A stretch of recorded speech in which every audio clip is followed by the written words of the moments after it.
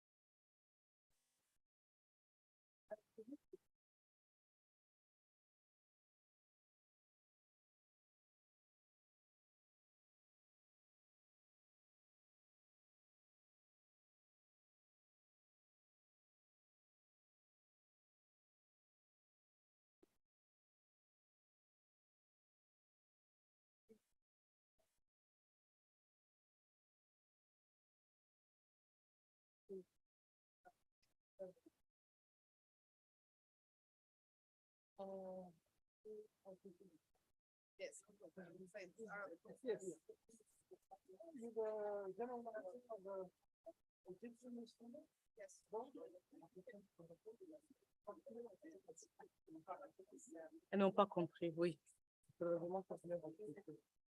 Peut-être je te peux. Oh, no, no, no. No, oh, you cannot. That's not mine.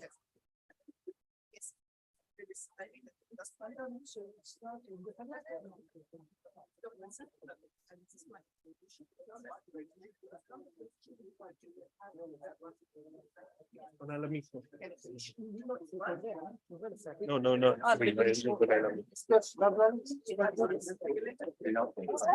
Good morning, ladies and gentlemen. Please, would you log on to slido.com, please, and put in the code there. This is a questionnaire. Vous avez compris, tout le monde? Vous devrez entrer dans le site web slido.com. S'il vous plaît, la session va. Vous devrez entrer dans le site web de slido.com et mettre cette code, d'accord? Il y a un questionnaire que tout le monde doit faire dans un moment, quand la séance commencera, d'accord? On commence. On va débuter. Oui, je pense.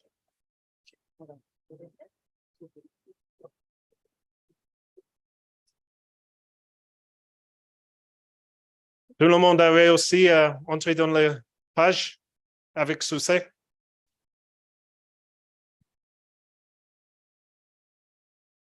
Slido.com, le code. C'est seulement ça.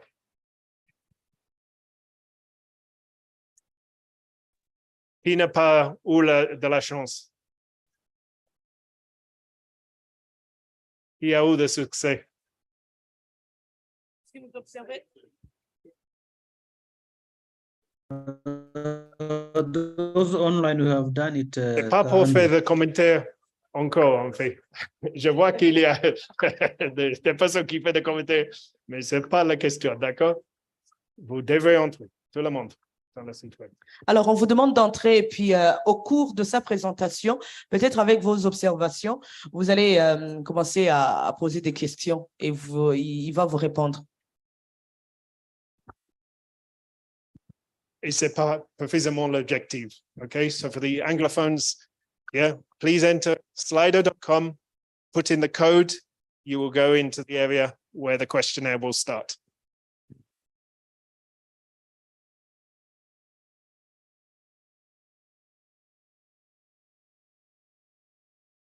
Là, ils nous entendaient, tout fonctionne bien. Could you raise your hand if you're successful? You've done it, the majority of people? Otherwise, you'll have to leave the session. You'll be eliminated, you see, if you don't do the answer correctly.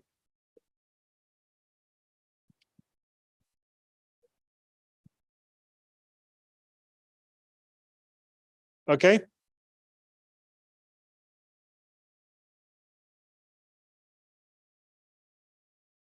Has everybody managed to enter in Slido? Pas encore? C'est très simple. Slido.com et mettre le code. Très bien. Ici. Je vois beaucoup de monde avec le téléphone, mais pas de résultat. C'est vrai? Ça, c'est le problème?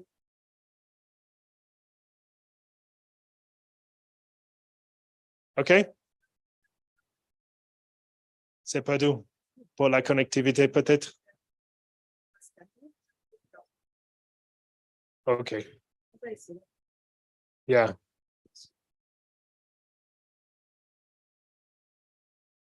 Okay. Some of you are posing questions on Slido. Wasn't quite the idea. This is a questionnaire for you, not for us.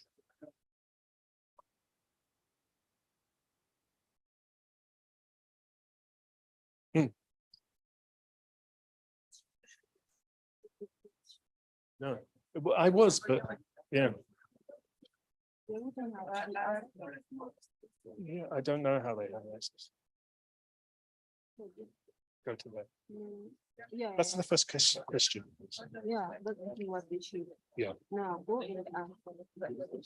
Maybe you can just control it from there. Okay. Is that okay? Okay, ladies and gentlemen, I think we should start the session, please. Let me just explain briefly. This session is about the Continental Free Trade Area and its status of implementation. But I wanted to start by just asking you some questions about what is the African Continental Free Trade Area. Okay, so there's just going to be 3 questions. The first question, by number of members, the AfCFTA is the largest free trade area in the world. Is that a true or false statement? You must respond on your telephone or on your laptop on the website. Okay? Pas de commentaires. Chacun doit faire ça soi-même. D'accord? So, en nombre de membres, la ZECLAF est la plus grande zone de libre-échange au monde. True or false? Have everybody voted? Vous avez fait le vote? Pas encore. La connectivité?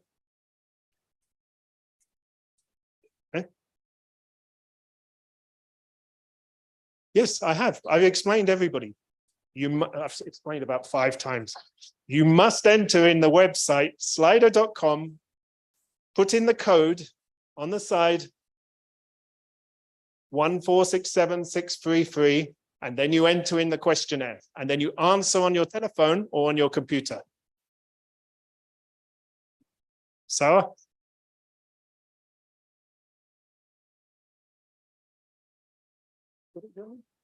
You manage it? Mind you, you should know this.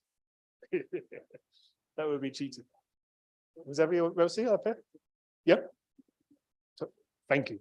Who submitted their answer? How many people have submitted an answer? Please show of hands.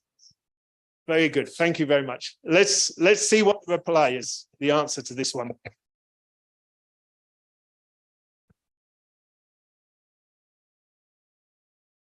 True, 76%. False, 24%. Very good. It is effectively, in the number of members, the largest free trade area in the world. It's not perhaps in economic size yet.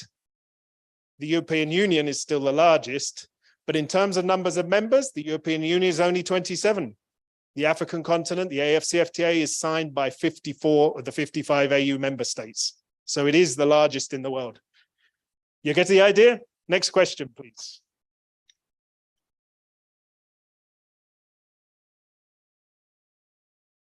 The AfCFTA allows for the free circulation of people.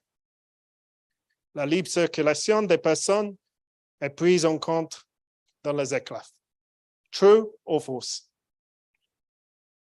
Répondre sur l'ordinateur, d'accord? Ou sur le téléphone.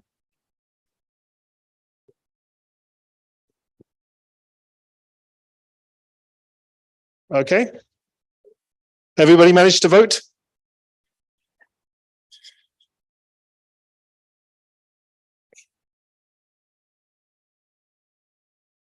Oh, the results came up immediately. 89% say this is true. 11% say it is false. I'm sorry, the 89% is actually wrong. The Free Movement Protocol is actually separate from the African Continental Free Trade Area. But it is a very, very important component in making the AfCFTA work.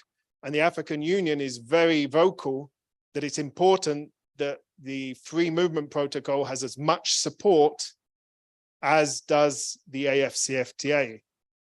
Now, if you're aware, there's a lot of 54 of the 55 member states have signed the AfCFTA, and we have 47 ratifications by governments as well. So there's a very high level of support for the trade agreement. That is not the case for the Free Movement Protocol, unfortunately.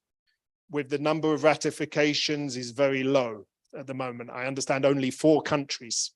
So there's a difference, but they are 2 different legal instruments, okay? It's not actually inherently part of the AfCFTA. And the final question.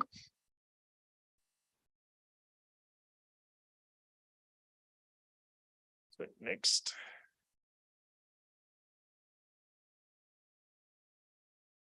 Collectively, the African economy is already larger than the French economy.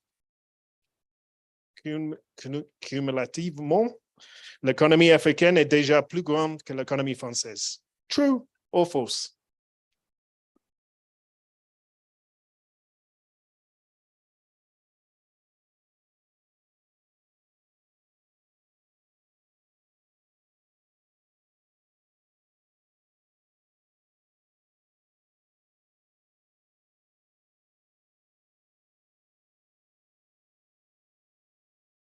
Okay, 35% of you think it's false, 65% of you think it's true.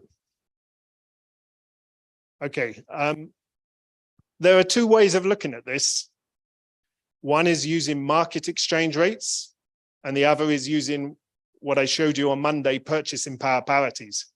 In purchasing power parities, the African economy is much, much larger than the French economy, okay? So around 7.6 trillion US dollars. The French economy doesn't reach 3 trillion, okay? At market exchange rates, the difference is not so large, but the African economy is already currently around $3 trillion, and the French economy is slightly smaller, okay, by several million. So collectively, the African economy, even before the AfCFTA has started, is a larger economic entity than the French economy. And actually, it's just behind India. I showed you also on Monday the comparison with India. The Indian subcontinent is currently number 5 in the world, and Africa collectively would be number 6. Yeah, but if you measure it in purchasing power parities, India is already number 3, and Africa's not far behind it. So about number 5 or 4, depending on the exchange rate used. Okay, so that just shows that collectively how important the African economy is if it's summed up cumulatively, yeah, aggregate. Okay. So I just wanted to test your general knowledge about the AfCFTA with a couple of introductory questions. We have a very great panel this morning. We have Representative Osman Mohamed Babekir from IGAD.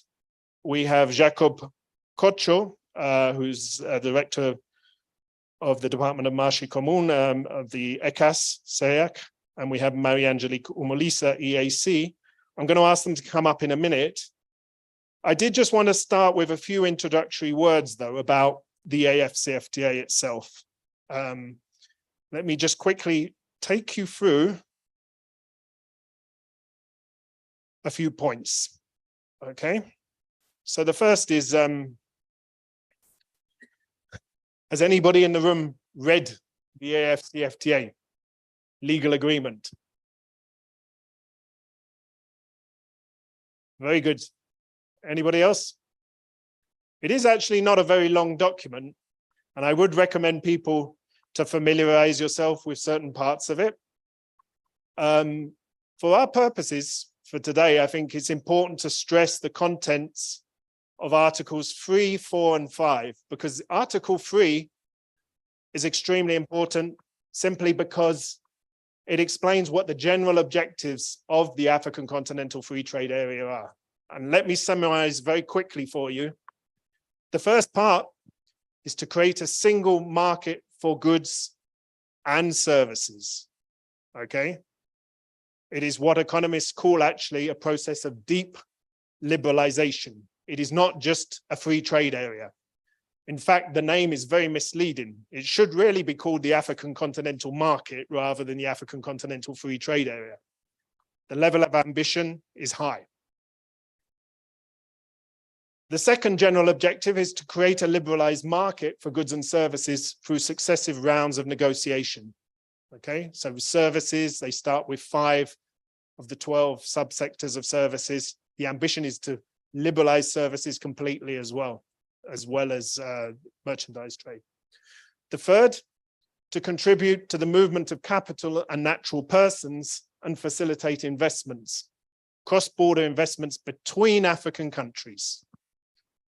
Yeah, it is very specific on this. The benefits do not go to countries, third parties outside. It is specifically for African investors. Okay? Fourth part is to lay the foundation for a customs union. Now, for the non-economists, a customs union is basically when a regional bloc agrees to have a common tariff on all the goods that come into the regional bloc. So exactly the same tariff duties, no matter where it comes from outside the bloc. And that is currently the aspiration of the AfCFTA, and I know the AU very much wants to move very quickly towards a customs union, because it would mean that the continent would be able to negotiate with third parties together collectively, rather than individual countries, say Cameroon or Chad, or a country like Rwanda or Burundi negotiating bilaterally with the European Union or the United States of America or China. You would do it collectively, but that can only be achieved when you have a customs union. Then The next objective, promote and attain sustainable and inclusive social economic development, gender equality and structural transformation. The next objective, enhance the competitiveness of the economies of state parties, promote industrial development, and resolve the challenges of overlapping membership of existing regional economic communities, such as ECAS, such as the East Africa community, such as COMESA, etc. Okay, so you can see that the ambition is very large, but I think it's very important that we look very quickly at Article 4, which are the specific objectives. And there, some of the more ambitious parts are not mentioned.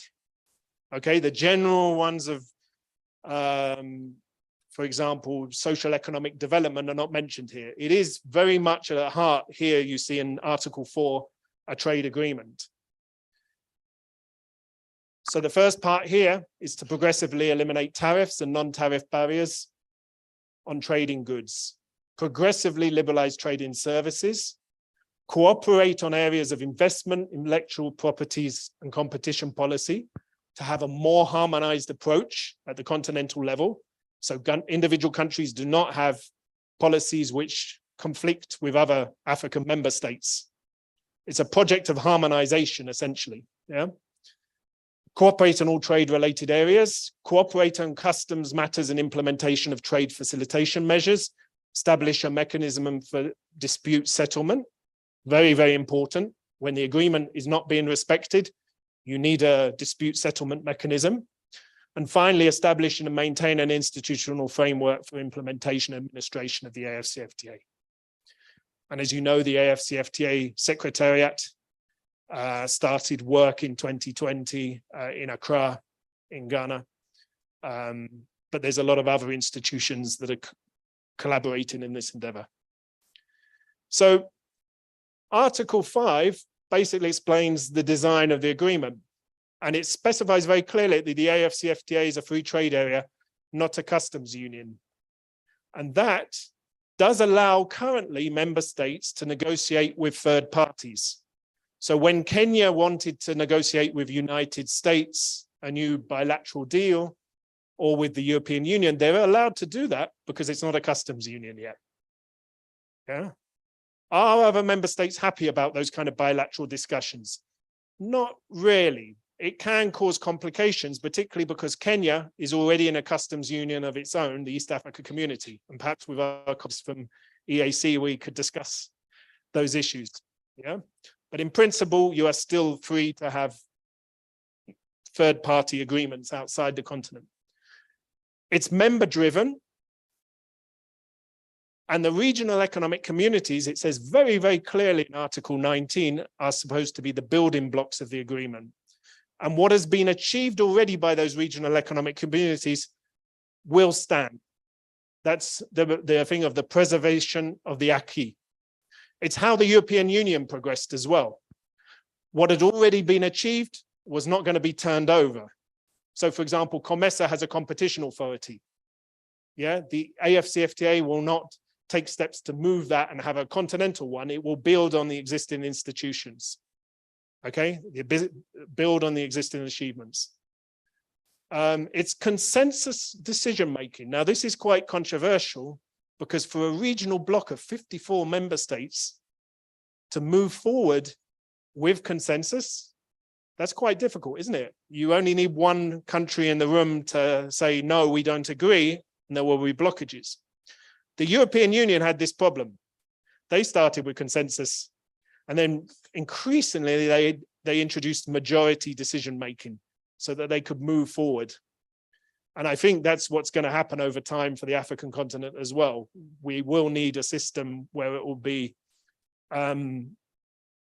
based also on consensus. So look, basically, I don't want to take up too much time about these. I think these points will come out in the discussions with our venerable colleagues. I think it would be good now if I could invite the first of the colleagues up. Well, maybe actually all three of you could come up to the floor. Jacob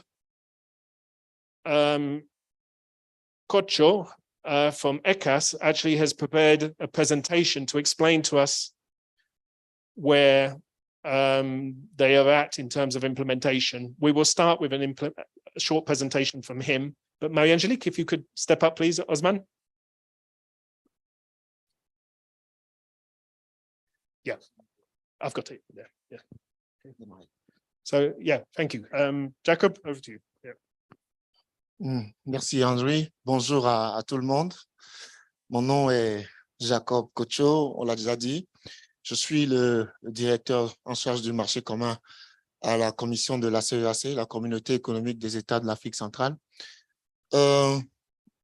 J'ai voulu introduire ce partage d'expérience avec quelques diapositives qui présentent un peu la situation de la mise en œuvre de la zone de libre-échange continentale africaine dans l'espace de la CEAC.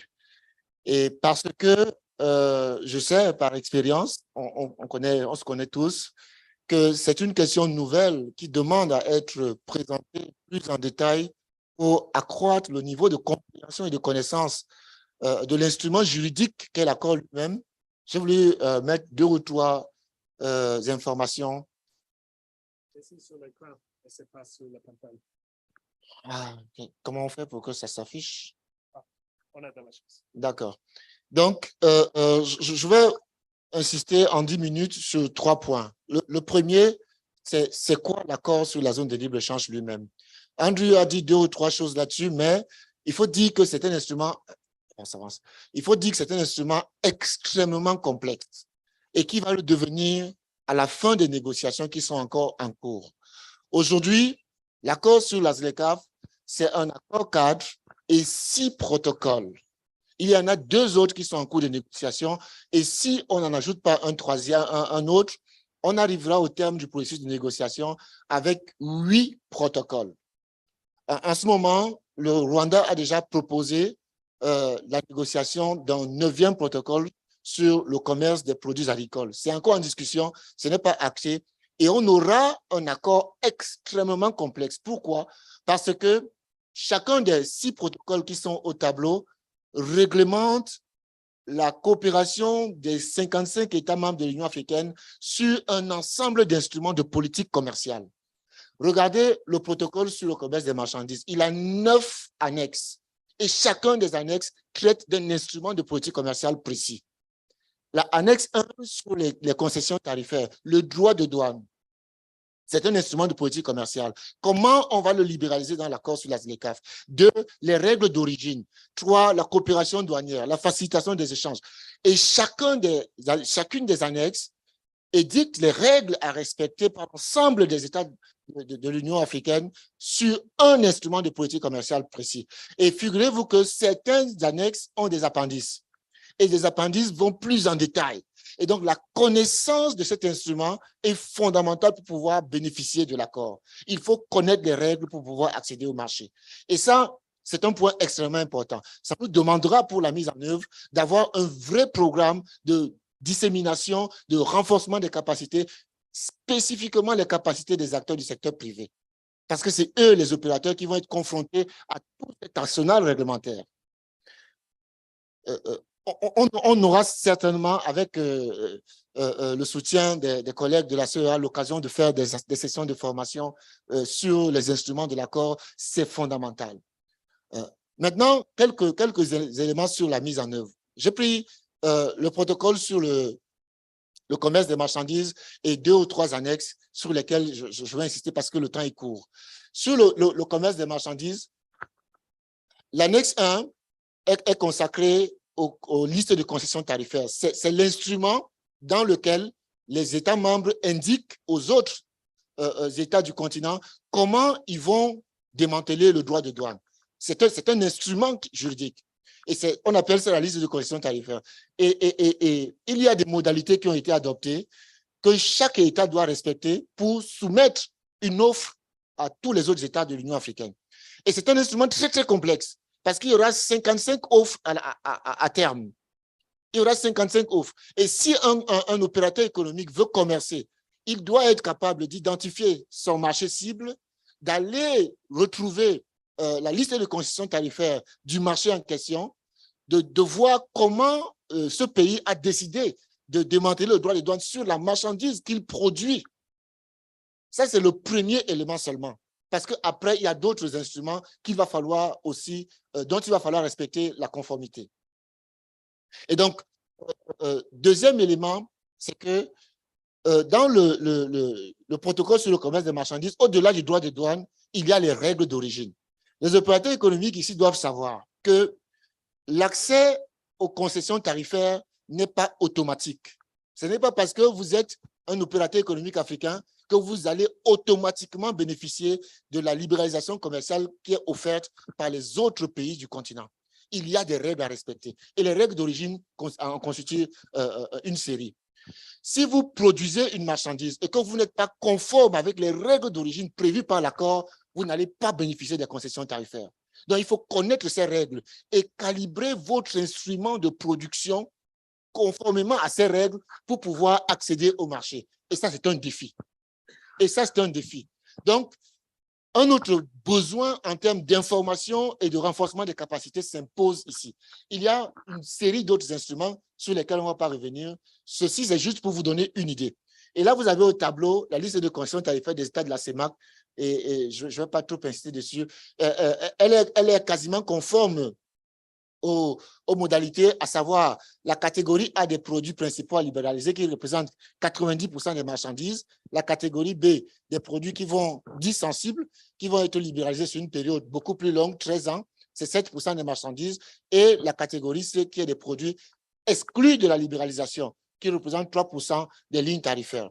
Ça c'est des choses trop détaillées dans lesquelles on ne va pas revenir. Il y a un autre instrument important que je voulais vous présenter, c'est le mécanisme d'élimination des barrières non tarifaires. Parce qu'on sait aujourd'hui que le droit de douane n'est plus le principal obstacle à l'accès au marché. C'est les barrières non tarifaires. Et cette question a été bien prise en compte dans l'accord sur la SDCAF. Il y a plusieurs annexes au protocole sur le commerce des marchandises qui traitent de cette problématique. Il y a l'annexe 4 sur la facilitation des échanges. Il y a l'annexe 5 sur le mécanisme d'élimination des barrières non tarifaires. Et nous avons pris un peu d'avance là-dessus. Comme les autres communautés économiques régionales, on a un instrument et un mécanisme qui est prévu au niveau régional. On ne va pas trop insister là-dessus, on n'a pas assez de temps. Et maintenant, le commerce des services. Le deuxième protocole de l'accord sur la ZLECAF est consacré au commerce des services. Et c'est un domaine du commerce international qu'on ne connaît pas beaucoup parce que on n'en parle pas souvent dans les réunions techniques comme celle-ci. Il y a 2 ou 3 informations essentielles que nous devons connaître pour ce qui concerne la libéralisation du commerce des services. Premièrement, c'est que la libéralisation du commerce des services ne peut être bénéfique pour les États membres que si il y a 3 conditions minimales qui sont respectées. La première, c'est qu'il faut avoir une réglementation appropriée. Les obstacles à la libre circulation des services ne se fait pas par le droit de douane, ça se fait par la réglementation. Donc, si on veut libéraliser, il faut mettre en place une réglementation qui est flexible, qui élimine des obstacles réglementaires à la libre circulation des services et des prestataires de services.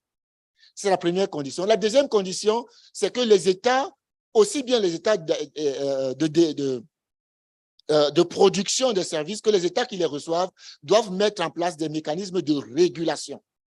Tant qu'il n'y a pas un régulateur, il y a des risques d'une compétition inéquitable, il y a des risques que les consommateurs soient floués et il y a des risques que les États perdent de l'argent, que les entreprises volent les États, excusez-moi du terme. Donc, il faut mettre en place un mécanisme de régulation. Et il y a une troisième condition, il faut une infrastructure appropriée. Pour commercer de manière efficace dans le commerce des services, il faut l'infrastructure.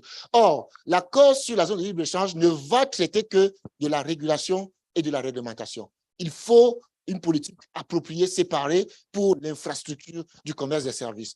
Maintenant, je vais parler dans le détail de l'état des lieux parce que c'est des détails, on pourra en discuter pendant les débats. Mais cette information essentielle doit être retenue. Dernier point sur le commerce des services, c'est l'organisation, la structuration technique du commerce des services à l'échelle internationale. Avant la signature de l'accord du GATT, il n'y avait pas une organisation scientifique des modalités de prestation de services. Avec le GATT, on a mis en place l'approche modale qui indique 4 modes de fourniture de services qui doivent être connus. la fourniture à distance, la consommation à l'étranger, l'établissement dans le pays d'accueil et le mouvement temporaire des prestataires de services. Et c'est sur ça que la libéralisation se fait.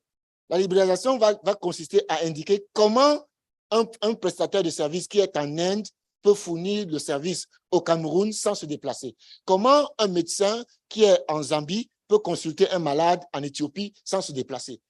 Est-ce qu'on l'autorise? Comment ça va se faire? Dans quelles conditions?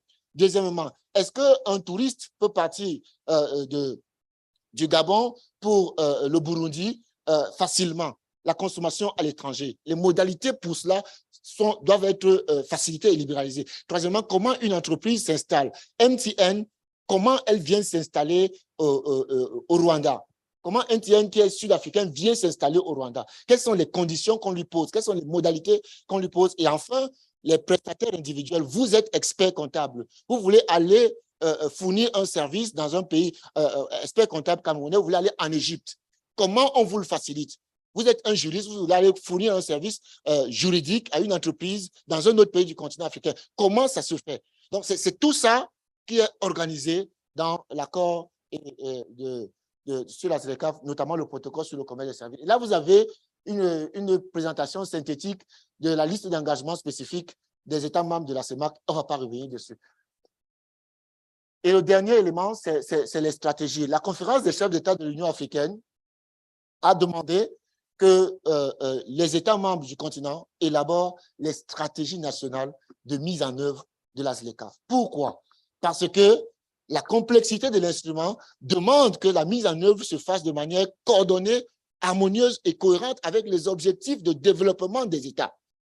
Et c'est pour ça qu'on leur a demandé d'élaborer des stratégies nationales, pour qu'ils identifient quelles sont les réformes stratégiques qui doivent être mises en œuvre pour tirer profit de l'accord.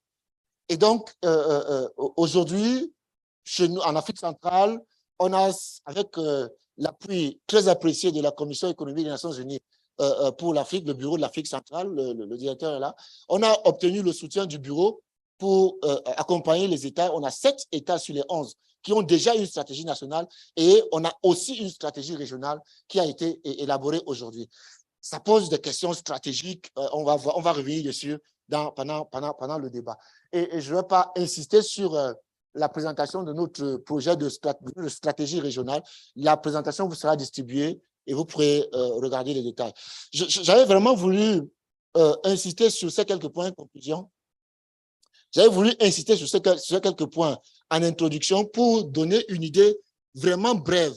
Pour avoir une meilleure connaissance de l'accord, on a besoin de plus de temps et d'un espace dédié pour entrer dans le détail des instruments. Donc, the last one conclusion. Yes. Donc, ce qu'on doit retenir, c'est que, 1, l'accord sur la ZLECAf est un projet ambitieux et complexe qui demande l'implication de tous les acteurs et l'engagement politique au plus haut niveau. Deuxièmement, la mise en œuvre se fait ici et là, mais il est indispensable que la mise en œuvre de l'accord se fasse dans une perspective holistique, c'est-à-dire de savoir qu'on ne tirera les bénéfices de l'accord sur la ZLECAf que s'il y a des efforts qui sont faits parallèlement pour mettre en œuvre d'autres politiques connexes, la politique industrielle, la politique agricole. L'ensemble de la politique économique doit être conduite de manière cohérente autour de la ZLECAf. Sinon, on va dans le marché de la ZLECAf pour être un consommateur. Troisième élément, la mise en œuvre de la ZLECAf exige une application du principe de subsidiarité. Andrew en a parlé tout à l'heure. Les zones de libre-échange du continent, les communautés économiques régionales du continent sont des piliers de la mise en œuvre. Ça, c'est un principe qui est contenu dans l'accord. Comment on va implémenter ça? Comment on va discuter? Comment on va prendre en compte cette réalité factuelle qui existe sur le continent? C'est une question à laquelle il va falloir répondre. Et dernier élément, on en a parlé hier, le financement. Le financement. C'est un projet ambitieux qui va demander beaucoup de moyens. Comment on les trouve? Où est-ce qu'on les trouve? Comment les États s'engagent à trouver des ressources financières pour mettre en œuvre de manière efficace et bénéfique l'accord sur la zone de libre-échange continentale? Je vous remercie. Avant de ce soir, I have a question for you, actually, if I may. Yes. I don't know if it lets me. There's a feedback. Yeah, so I had a question for you actually. I don't want to put you on the spot, but supposing I live in Malabo and in Equatorial Guinea, I want to import from Yaoundé. Under the ECAS rules, what would I currently be paying? Has the ECAS within the ECAS block, it hasn't totally liberalized trade within countries. Would that be the case? That's the first question. Let you answer that first, because I want to understand where the value added is of the AfCFTA. Bien, la valeur ajoutée pour le commerce des marchandises, parlons du commerce des marchandises. Vous êtes un producteur d'une marchandise industrielle, c'est-à-dire transformée. Vous êtes en Guinée équatoriale et vous voulez vendre sur le marché du Cameroun. La réglementation au sein de la CEAC a déjà libéralisé totalement les échanges. Il y a un tarif préférentiel communautaire au taux de droit de douane 0 pour 100% des marchandises. D'accord. Donc, vous pouvez accéder au marché sans droit de douane. Pourtant, il reste qu'il y a des règles d'origine communautaire qui ont été mises en place avec pour objectif d'encourager, de stimuler l'utilisation du contenu local. Donc, vous allez avoir un minimum de valeur ajoutée locale que vous devrez avoir apporté à la marchandise transformée pour bénéficier du marché libéralisé. So if I understand correctly, in principle, already manufactured goods, if you're importing from Malabo, from Yaoundé, it should have zero tariff, right? So the AfCFTA in that particular case won't have any valeur ajoutée. It won't have any value added. Where it will have particular consequence is where there's products which were either excluded currently and not under the AfCFTA, or with the ECAS with neighboring regional blocks. Is that the case? Yeah. So for example, if you're in an ECAS country, Burundi and Rwanda are interesting cases because they are both members of ECAS. And as Marie-Angelique will tell us, they're members also of the East Africa community. But for example, for Kenya, between Cameroon and Kenya, this is where the AfCFTA will have its value. Yeah, because you will be applying zero tariffs in principle on the same goods. Would that be correct? Absolument, absolument.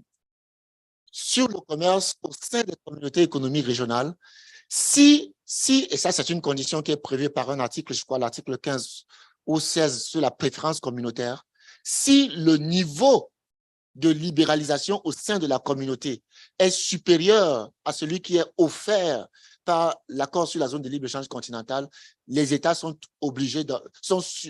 autorisés à appliquer les règles communautaires. Mais si le niveau de libération est inférieur à celui de la ZLECAf, il faudra appliquer les règles de la ZLECAf. Does everybody understand that? You understand? It's kind of filling the gaps.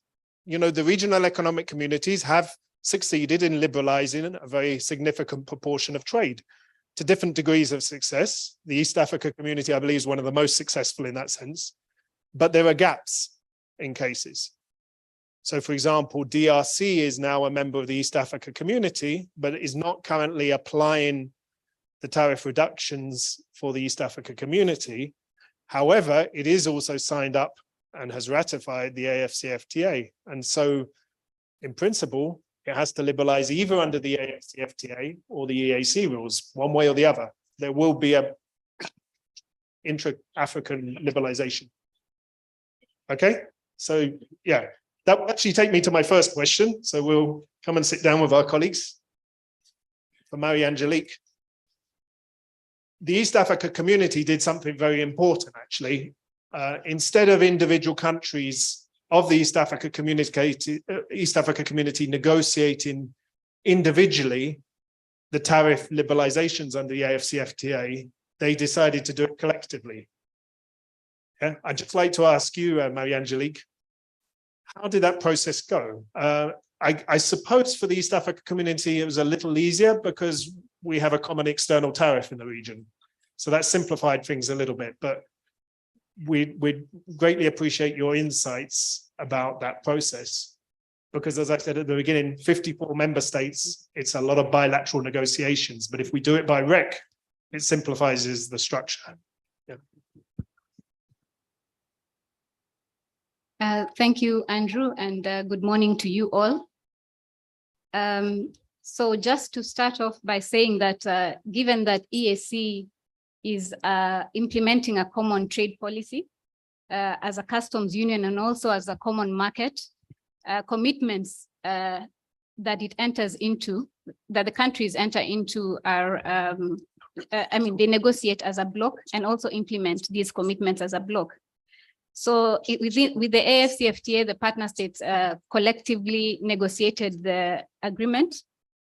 And this involves quite an intensive process, both at national and regional levels. Generally, there is a preparatory phase for negotiations whereby national stakeholder consultations are undertaken at the national level to develop national positions. And then, of course, these consultations are complemented by studies, analysis to inform on the positions. And then we have regional meetings whereby the national positions are considered and harmonized. So there's a negotiations undertaken at that level, at the regional meeting, to develop the EAC or the regional positions on the different negotiation issues. And generally, the position for EAC is also guided by the instruments that we have in place already. We've talked about I mean, we have the Customs Management Act as a customs union. We have a common external tariff, and we have also various common trade policies that also guide in the development of regional positions. So when it came to the process of developing the AfCFTA tariff offer, the EAC tariff offer for the AfCFTA, actually it was not all EAC partner states participated in this process. We had 5 out of the 7 partner states, that is Kenya, Uganda, Tanzania, Rwanda, and Burundi. South Sudan at the moment was not yet part of the process internally. They had acceded to the EAC by the time we started the preparation of this process, but they are currently focused on implementing the EAC instruments. And DRC, as Andrew had said earlier, had already submitted. They had prepared their offer and submitted theirs individually by the time they had acceded actually into the EAC, which was last year in July. So with regard to the EAC offer, we have published concessions, a provisional schedule of tariff concessions for category A products. Category A products are those products that that consist about 90%, as you've heard earlier. And for EAC, we published 90.1% of tariff lines to be liberalized over a 10-year time frame. Starting 1st January 2021. So there's going to be retrospective tariff cuts for those years. So we expect by 2030, imports of this category of products would not be attracting customs duty. The EAC tariff concessions will apply to imports from countries with whom EAC partner states do not have preferential trading arrangements. So with the countries that EAC trade with under COMESA or SADC, we are maintaining that arrangement, but these the offer that we published is for those countries we do not have an arrangement with, that don't have an arrangement with EAC. So currently we are also finalizing our tariff offer for the sensitive products and for exclusion. So unlike ECAS, we started first with finalizing the offer that we had for those products that will be liberalized over a 10-year time frame. And then now we are looking at the sensitive and excluded products. So again, here in the preparation of these offers, there's been a long process. It's taken quite a while. It may seem easy because we are, a customs union already, but there's a lot of negotiations that go on also at the regional level. So this process has taken over like 2 years for EAC, more than 2 years. So with regard to the tariff offers, the partner states each prepared their own offer, and they had to prepare it, of course, in line with the modalities that had been agreed on. So they prepared the offer for category A, B, and C. We had also undertaken studies and analysis to establish offensive interest in the AfCFTA. And also we received inputs not only from the national level, whereby all stakeholders were being consulted, but also at the regional level, particularly from the private sector, the East African Business Council, which also undertook its own analysis, studies, and developed private sector positions, which were then considered now at the regional meetings. So in developing the offer, of course, the partner states had to agree on key principles at the regional level to guide the consolidation or the harmonization of the offer. And among them is looking at products of low input values from the AfCFTA into the EAC, thus those that signify a low threat level to regional industry, the domestic industries. We also looked at those products with potential for value chains and for industrialization, and strategic key industries that the region needed to protect and also to promote through exports. And these are also contained in our industrialization strategy. So some of these key industries we're looking at are pharmaceuticals, iron and steel, automobiles, textile and clothing, and hides and skins. So some of the tariff lines in these areas were not put up front for liberalization. And then, of course, a key principle was that we were considering the common external tariff and the need to maintain the sensitive list that the EAC has towards all other parties. And also the negotiations that EAC had undertaken. We had already adopted a tariff offer with SACU under the tripartite, the COMESA EAC tripartite free trade area agreement, though that agreement has not yet come into force and we are not yet implementing this offer that we had finalized with SACU. We still took this into account when developing the EAC offer. So as I mentioned earlier, an intensive regional process was applied, and what we agreed was to finalize, I said, category A products before preparing category B and C. And then in terms of agreeing on when the partner states came with their different offers that they had prepared at the national level, of course, that was consolidated by the EAC Secretariat.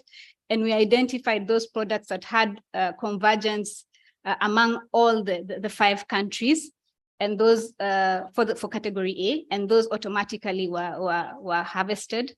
And then the negotiations started on those products where we did not have convergence. We were looking at those products, maybe 4 countries would have convergence and maybe 1 doesn't have, and they would have to justify and state, be able to explain, why they would not want to join the others. But in the process of discussions and negotiations and the analysis that had been undertaken also, there were any fears that were there or apprehensions by countries, I think have been allayed, and we were then able to proceed smoothly. There were certain areas that were a bit sticky and so difficult for technical level officials to finalize. And of course, we had to escalate those to the senior officials, permanent secretaries and ministers for guidance, which we did. So there was quite a lot of back and forth, many regional meetings complemented by national consultations, and also at the secretariat level having to engage some partner states, maybe individually, whereby there were some concerns, particularly with key ministries like ministries of finance, in terms of agreeing to harmonize. I mean to have certain products upfronted, maybe for category A or B. So this was the process generally, and in terms of how we considered the interests of different partners outside the community, we were guided by the AfCFTA principles of the acquis, whereby RECs are building blocks to the AfCFTA, and the EAC partner states also the fact that they belong to the tripartite, the free trade tripartite process, the COMESA, EAC, SADC. We therefore looked at maintaining existing negotiated preferential markets. And for others like ECOWAS and other areas, key considerations were based on EAC offensive and defensive interests in those markets, despite the fact that we have low levels of trade with those RECs. And also we looked at the EAC potential to export to these markets and the ability to be able to source raw materials and also intermediate inputs for industrialization. The challenges, of course, here. Could I come to the challenges in a minute? I actually had a few questions for you. So you mentioned the tripartite agreement, which facilitated a little bit the negotiations between the different RECs. Were there any areas of particular conflict or disagreement amongst any of the regional economic communities during this negotiating process? I mean, one thing I've heard in the literature is some RECs might decide to specialize in one particular product, and another REC might also decide the same product, and you get a lack of harmony, you understand, at the continental level if everybody chooses to protect the same industries. Were there any particular disagreements which caused delays in this process? Because it sounds, for the non-technical people, it sounds very complex what you've been doing. Yes, in terms of taking the tripartite process into account, first you'll understand in the tripartite, we used it's a bit, the approach we use is different from the AfCFTA in terms of negotiations of tariff offers, whereby it has been undertaken bilaterally, actually. So we had general modalities to guide the negotiations, but so far, like for EAC, we've finalized. We finalized an offer of nearly 90%. Actually, for EAC, it's a bit more, it's 90%, and SACU is about 87% between the two parties to be liberalized over a 5-year time frame. And so when now developing or preparing our positions for the AfCFTA, we just took into account, of course, we did not take all those products that we had in the SACU offer to AfCFTA. Right. Yeah. And also the fact that we have an ambition in the tripartite, which we're still discussing, to go to 100% liberalization. So there shouldn't be any exclusion amongst ourselves. Between SADC, COMESA, and EAC, there will be 100% liberalization, not even 97%. The modalities there talk about up to 100%. Right. But now it's discussions are at like bilateral level. So currently what we're discussing with SACU, right, is going to 100%. It's still a negotiation process. So at the moment we cannot tell. We have our position as EAC wanting it to be a deeper level of integration, right, and have no exclusion lists. But this is a matter that is still under the negotiations in that forum. But the AfCFTA one, okay, we are following the modalities. Our apologies to the non-trade specialists here. This is quite a complex technical issue, how the negotiations carry out. But I could give you one example, which might take us to the next question about IGAD. The Kenyan, Ethiopian, country, they border each other. They are actually the two largest economies in East Africa, and yet they currently have a minimal level of trade between themselves. So Kenya exports billions of dollars of goods to Europe, to the United States, for example. The bilateral trade with its neighbor, the largest economy in the region, is, or well, second largest, depending on how you measure it. It's insignificant. It's really about $40–50 million. Bilateral trade total is about 60–80 million. And they share a common border of around 600 kilometers, 700 kilometers.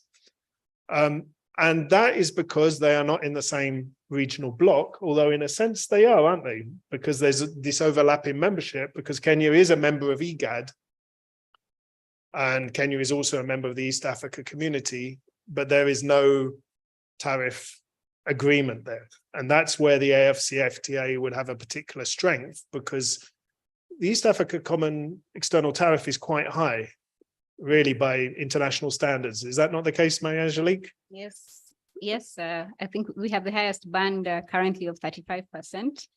Yeah. That's not looking at the sensitive lists that we also apply. There are certain sensitive products where there are different tariff rates that are applied to. Right. third So parties.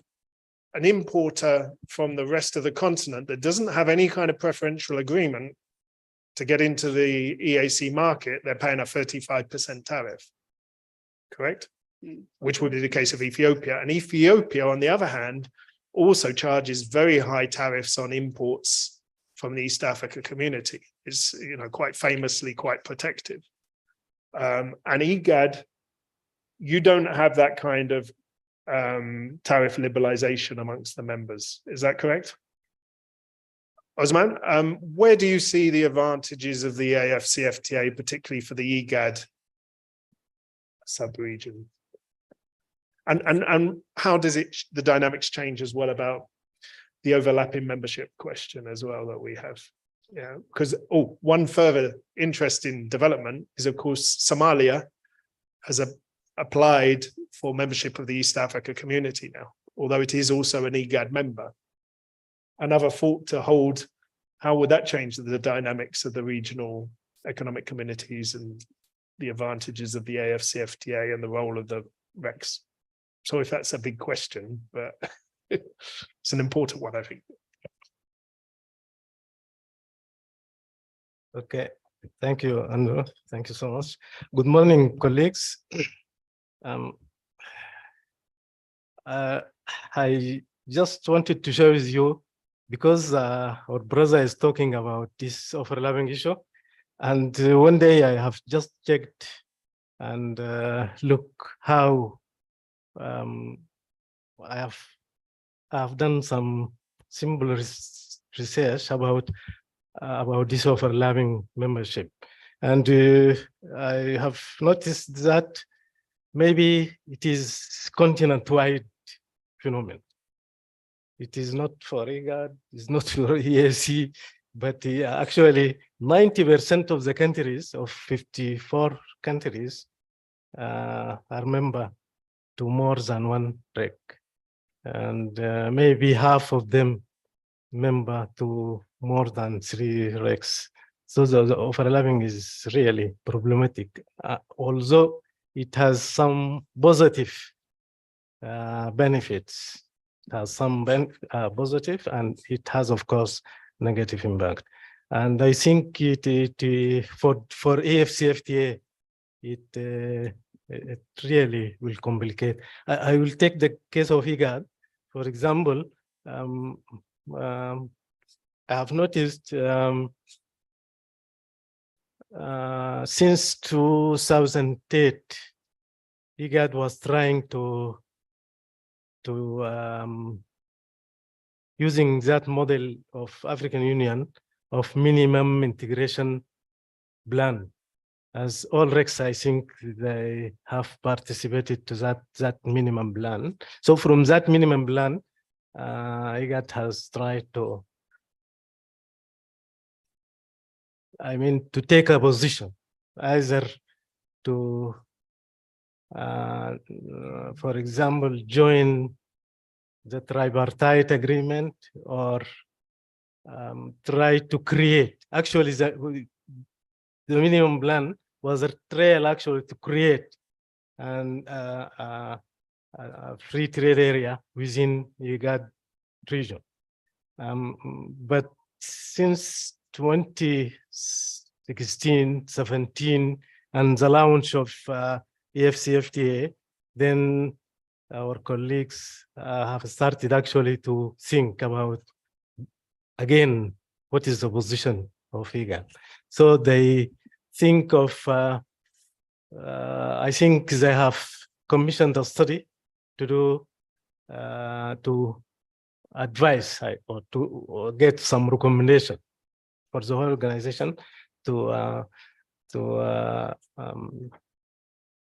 determine a position. And then they took, I think, the recommendation was 3 options, I remember. One is to join the tripartite with ASE, SADC, and COMESA. And the option 2 is to join AfCFTA. And this is currently, I think, what we are going to do. And the third option was to just identify or determine a specific position for IGAD, which is difficult. Osman, may I ask then, would it be true to say that IGAD really hasn't been focused so much on the economic, but more on peace and security and environmental issues, whereas the EAC has been much more firmly a customs union and establishing a common market? And yet with the AfCFTA, the differences may not matter so much, that you can achieve the same objectives with a different instrument.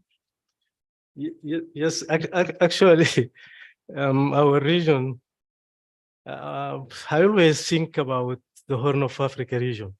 And I did a lot of research in relation to conflict analysis and peace building in the context of our countries. Yes, there is an issue of conflict, but then just yesterday I was looking to the whole continent, and we have challenges everywhere of conflict. I mean, we need to adapt ourselves to this challenge we have in the continent or in our sub-region, actually. And I want to avoid talking about the conflict and then concentrate on what is happening now in IGAD, within IGAD, because you mentioned about the emphasis on peace building and these issues. What I have noticed, I've joined as actually the division in 2021. And what I have noticed in IGAD, since the launching of this AfCFTA, I mentioned about the 3 positions or the 3 options recommended by one of the studies. But also, what I have noticed, IGAD in 1986, for example, is desert and drought actually control agency. In 1996, for example, the mandate was expanded to include issues of food security, environment protection, economic cooperation, and regional integration. Just recently, in 2023, in June, there was an ordinary summit of IGAD, and the countries, they have adopted a new treaty of IGAD. It is now called treaty, maybe with this continental development. And previously it was an agreement. So you can see in that agreement, the cooperation areas were only 1 article talking about the cooperation areas. Now in this new treaty, about 18 articles are talking about yes, most of them directly and indirectly related to one of the articles, which is targetedly talking about trade liberalization development. So I mean, this development in the region is very important, and at least it can contribute for IGAD at least to take a position. But we are striving now actually within this context to help our countries in joining AfCFTA. And if I may ask either yourself or Anjali, the question of Somalia joining the East Africa community, how does that change the regional dynamics as well? Because I understand the negotiations are quite advanced. Is that correct?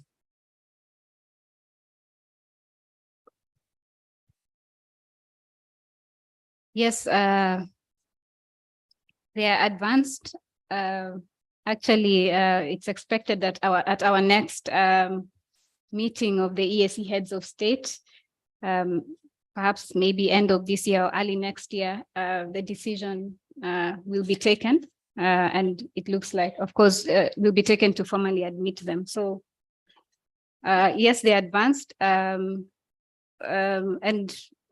we of course are looking at this for EAC as an expanded market, and there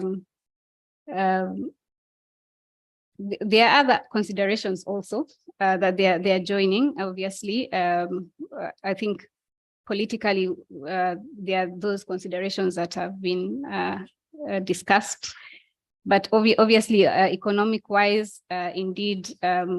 We expect that we will benefit from a larger market, and that they would also undertake to implement EAC instruments, harmonize the various policies and strategies that we have, and also be able to take part in trade with the third parties, even under AfCFTA. So, yeah. If you may allow, and Yes. to complement our sister, actually, when I did that issue of overlapping, thinking about that issue of overlapping, we have noticed that the countries are free to join whatever X they want. So we cannot say no to this country or that country. But I wanted to mention an example of how we're trying together with AIC to solve the issue of overlapping in one of our regional programs. Just recently, it was launched actually last week. It is a program on ICT, and it is very much relevant to e-commerce and digital, of course, digital trade. During the design, actually, from the first the project is actually supported by the World Bank. So during the process of preparation of this project, we have been involved, both of us, ESC and IGAD, in the design. And we have managed actually to avoid these issues of, if, for example, Kenya and Uganda, actually Kenya, I think, yes, Kenya and Uganda is part of an activity, for example, or intervention that needs the issue of harmonization. We'll seek another option apart from to tackle this issue of overlapping by thinking about an approach which can benefit the other remaining countries. I mean, Ethiopia, Sudan, South Sudan, Uganda, Djibouti, the other members that are not members to ALC. So I think like using such type of approaches will help us actually to blend together, and it will contribute actually to successful acceleration of AfCFTA. Thank you. Thank you. Yes, I mean, I think these are important points because the AfCFTA is designed to help resolve the challenge of overlapping membership, which that has caused in the past. And if you're an exporter, ultimately, it doesn't really matter under which trade regime you export, as long as you get the lowest tariff rate or preferably liberalized completely. So there's a change in dynamic in regional integration on the continent currently. Just for the audience sake, if you're not aware, there are 14 regional economic communities on the continent, but actually only 8 are recognized by the African Union and are considered as the building blocks. Before we pass the floor quickly to the private sector to come in on this point about market access and how it will improve under the AfCFTA, Jacob, I just wanted to come back to you on the discussion that we had about what the priorities need to be for AfCFTA implementation from the point of view of the REX. Because we do hear in a lot of conversations, the agenda is very, very ambitious, and people start to actually include a lot of non-economic objectives. We hear a lot of talk about the environmental dimension or inequality or gender empowerment.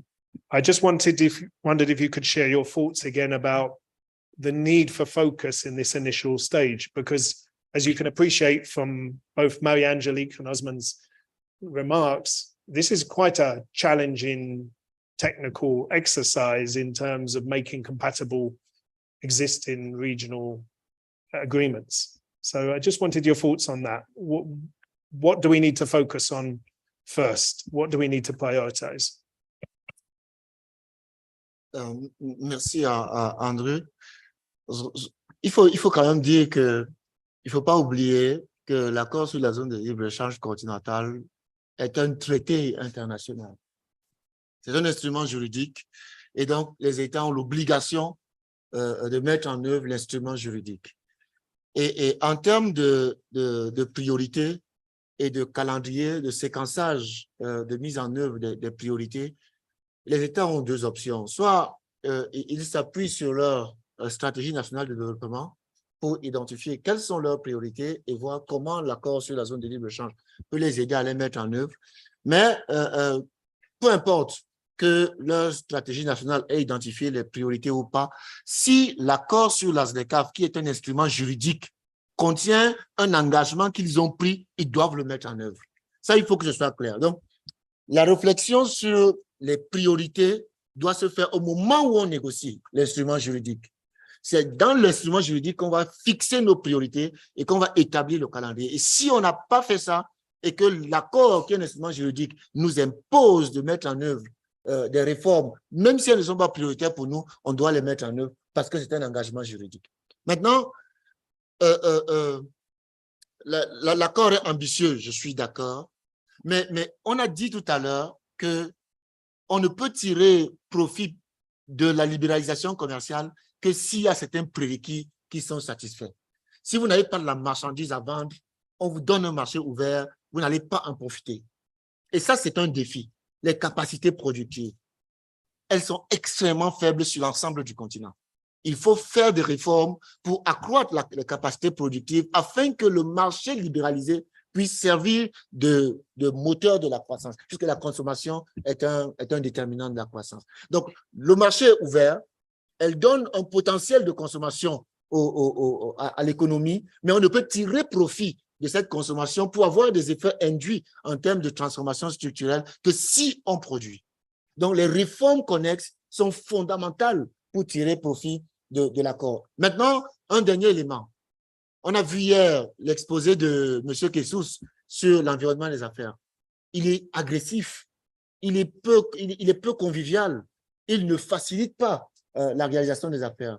La qualité de l'infrastructure, elle est pauvre. L'infrastructure d'interconnexion physique, l'infrastructure d'accès au marché, les procédures administratives, le système administratif, il est étouffant pour le commerce. Il faut améliorer ces éléments. Donc, il y a un ensemble de réformes. Malheureusement, pour la plupart de nos pays, la situation actuelle est tellement difficile et génère tellement de priorités d'urgence qu'on a du mal à établir les priorités. Mais hier, j'ai beaucoup aimé l'exposé du collègue de la FAO qui a parlé du concept de un pays, un produit. Il faut commencer petit. Il faut commencer petit. Le dernier élément, je vais m'arrêter là, Andrew, c'est le secteur privé. Il ne faut pas oublier qu'un traité international se négocie par les sujets de droit que sont les États, mais il est mis en œuvre par d'autres acteurs que les États. Quel est l'environnement qu'on crée pour stimuler l'activité de notre secteur privé? Comment on fait pour que les acteurs à qui on offre le marché le connaissent? Parce que si tu ne connais pas les règles du marché, tu n'y accèdes pas. Il faut que les acteurs connaissent les règles du marché. Il faut diffuser, il faut sensibiliser, il faut disséminer, il faut former les opérateurs du secteur privé. Il faut faciliter l'accès au crédit, à l'argent pour produire. Et ça, c'est un problème énorme. Si tu me permets, les pays membres de la CEMAC sont dans une union monétaire. Et aujourd'hui, il y a des analyses qui nous montrent que la réglementation monétaire appliquée par cette union monétaire est une contrainte pour l'accès au financement. Parce que l'efficacité de la fonction d'intermédiation bancaire n'est pas bonne, elle est faible. Les réglementations prudentielles empêchent que les banques puissent octroyer le crédit aux opérateurs du secteur privé. Et ça, c'est des choses structurelles qu'il faut qu'on résolve. Sinon, on n'aura pas l'argent. L'investissement public et l'investissement privé, qui va entraîner les transformations structurelles, ne viendra jamais d'ailleurs que de nous-mêmes. Jamais. Donc, il y a un ensemble de réformes qui doivent être réalisées. J'ai du mal à les classer par ordre de priorité. Et le dernier, ce sera la volonté des États. Je l'ai indiqué l'autre jour et je voulais insister dessus. Les États, on les connaît, ils sont des champions pour aller signer les accords et qui n'appliquent jamais. Et ça, c'est un défi. Il faut que les États respectent les engagements, qu'ils appliquent les réformes auxquelles ils se sont engagés juridiquement. C'est un gros défi. Dans toutes les communautés, on a ce problème-là. Les États prennent des décisions et ils ne les appliquent pas. Il ne faut pas que ça continue comme ça. On n'y arrivera pas. Au moment où on négocie, Marie-Angélique a expliqué le processus de négociation au sein de l'ICSOE. C'est le même partout. Au moment où on négocie, on crée des plateformes de discussion pour que les États expriment leurs préoccupations. Ils viennent, ils ne disent rien. Dans la salle, on négocie comme ça. Ils ont des problèmes, ils ne les expriment pas. Après, ils vous attendent dans le couloir pour vous dire, ah, tu vois, le point là qu'on a soulevé, nous, on n'est pas d'accord. Mais il faut dire ça dans la salle. Vous ne le dites pas. On signe l'accord avec ce point qui ne vous convient pas. Et après, vous ne mettez pas en œuvre l'accord. Parce que non, tel point ne me convient pas. Il faut qu'on arrête cette façon de faire. Et ça, c'est la pratique de nos États. C'est valable pour toutes les communautés. C'est dans la salle que ça se négocie. C'est dans la salle que les priorités sont identifiées. Merci. Yeah. Thank you very much, Jacob. Yes, actually, Marie-Angélique, I wanted to come back to you, but please say what you wish to know. Follow up with my question. Thank you. I just also wanted to contribute to the question you had asked and say that when you look at the areas that have been negotiated under the AfCFTA, those align with the EAC priorities because all those areas, trading goods, trading services, intellectual property rights, competition, digital trade, and the like, they are all part of EAC's priorities. We already have regional programs ongoing in those areas. And that is why we were saying implementation of our regional programs and initiatives in this area would go a long way in implementing the AfCFTA protocols because we have been part of the negotiations. I mean, we use these instruments as a basis for the positions that we go to the negotiations forum with. So generally, to say that we are looking at all those areas as our priorities, nevertheless, when it's coming to implementation, and even the EAC regional strategy on implementation of the AfCFTA is looking more at the priorities or focusing on trading goods, trading services for now. The other protocols, of course, are still, okay, they're more or less, some of them been finalized, but there's a lot of work to be undertaken in negotiating, further negotiations on the annexes. So on trading goods, we undertook a comprehensive capacity assessment, looking at the institutional capacities, legal and regulatory capacity gaps that the EAC would need to focus on in terms of implementing the agreement. So we have that comprehensive capacity needs assessment that was undertaken. And also on trading services, there's been quite some work at the AfCFTA level with regard to regulatory audits that have identified some non-conforming measures, of which EAC we undertake to study further and see what we can do in terms of aligning our laws to conform with the commitments that we have made in those subsectors. So our focus for now, much as all those areas are priorities, we are of course then now focusing on implementing the various annexes on trading goods, where we have undertaken capacity needs assessment, identified the gaps, and also trading services. Nevertheless, so far we have been undertaking a comprehensive awareness raising and capacity building program for different sectors, the private sector, also for trade support institutions, for relevant public agencies like the revenue authorities on rules of origin, to be aware and also understand what they will be undertaking in terms of implementation. Yeah. May I come back to both of you actually on, so if I may come back to both of you on one important point. One of the objectives of this meeting is actually to give an opportunity to two sub-regions which don't often have a common forum. You may at the continental level, but you don't have the opportunity, Central Africa and Eastern Africa, to talk together. We're now in the third year of implementation of the AfCFTA, where the tariff reductions are supposed to be already in place. So for the LDC countries, it's a 10-year time frame, so it would imply a 30% reduction. For the non-LDC countries, that would imply a 60% reduction. Is that correct in my interpretation? And that started in January 2021. I just wanted to ask you both, are ECAS or EAC member states starting to apply any of those tariff reductions? Are there real opportunities for the private sector yet, or is that yet to happen? Bien, la question permet de préciser ce qu'on a dit jusque-là. L'accord prévoit la libéralisation du commerce des marchandises, effectivement, sur une période de 13 ans pour des produits classés en différentes catégories. Et normalement, depuis le 1er janvier 2021, les États membres qui ont signé et ratifié l'accord et qui ont soumis une liste de concessions tarifaires approuvées devraient commencer à démanteler le droit de douane, selon les modalités qu'ils ont offertes dans leur liste de concessions tarifaires. Le démantèlement se fait sur la base du droit de douane appliqué. Il peut ne pas être le même d'un État à l'autre. Donc, le rythme de démantèlement n'est pas forcément le même. La quantité annuelle de démantèlement n'est pas forcément la même pour tous les États. Ça dépend du droit appliqué et du choix de catégorisation que le pays a fait dans sa liste de concessions tarifaires. Mais là n'est pas la question la plus difficile. La question la plus difficile, c'est qu'aujourd'hui, malgré que le commerce libéralisé a été officiellement lancé le 1er janvier 2021, au sein de la CEAC, il n'y a que 2 États qui ont commencé effectivement à commercer au titre du régime préférentiel de la ZLECAf pour le commerce des marchandises.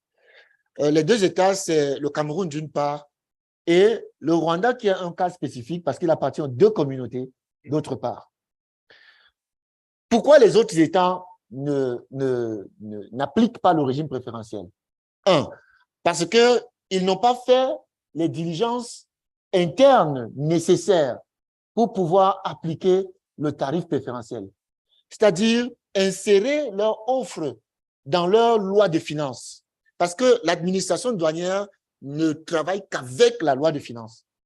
Pour que l'administration douanière applique le tarif préférentiel, il faut qu'il soit inséré dans la loi de finances. Les États ne le font pas. Parfois, ils le font intentionnellement. Ici, parce qu'on sait, même pour les instruments communautaires, c'est ça ce qu'ils font. Ils s'engagent au niveau communautaire, ils ne font pas les diligences internes et l'administration sectorielle qui doit mettre en œuvre ne peut pas mettre en œuvre. C'est ce qui se passe pour la ZLECAf, qui est en train de se passer pour la ZLECAf aussi. Deuxième élément, la mise en œuvre effective du commerce libéralisé se fait par des entreprises qui produisent des marchandises. Et c'est là le gros défi. Combien d'entreprises qui sont installées dans nos pays ont une activité commerciale, une activité productive tournée vers l'exportation?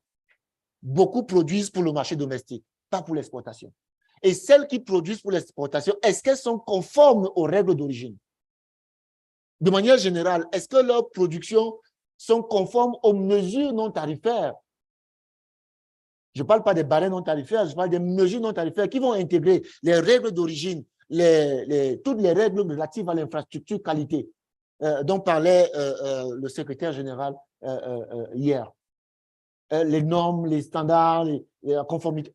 Est-ce que le produit est conforme à tout cela? Parce que ceci va être préjudiciel pour pouvoir bénéficier du marché libéralisé. Donc, le niveau de mise en œuvre est encore très bas et il faut accélérer les réformes pour qu'il atteigne l'ambition qui est souhaitée, c'est-à-dire que tous les États l'appliquent. Et on est un peu loin de ça aujourd'hui. Merci. Marie-Angelique, very quickly, because we have to give some space for the private sector to intervene in the session as well. Okay, thank you. So ESC gazetted its tariff offer on 30th June 2023. Of course, with tariff cuts over a 10-year time frame. So ESC as a customs union took the LDC time frame. So even Kenya will will be liberalizing over a 10-year time frame for those category A products. So currently, what is being done, the countries have configured their customs systems to be able to take into account those tariff reductions. To my knowledge, we've not yet, but I will check with the partner states. Some of them are here, they can verify whether the countries have received any imports from other countries that we do not have a trading arrangement under the AfCFTA preferences. Nevertheless, but I just want to say the systems have been configured as has been reported to the Secretariat, and imports coming under the AfCFTA regime would then be processed as such, as long as they meet the origin, the rules of origin. Of course, the EAC partner states are already exporting, not all of them, some. Kenya, Tanzania, they have exported some under the AfCFTA preferences, also Rwanda, but that is to the other countries. But in terms of importation into the EAC, we are waiting, or we are waiting to get reports of that, whether they are using the AfCFTA preferences. Right. Yeah. That brings home to me something I've insisted in many forums, that the AfCFTA is not about exporting, it's about importing. Because member states control, the barriers to the imports that come over. They don't control how other countries treat their exports. And so it is incumbent on member states to be very vigilant in terms of respecting the tariff schedules they have signed, and start to give that preferential market access to imports from African trading partners. If that doesn't happen, there will be no new export opportunities for the private sector. And with that, I'd like to invite to intervene. We have Celestine Tawamba, President of the Union of Patronat de l'Afrique Centrale, I believe is in the room. Would you like to come and join us? Is that not the case? No? Stephen Asimwe, who's the CEO of the Uganda Private Sector Federation. Stephen, would you like to join us? And I believe John Bosco Kalisa should be online. Is that correct? Yeah, Andrew, I'm online. John Bosco? I'm online. Yes, I'm online. Good morning, John Bosco. Sorry to take to get to you. Morning, Andrew, morning. Yeah. So, John Bosco, maybe if we could start with you. I know the East Africa Business Council has been doing a lot of work related to sensitization on the AfCFTA. Where do you see the state of play at the moment? Is it encouraging, or do you have concerns over the pace of implementation? Yeah, thank you, Andrew. And first of all, I want to again record my appreciation to you and the panelists, especially Joseph, Marie, Angelique, and the colleague from IGAD. So I want to really to say that the private sector in the CFTA implementation is indispensable. It is very cardinal to ensure that what we talk about, the role of private sector should be very critical. So, and I want to echo to what Angelique has already highlighted, that at the EAC level, we are moving quite very well because there has been rigorous engagement with the private sector, and we always provide our inputs to the negotiation. We engage in terms of awareness creation, sensitization, and of course, recently at the EAC level, we have provided inputs in terms of the EAC CFTA implementation strategy. I'm not sure if there is any other REC that has an implementation strategy, but the EAC has already CFTA implementation strategy. So within the strategy, there are a couple of areas that we need to work on, which has been ably highlighted by Joseph. There are issues related to supply side constraints, issues related to productivity and the regional value chain. We need to prepare our regional value chain in terms of where do we have comparative and competitive advantage. That's one. The second aspect we need to work on is transport and logistics. Under guided trade initiative, I'm happy to note that 3 partner states from EAC are part of guided trade initiative that was launched last year in October. So under guided trade initiative, one of the obstacles that private sector is facing or confronted is the issue related to transport and logistics. That is a very, very daunting challenge. The second aspect, which is also critical and highlighted by Angelica and Joseph, is our alignment in terms of standards and harmonization. You'll find that those companies that started exporting, Rwanda exported coffee to Ghana, Kenya exported batteries and tea to Ghana, Tanzania is exporting some cereals. But the biggest challenge is that our standard agencies have not already synchronized their systems with the other standard bodies. So standards has been one of the inhibitors of trade under the CFTA. So harmonization, alignment, standardization of standards is very, very, very critical. Another element that was very critical, and I'm happy Angeline mentioned about it, systems configuration. The customs coordination and collaboration is still a challenge in terms of the e-tariff books, in terms of tariff concessions. Our customs systems are not yet synchronized, are not yet harmonized. The importing country as well as exporting country, the systems need to talk to each other, the alignment of the systems. So there is still a lot of asymmetries, trade asymmetries among trade facilitation agencies that we need to work on.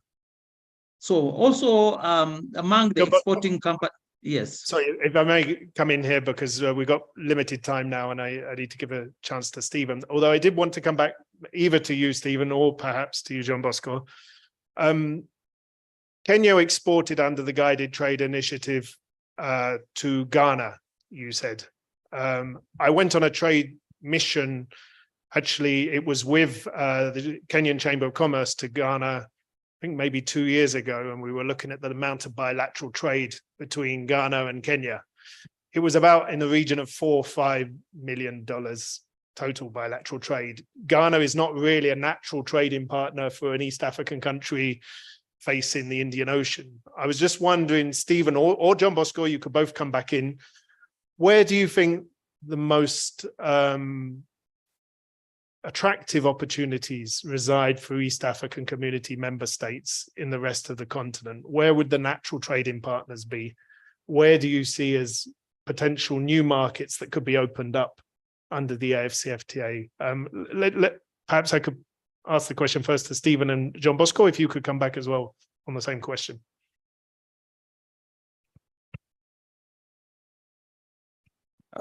Thank you, Andrew.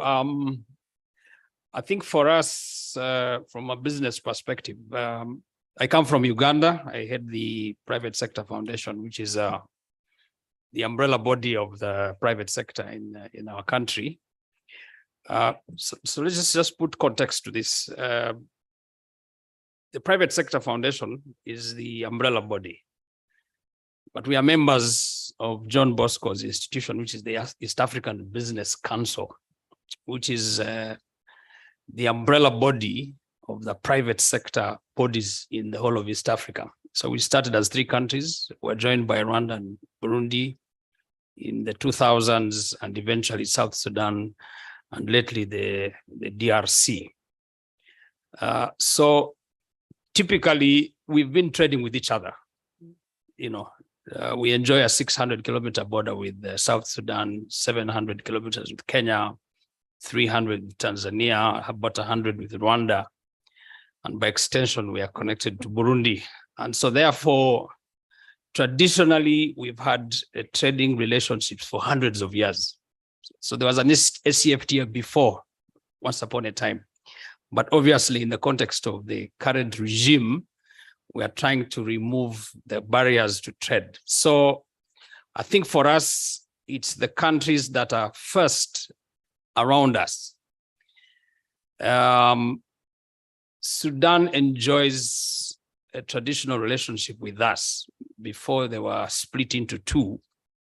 So, for example, North Sudan is our 2nd largest importer of Ugandan coffee. Uganda is number 2 to Ethiopia, but typically a lot of our coffee goes to the African countries. So You sell coffee to Ethiopia? No, sorry, to Sudan. Sudan, yeah. North Sudan, sorry. I would have been surprised, yeah. But I'll just give you context again. Sorry, I made a mistake. I beg your pardon. I'll give you context. Recently, I think it was in February or March, we had a trade summit in South Africa.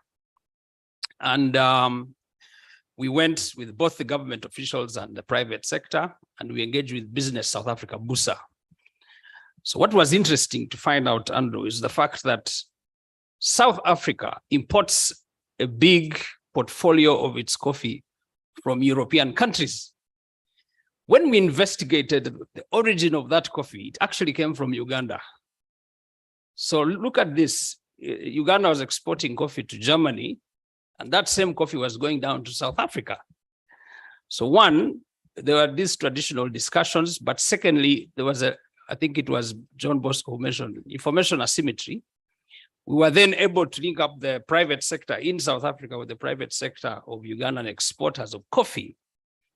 And right now, a big discussion is going on between our country and South Africa in the context of exporting directly. But herein lies a challenge. One, it's actually much cheaper to export coffee to Hamburg than actually taking it through Durban or Port Elizabeth or Cape Town.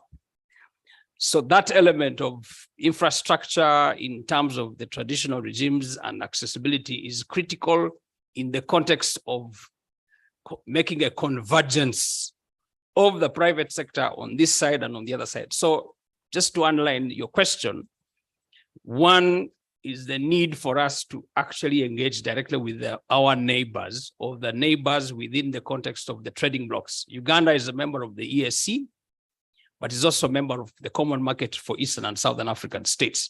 But unless and until you get there, have this discussion, then you get to understand that actually the market is very close and there can be some elements of convergence to create that business deal that will then foster the spirit of the AfCFTA. Thank you. That was Andrew, if I may add, quick. Yeah, please. Yeah, if I may add to what Steve, my brother, said. Currently, EAC, we are trading with COMESA, we are trading with SADC, we are trading with IGAD, and minimal trading with ECAS. So the reason why now we need to focus on North Africa and West Africa, recently EABC came up with a program called East Meet West, because we haven't been trading, as you rightly put, with West. East Meet West. We realized that we have not exploited the opportunities with our counterparts in the West. So we come up with a program where some of our women youth can start trading, engaging into the discussion with West African players. And it is working. But as I mentioned, one of the challenges that has been hampering that trade, trading with West, has been the issue of trade and logistics. Transport logistics has been a nightmare. However much you want to trade with your neighbors, but the infrastructure challenge has been one of the daunting challenges for us to move products from East Africa to West Africa. We're able to use our port to serve southern ports, but when it comes even to DRC, if we talk about Kinshasa, it becomes a challenge in terms of the infrastructure. Our corridor connectivity has a big challenge. And I think that's when we discuss about trading under CFTA, trading through the lakes, we need to immediately work on transport and logistics, because that is one of the daunting challenges that inhibits us to trade with our neighbors, with our other lakes. So that's what I wanted to share with you, Andrew. But overall, also, we need to develop our regional value chain. We need to enhance our competitiveness in terms of identifying those regional value chain where we have comparative and competitive advantage. Thank you very much, John Bosco. I totally agree. I do, however, think that the tariff liberalization must come first. You know, things like building up the infrastructure are very, very important, but take time. But in the first place, we need to make sure the market opportunities are there in the first place by respecting the tariff liberalization. So look, I apologize to everybody. We started this session a little late. We have very little time for interventions from the floor.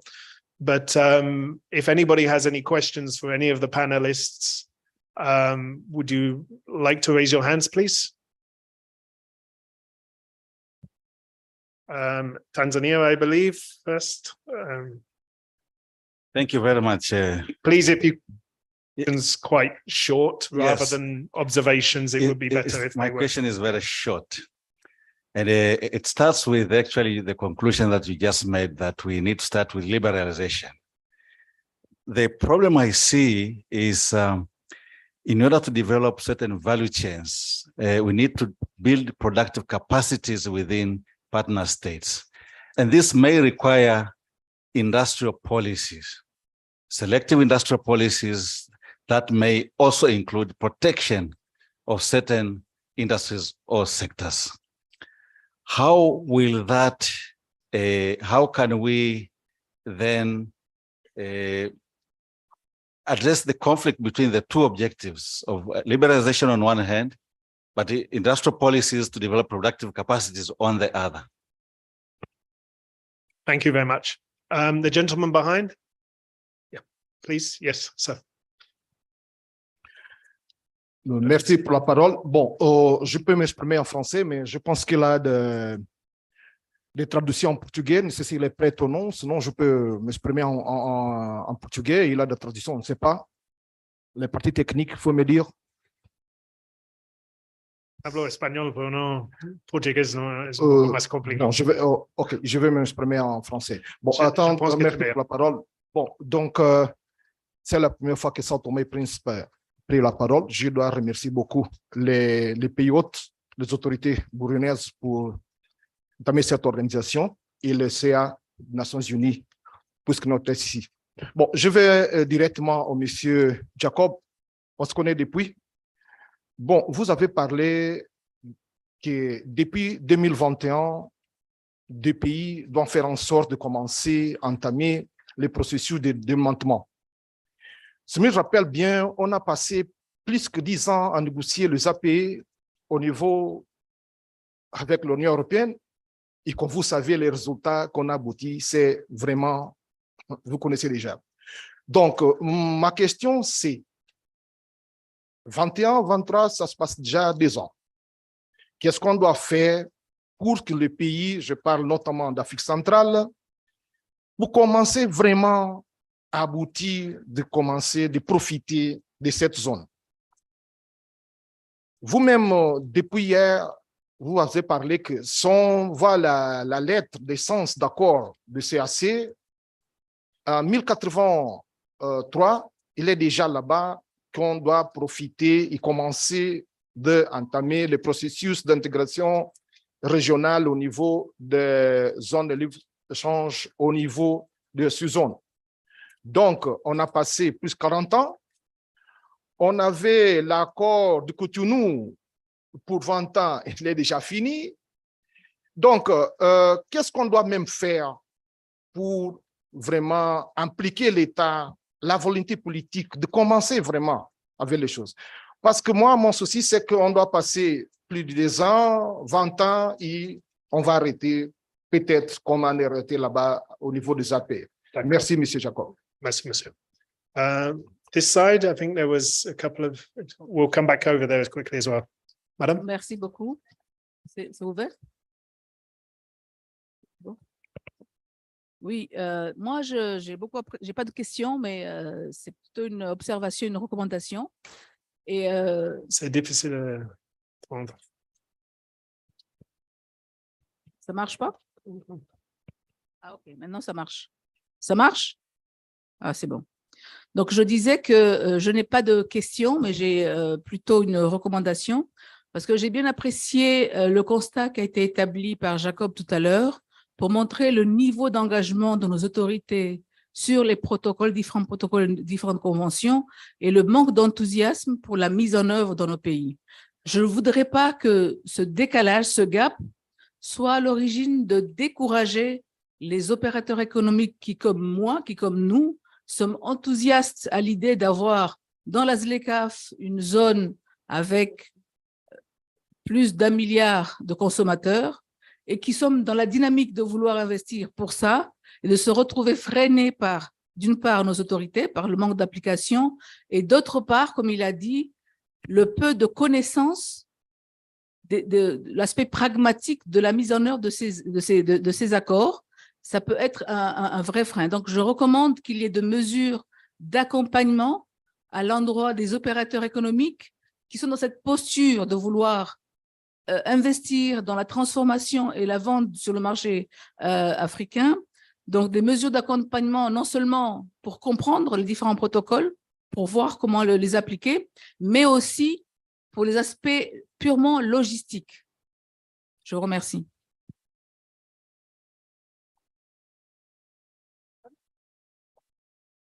Oui, merci de me passer la parole.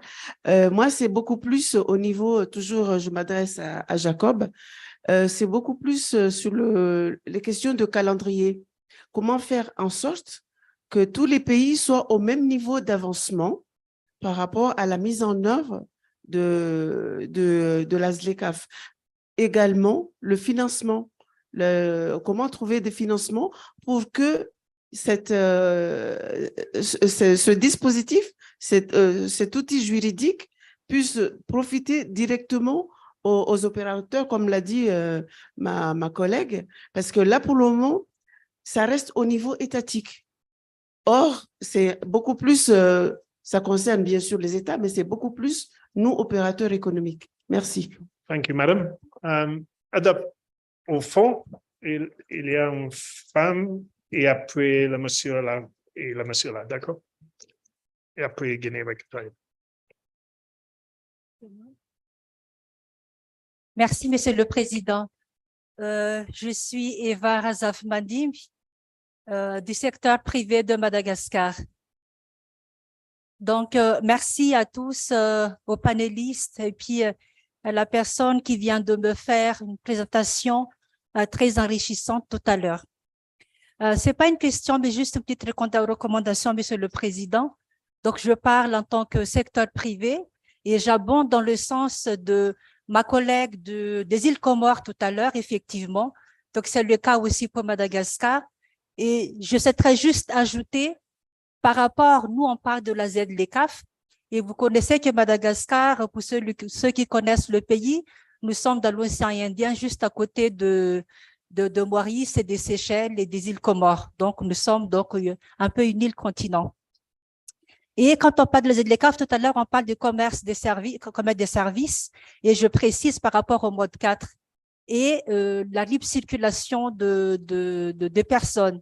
Nous, les opérateurs, comme tout à l'heure on dit, leur présentation, c'est les secteurs privés, nous, les secteurs privés, qui allons donc commercer, échanger avec d'autres pays.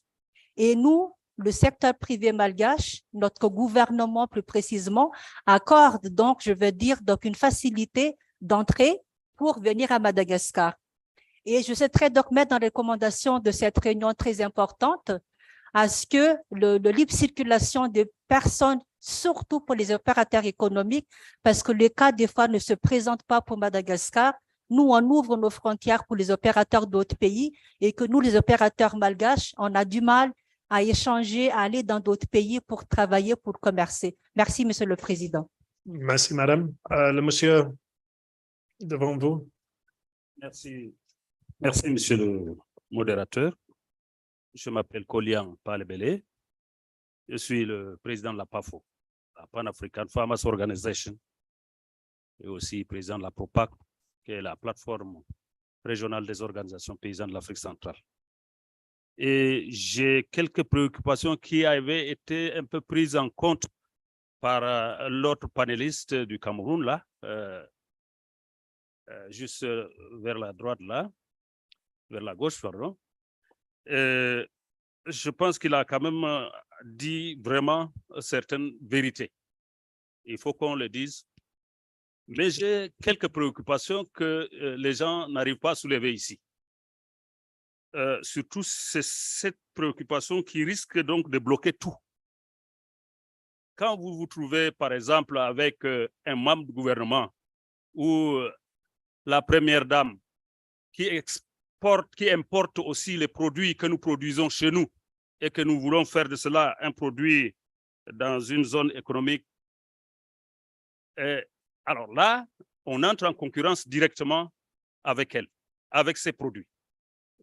Du coup, cette personnalité n'est pas prête à faire de telle sorte que les autres produits puissent circuler librement. Ça, je crois qu'il faut qu'on en parle, il faut qu'on dénonce cela. Et je demande aux ministres qui sont ici présents. Et la question, monsieur? De prendre ça en compte. Deuxièmement, vous avez, on fait seulement une question, d'accord? Donc. Oui, je viens, oui. Oui, désolé, maintenant, on n'a pas le temps. C'est le problème des barrières illicites qu'il faut dénoncer. Tous les accords que vous signez ne peuvent pas être exécutés parce que vous avez tout au long, quand je prends l'exemple du Cameroun et du Tchad, à partir de Douala jusqu'à N'Djamena, vous avez des douaniers qui sont là partout truffés, vous avez des policiers truffés, presque 90 barrières tout le long de ce corridor-là. D'accord. Et quand on leur dit qu'on a signé des accords comme ça, ils te renvoient, va voir celui qui a signé, ce n'est pas nous ici. D'accord. On est d'accord avec les observations, monsieur, mais on manque de temps. C'est important. Oui, non, c'est clair que c'est important, mais vraiment, on n'a pas de temps. L'autre aspect, c'est... c'est une question, monsieur. Oui, cette fois-ci, je crois que c'est une préoccupation. Pardon, monsieur, s'il vous plaît, on peut... Pardon, laissez-moi parler, pardon. Désolé. Il y a d'autres acteurs aussi. S'il vous plaît, on a besoin de... Oui, d'autres acteurs qui ne payent pas la douane. Moi, je vois ça en N'Djamena. Hein. Il y a des acteurs qui ne payent pas des douanes, mais ils ont la facilité de faire entrer leurs produits sans problème, ils ne payent pas la douane. Alors que d'autres payent la douane. Donc, il y a ce niveau de problème. Comment on peut donc résoudre tous ces problèmes que je viens de citer? Merci. Merci beaucoup, monsieur. Oui. Je suis sûr que les représentants du secteur privé sont d'accord avec votre observation. Thank you very much, moderator. There was one gentleman here in Equatorial Guinea, and I'm sorry, we have to close the session. All right, thank you very much, moderator. I'm Emmanuel from the Northern Corridor Transit and Transport Coordination Authority. We are headquartered in Mombasa.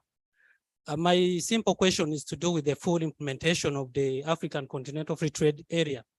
I personally like the way, Andrew, you introduced the subject, and I want to probably seek for your clarifications and probably from other experts, the panelists, in terms of how this agreement is going to be fully implemented. We, like you have indicated from the introduction, that it's not a customs union, and countries are still free to engage bilaterally with whoever across the continent, even beyond. So foreseeing a situation whereby a country which belongs to a certain bloc enters into bilateral negotiations with, let's say, United States, and maybe and of course trade with this country, and we do track the intra-regional trade across our member state in the Northern Corridor. And I want you to probably shed some light in terms of how these bilateral negotiations can be probably a challenge, or can probably prevent a full realization of African continental free trade agreement, because countries are trading outside the bloc, and when you look at what the trading that they are doing between those countries, it's definitely things that they can do among themselves. So is it a threat? Is it a challenge to the full implementation of the African Continental Trade Agreement? Thank you. Thank you, sir. I've just had a message. Actually, we need to stop very quickly because of the interpretation. We'll stop at 1, so we have another session to do. Equatorial Guinea, I'd promised, would be the last question there. Sorry, sir. Sorry, from Djibouti. But we can discuss outside the meeting.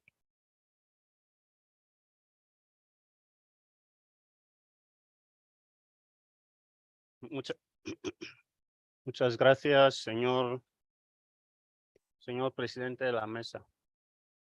En primer lugar, como es la primera vez que Guinea Ecuatorial toma la palabra, queremos felicitar a la Comisión Económica de las Naciones Unidas para África al micro. Tienes que acercarte un poco, sí. A propos. Je vais faire la traduction après, d'accord? Je parle espagnol. Il y a la traduction. Il y a la traduction en espagnol? Oui, il y a la traduction. Je ne savais pas. Oh, d'accord, pardon, pas de problème. Ok, tal como iniciaba, queremos felicitar a la CEA por organizar este evento, porque es un evento que reúne a altos funcionarios y expertos de las dos subregiones. Y también de una manera especial queremos felicitar al país que está albergando este evento, al gobierno burundés. Nuestra intervención va un poco hacia el panorama general de la reunión. Desde el primer día, hoy es el tercer día, hemos visto un panorama general sobre la mejora de las cuestiones de la integración regional y económica de nuestras dos subregiones. Entonces, antes de ir un poco específicamente a nivel de lo que es la CELECAF, quiero pedir a los estados del África Central para que más o menos vean un poco y que mejoren la situación Señor, disculpa, pero como no tenemos mucho tiempo, no sé si puede ir directamente a la pregunta y luego podemos pasar a hablar de eso después de la sesión, porque tenemos que cambiar de sesión ahora. Sé que es la primera vez que usted ha tomado la palabra, pero ahora mismo no tenemos tiempo, lo siento muchísimo. Así que si tiene una pregunta concreta para uno de los panelistas. Ok, mi pregunta concreta para los panelistas va hacia el señor Jacob, que es el representante de la CAC, que ha hecho una brillante exposición. Entonces, quiero saber cuáles son las estrategias que están desarrollando las comunidades económicas regionales, ya sea la CAC como la CEMAC, nos han indicado aquí en su presentación que uno de los grandes problemas que enfrentan nuestras subregiones es la falta de implicación a nivel de la superioridad, la falta de implicación de los gobiernos es lo que afecta la poca integración regional y afecta también a la puesta en marcha o la implementación de la CELECAF en nuestra subregión de África Central. Y para mejorar nuestra posición, hemos visto muchas presentaciones aquí sobre la mala posición, la mala puntuación que tiene nuestra subregión en lo que concierne a la integración regional y la integración económica y lo que respecta también la CELECAF. Queremos saber cuáles son las estrategias porque si me acuerdo, hace poco la secretaria de la CELECAF ha mandado un cuestionario a los Estados miembros a fin de que sea una encuesta para que se vea cómo la secretaria puede mejorar el seguimiento de la implementación de la CELECAF. Entonces, como las zonas económicas regionales, las comisiones económicas regionales son los encargados de hacer el seguimiento de la implementación de la CELECAF en las subregiones. Entonces, también queremos saber cuál es la estrategia para la divulgación de la CELECAF o la puesta en marcha de la CELECAF en nuestra subregión a fin de que podamos mejorar nuestra puntuación, nuestra mala puntuación, lo que concierne la integración regional. Muchas gracias. Muchísimas gracias, señor.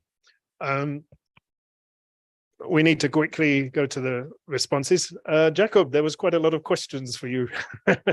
If you may start, and then Stephen or Marie-Angelique, if you wish to intervene on any of the questions that have been tabled. Bien, merci Andrew.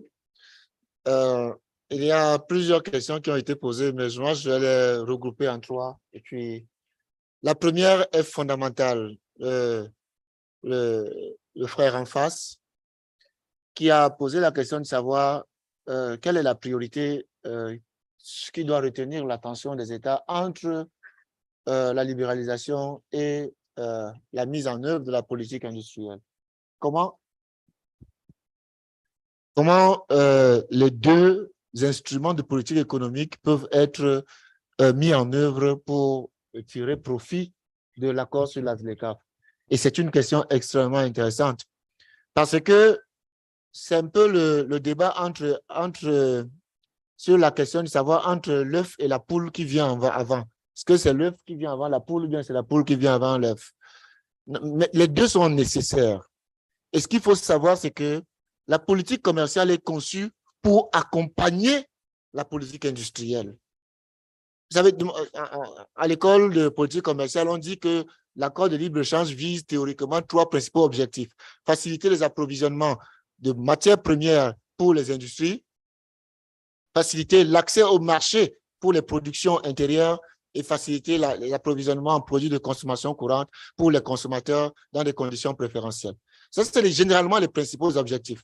Mais ça, là, ça doit accompagner l'industrialisation. Et la conception des instruments de politique commerciale dans l'accord doit être faite pour accompagner ces objectifs-là. Prenons un exemple, les règles d'origine. Si vous construisez un accord de libre-échange et que vous ne dessinez pas les règles d'origine pour promouvoir l'utilisation du contenu local dans la transformation industrielle des matières premières, vous avez raté votre accord. Et c'est exactement ce qui est conçu maintenant dans la ZLECAF. Les règles d'origine sont prévues pour obliger les industriels à valoriser l'impressionnante dotation factorielle du continent. Jacob? Et ça... Comme il y avait plusieurs questions, s'il te plaît, si vous pouvez donner des réponses précises. Je vais y arriver, André. Non, ces questions, c'est très important que monsieur voilà. a... Mais on fait vraiment important. Moi-même c'est vraiment important. Et je pense que il va peut-être falloir, et c'est une recommandation, qu'on trouve un espace particulier avec beaucoup plus de temps pour parler sérieusement de ces questions qui sont fondamentales. Oui. Et deuxièmement, pour la question de l'industrialisation, la réponse générique est qu'on peut faire on doit faire les deux en même temps. parce que l'un accompagne l'autre. L'accord de libre-échange offre des marchés libéralisés pour les produits industriels, facilite l'approvisionnement en matières premières dans des conditions préférentielles pour les industries, oblige les industriels à valoriser le contenu local dans leur processus de production. Donc, c'est des choses qui se complètent, qui s'interconnectent. Donc, on ne peut pas mettre en œuvre un sans l'autre. C'est des choses qui doivent être mises en œuvre de manière complémentaire et cohérente. Ça, c'est une chose. Maintenant, la question des facilités d'accompagnement. On a parlé de l'infrastructure, on a parlé des systèmes de paiement. On a même évoqué une dimension qu'on n'évoque pas souvent, c'est les rapports socio-anthropologiques dans la mise en œuvre des accords internationaux. Parce que le jeu des acteurs qu'a évoqué le collègue du Tchad, le jeu des acteurs est déterminant. On ne peut pas ignorer les implications des distorsions que créent des abus de pouvoir sur les marchés. On ne peut pas ignorer ça. C'est une préoccupation qui ne relève pas fondamentalement des réglementations du commerce, mais qui font partie du jeu de pouvoir au sein de la société, mais qui influencent la mise en œuvre de l'accord. Tout ça doit être pris en compte. Deux éléments pour terminer. Pour la mise en œuvre de l'accord, il est prévu un certain nombre d'instruments de facilitation. Il y a le système panafricain de paiement qui a été conçu pour faciliter la convertibilité des monnaies continentales dans les paiements au titre de la CDK. Il faut vraiment travailler sur cet instrument pour le rendre opérationnel à l'échelle continentale. Cela aura un effet sur la compétitivité des produits et la facilitation de l'accord. Deuxième chose, c'est le mécanisme d'ajustement qui a été prévu par l'accord pour accompagner les industriels, pour accompagner les États qui peuvent connaître des pertes. Ce mécanisme aussi, c'est un instrument extrêmement intéressant qui peut aider à mitiger les effets négatifs que beaucoup d'intervenants ont évoqués ici.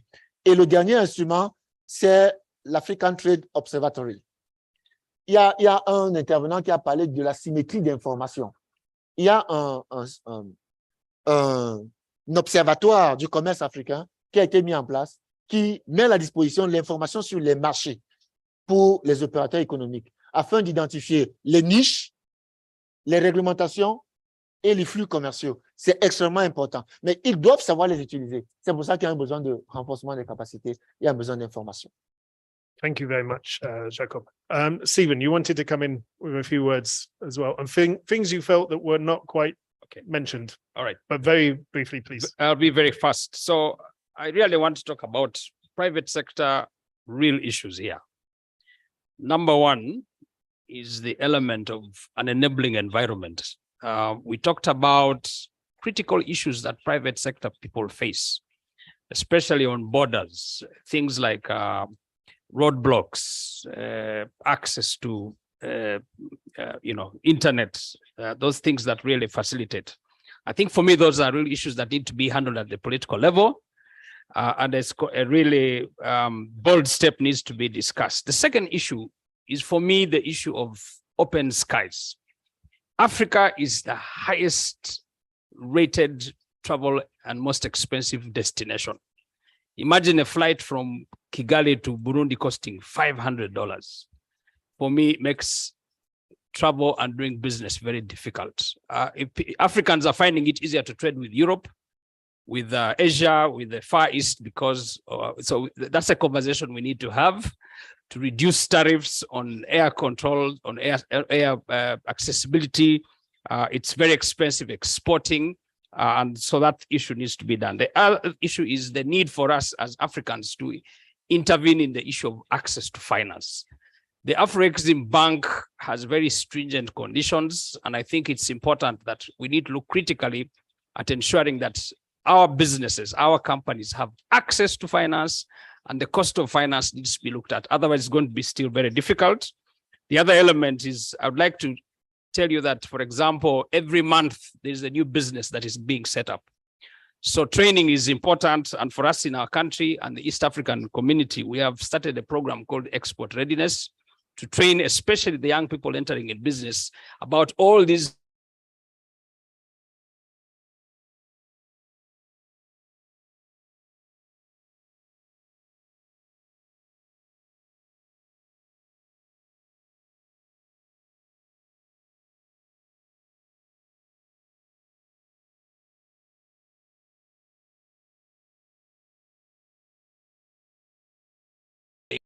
At the end of the day, the private sector guy lost money.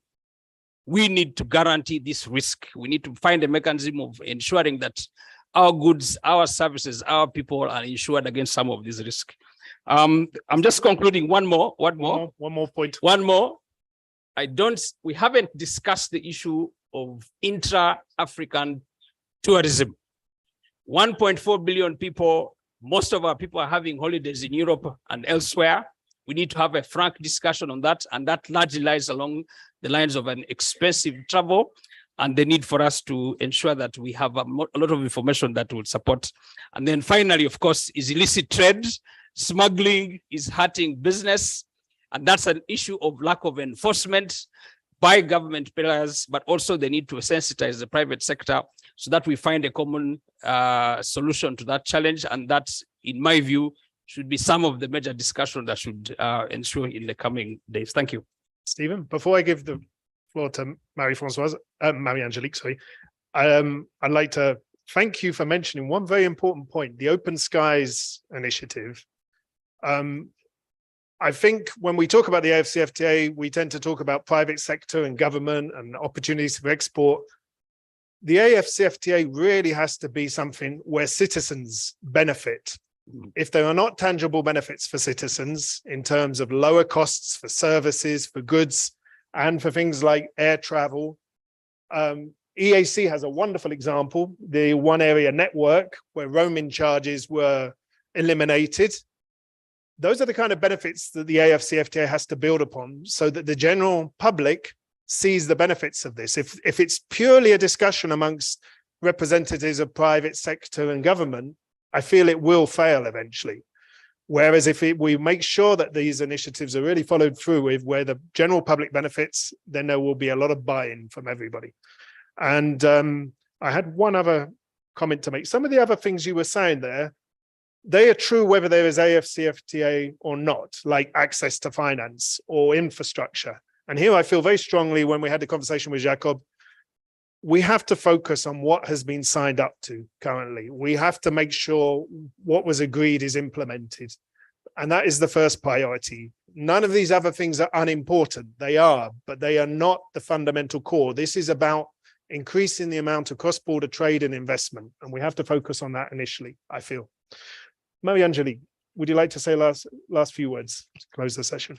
Yes, thank you. There will be few indeed. Just to thank you and my fellow panelists for also responding to the questions and the comments that have been made by the participants here. And for me, it's just, I think I'll just respond to one question that had been raised regarding countries engaging with other third parties in bilateral free trade areas and the impact that would have on the AfCFTA. Indeed, that would be a challenge. It is important when countries are considering negotiating FTAs with other parties outside Africa, they should also think about this kind of implications, whether they are belonging to a regional economic community, particularly those in a customs union, whereby there are significant impact on the operation of the customs union itself, but also at the continental level.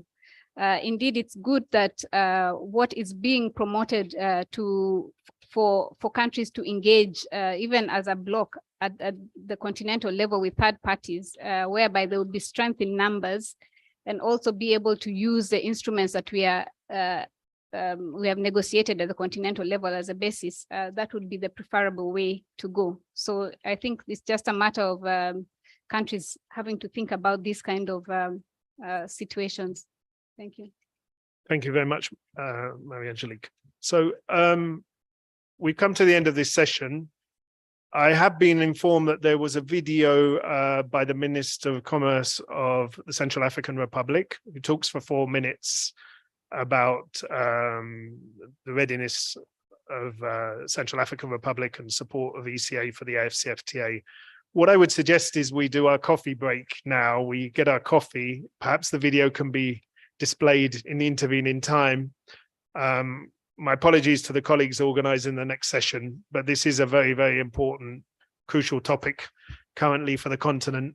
and for our two sub-regions. So they graciously gave a little bit of extra time to conclude this. Apologies if your questions weren't totally answered, but we're happy to speak with you in the coffee break. So thank you very much. I think we could give maybe 5 minutes for the coffee break, and a round of applause for the panelists, please.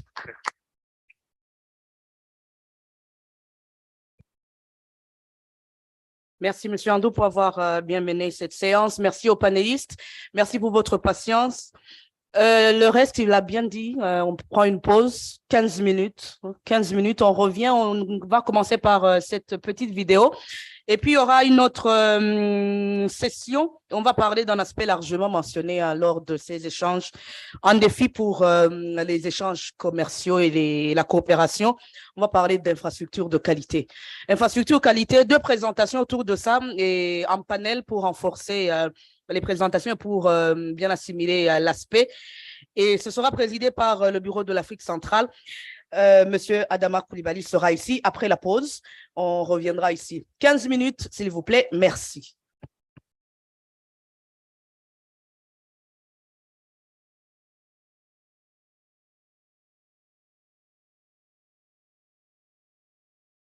Oui, s'il vous plaît. S'il vous plaît, c'est juste laisser le message que vraiment, on aurait bien voulu que vous preniez le café même pour venir revenir un peu plus vite. Parce que la session qui va suivre, c'est la session pour trouver des solutions vraiment pour réduire les gaps entre les plus avancés et les moins avancés. Et donc, pour ça, franchement, on voudrait la contribution des pays, la contribution de toutes les institutions, comment réduire le gap entre nous, entre ceux qui sont les plus équipés, les plus avancés en matière d'infrastructure qualité et les moins avancés. Donc, pour ça, on souhaiterait vraiment que vous reveniez un peu plus tôt. Donc, prenez rapidement le café et puis revenez. Voilà. Comme ça, on aura plus de temps pour les interventions venant des pays et des institutions de soutien. Merci.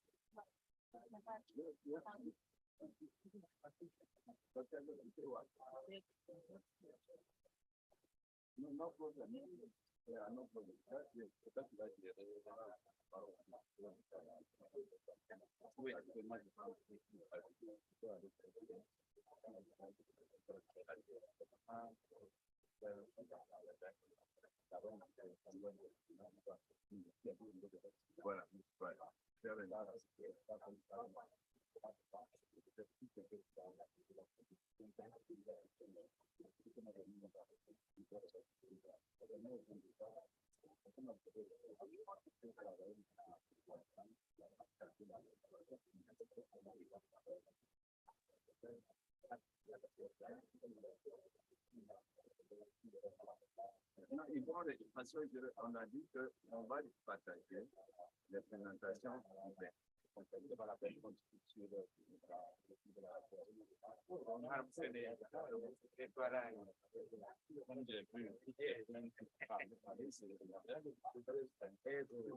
Sinon, l'autre solution que les gens peut-être sans conduire,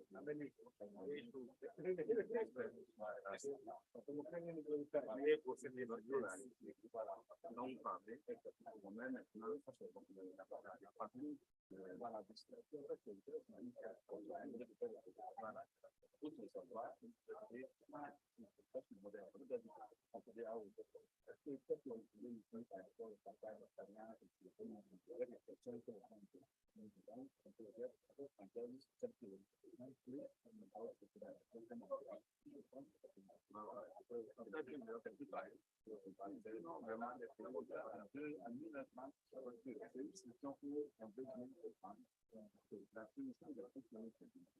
ça dépend du level de vie. Est-ce qu'ils sont prêts à faire deuxième frère de la Ligue à l'intérieur là. C'est vrai. C'est vrai.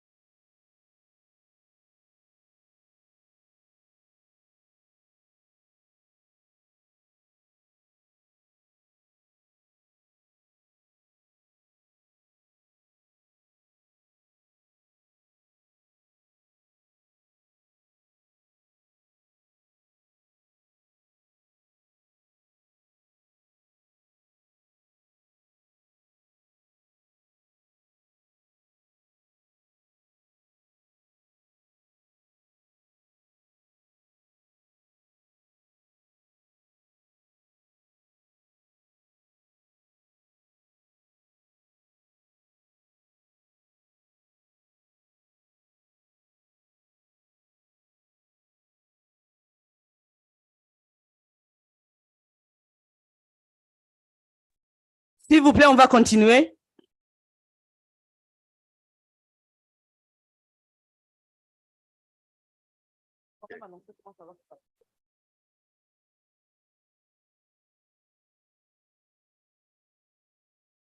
Alors, comme je l'ai dit tout à l'heure, mesdames et messieurs, nous avons un défi par rapport au temps. Et donc, nous demandons vraiment à tous les participants de revenir en salle et pour que nous puissions maintenant commencer la session 7. La session 7, nous allons commencer avec la session 7, qui est la session pour nous amener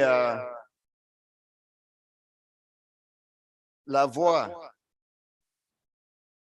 que les pistes et les voies que nous devons prendre pour pouvoir construire des ponts et des passerelles pour renforcer les cadres de coopération en matière d'infrastructures de qualité. Compte tenu du défi de la gestion du temps, hier, je vais demander à différentes personnes de nous joindre ici sur le plateau pour que le format soit un format compact, abrégé au niveau des experts et pour qu'on puisse avoir beaucoup plus de temps pour donner la possibilité à ceux qui décident de comment aller à la coopération, c'est-à-dire les pays, les institutions de soutien, pour qu'ils aient plus de temps pour s'exprimer, pour dire comment y aller.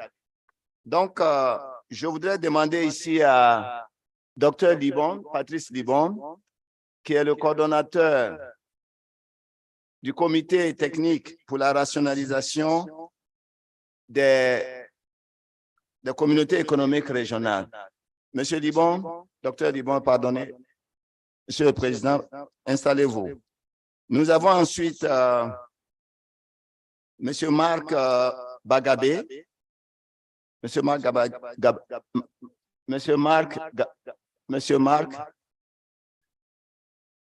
Mr. Marc Bagabé.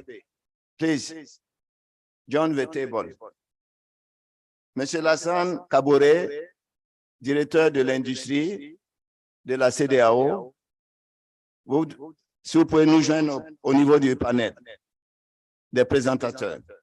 Nous avons ensuite monsieur Jean-Yves Ariat, qui est consultant en infrastructure qualité.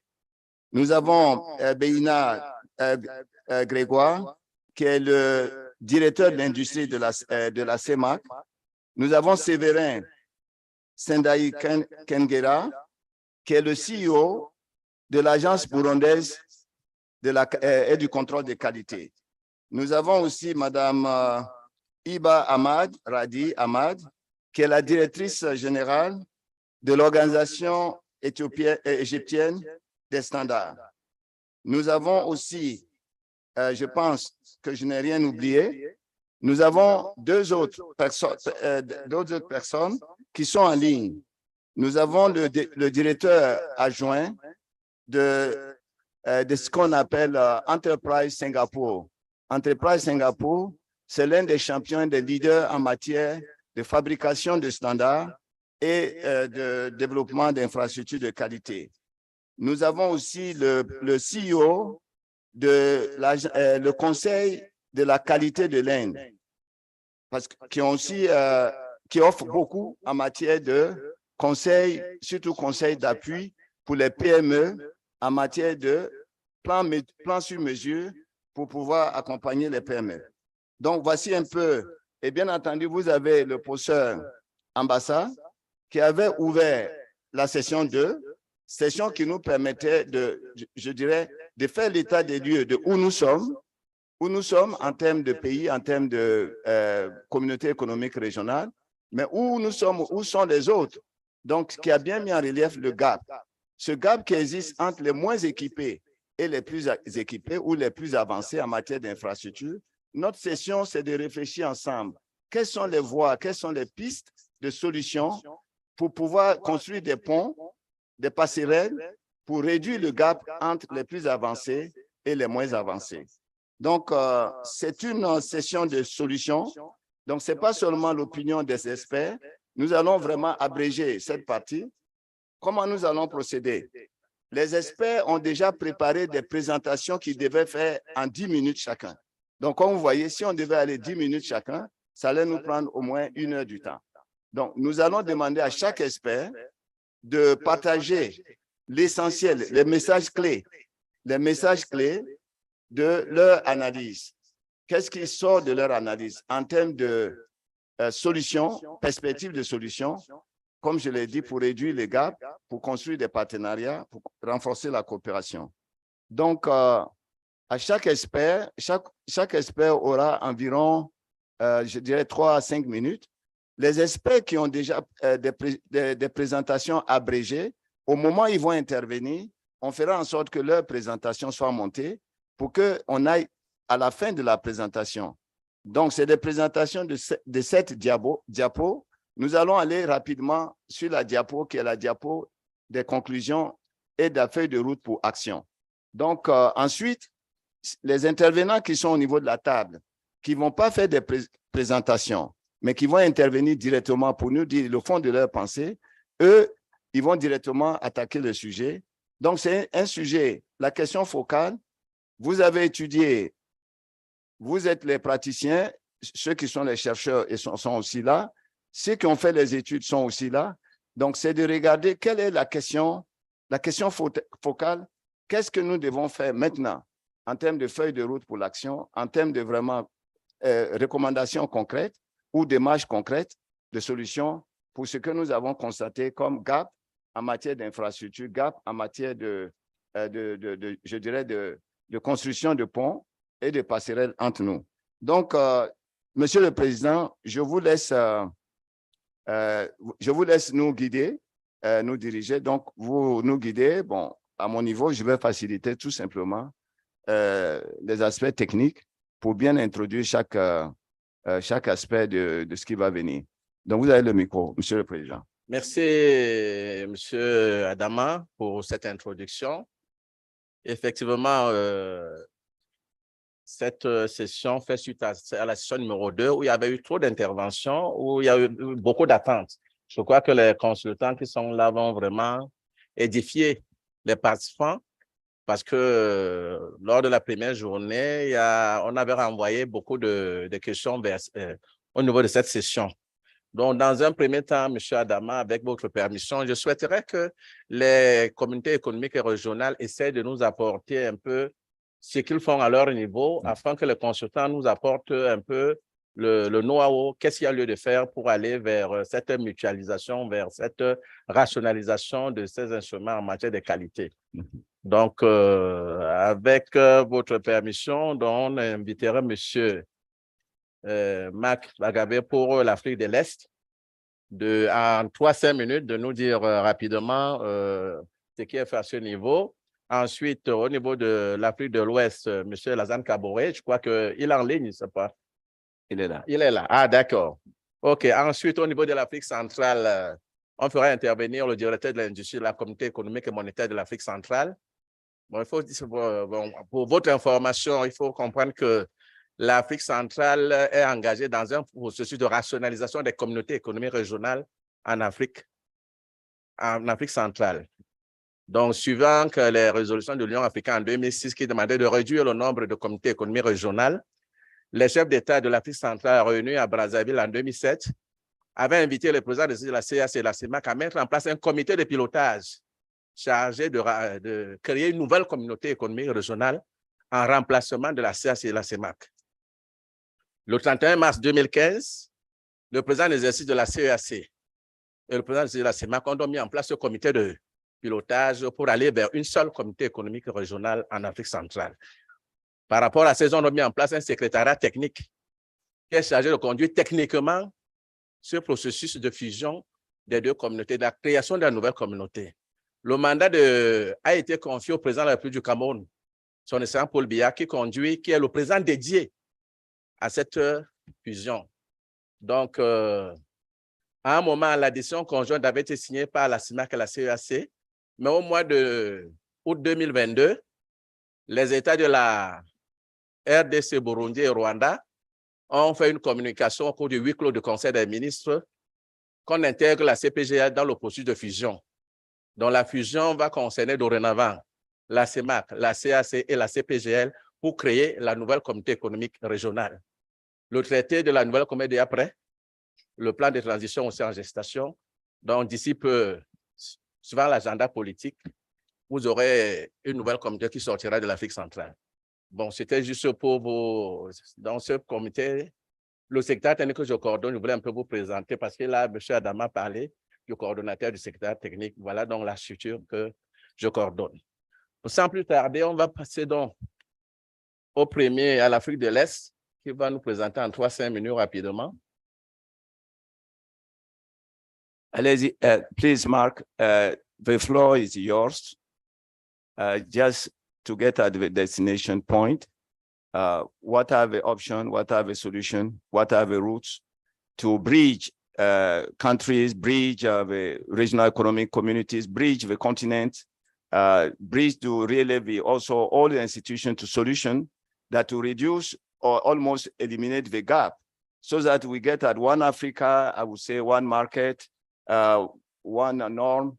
And yesterday, the SG also had one test, one certificate, so that we really get at business of building the biggest, I would say, biggest market ever built in the world, which is the CFTA. So you have the floor.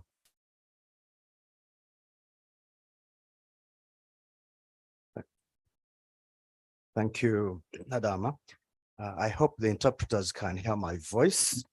It's been hoarse.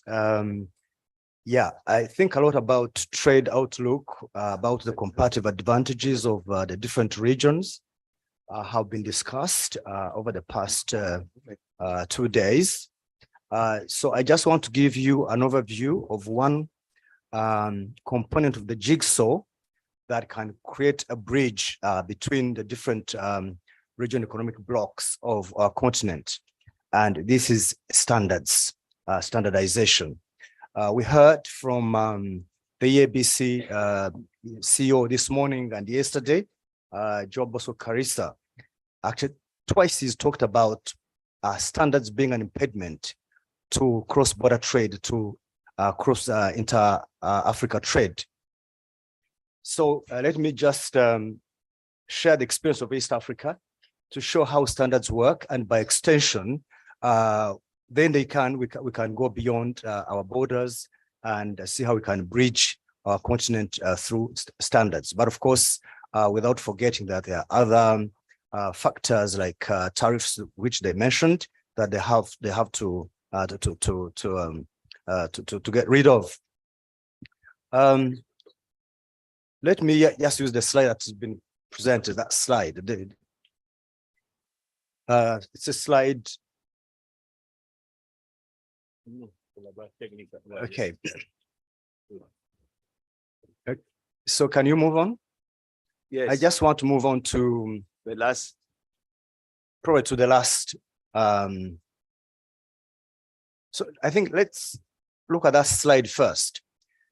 Actually, what that slide shows is of priority commodities which are traded across South African borders, and all those commodities which are traded, they actually have harmonized standards, which shows that standards actually do facilitate trade. Yes. What it shows is that standards actually facilitate trade. The slide which was, I think it was slide 14, if they can go back a little bit, on slide 14. Can the interpreters hear me? Slide 14. It's two boxes. So basically what we are showing those slides, no. It's two slides behind. Yes, that slide shows 18 priority standards for priority commodities. And actually they relate very well with those commodities which we show in the pie chart. The 8 in the first box on the left, box 1, 8 standards that have been harmonized across East Africa. And these are based on prioritization of the commodities. These are food commodities. And the remaining 10 in box 2 are standards that due for revision. They're harmonized, but they're due for revision. You can see their standard of 2013. So basically, the key message is that where there are standards, then we see trade taking place. I think we can go on very quickly to slide 16. That one, yes. For standards to work for us, we have to participate in a standard setting, in a standards harmonization. This graph is showing how countries are participating in international standard setting. And actually, there is a correlation between exports and the level of standardization. On the left, we can see a country, Kenya, which I will talk about shortly. You can see its level of participation in international standard setting, ISO standard setting, is very high. They participate in 256 technical committees, and then followed by Tanzania, and then you can see the other following. But what's actually most critical, East Africa has prioritized food commodities, 18 of them. Actually, initially there were 20, but I think now there are 18. And so that's the reason there's a correlation between the choice of technical committees, which East Africa is participating in, and the priorities of the region, which is agriculture, food and food products. So this is TC 34. So basically the key message here we have is that when you participate in the standard, then we influence it so that it allows, you can approximate it to your own national standard. In other words, you can actually adopt international standard to make it your own standard. And so it allows you to trade. Otherwise, the standard may be in place, but to be a technical barrier to trade if you don't participate. Quite often we find governments are constrained in terms of resources to participate in international standard setting. But here we are saying standards are used. Who are the consumers? The private sector. Yes, but Mark, as I say, I would say we need to get at the big picture. The presentation is put on the background to be able to get to the page where we have summarized the key action point, because the full presentation will be shared with all of you. We have a full presentation with all the detail for all the presenters. So we get directly to the conclusion, to the main point, the key action point. Yes. The participant will get the full presentation. So just get at the point. So let's go the key points. I just show you 3 slides. One is the gap we have between the different regions of our continent. A study was shown, I think, over the 2 days of the disparities between the development of the quality infrastructure in Eastern Africa and Central Africa. Basically, we see areas that are strong. So how can we bridge the disparities? Those that are strong can actually support those that are weak. For example, when you look at Kenya, Kenya is a very good example. Kenya is a very good example. I'm on slide, actually slide 26 of my presentation for those who want to see it. Kenya has got 8 of its laboratories accredited. Tanzania has got 4 of them, Rwanda has got 8. But most key are 4 centers of four quality infrastructure institutions. One is South Africa, SABS. The other is Kenya Bureau of Standards. The other is the one for Egypt, and the other is for Tunisia. Those have been rated as highly developed. So I see these as possibilities for leveraging as training centers, as regional centers of excellence. What's the approach? How can we actually corroborate and bridge these disparities? Because you see, we heard from a colleague from South Sudan yesterday that goods from Uganda could not be allowed in South Sudan because of the standards which were different. And so how we bridge it, the strong countries can support the weak countries, and this can be done through signing a memorandum of understanding whereby there could be mutual recognition arrangement of conflict assessment certificates. After carrying out peer review mechanism, then there can be support and training as well. So let me go very quickly to the key messages or to the conclusions that maybe are going to be the focus of our discussion. One, we need to implement harmonized standards within the ESC, and this by extension also applies to the other regional economic blocks. And then over time, we can then have a common standard, and actually they are there. And also, I'm glad the Secretary General of ours is here. Then we can fast track the review of pending harmonized standard, the pending standards for harmonization that have been chosen for the priority products. Our participation in international standard setting is very key. So the private sector is very key in participating in international standard setting, because if you cannot influence the standard, then actually standard can work against you. That's what we are saying here. And then we saw over the past 2 days, and in this presentation that we have time to read, that actually manufacturing and agriculture are low-hanging fruits. Then we have to invest in manufacturing and agriculture to reduce our balance of payment deficit.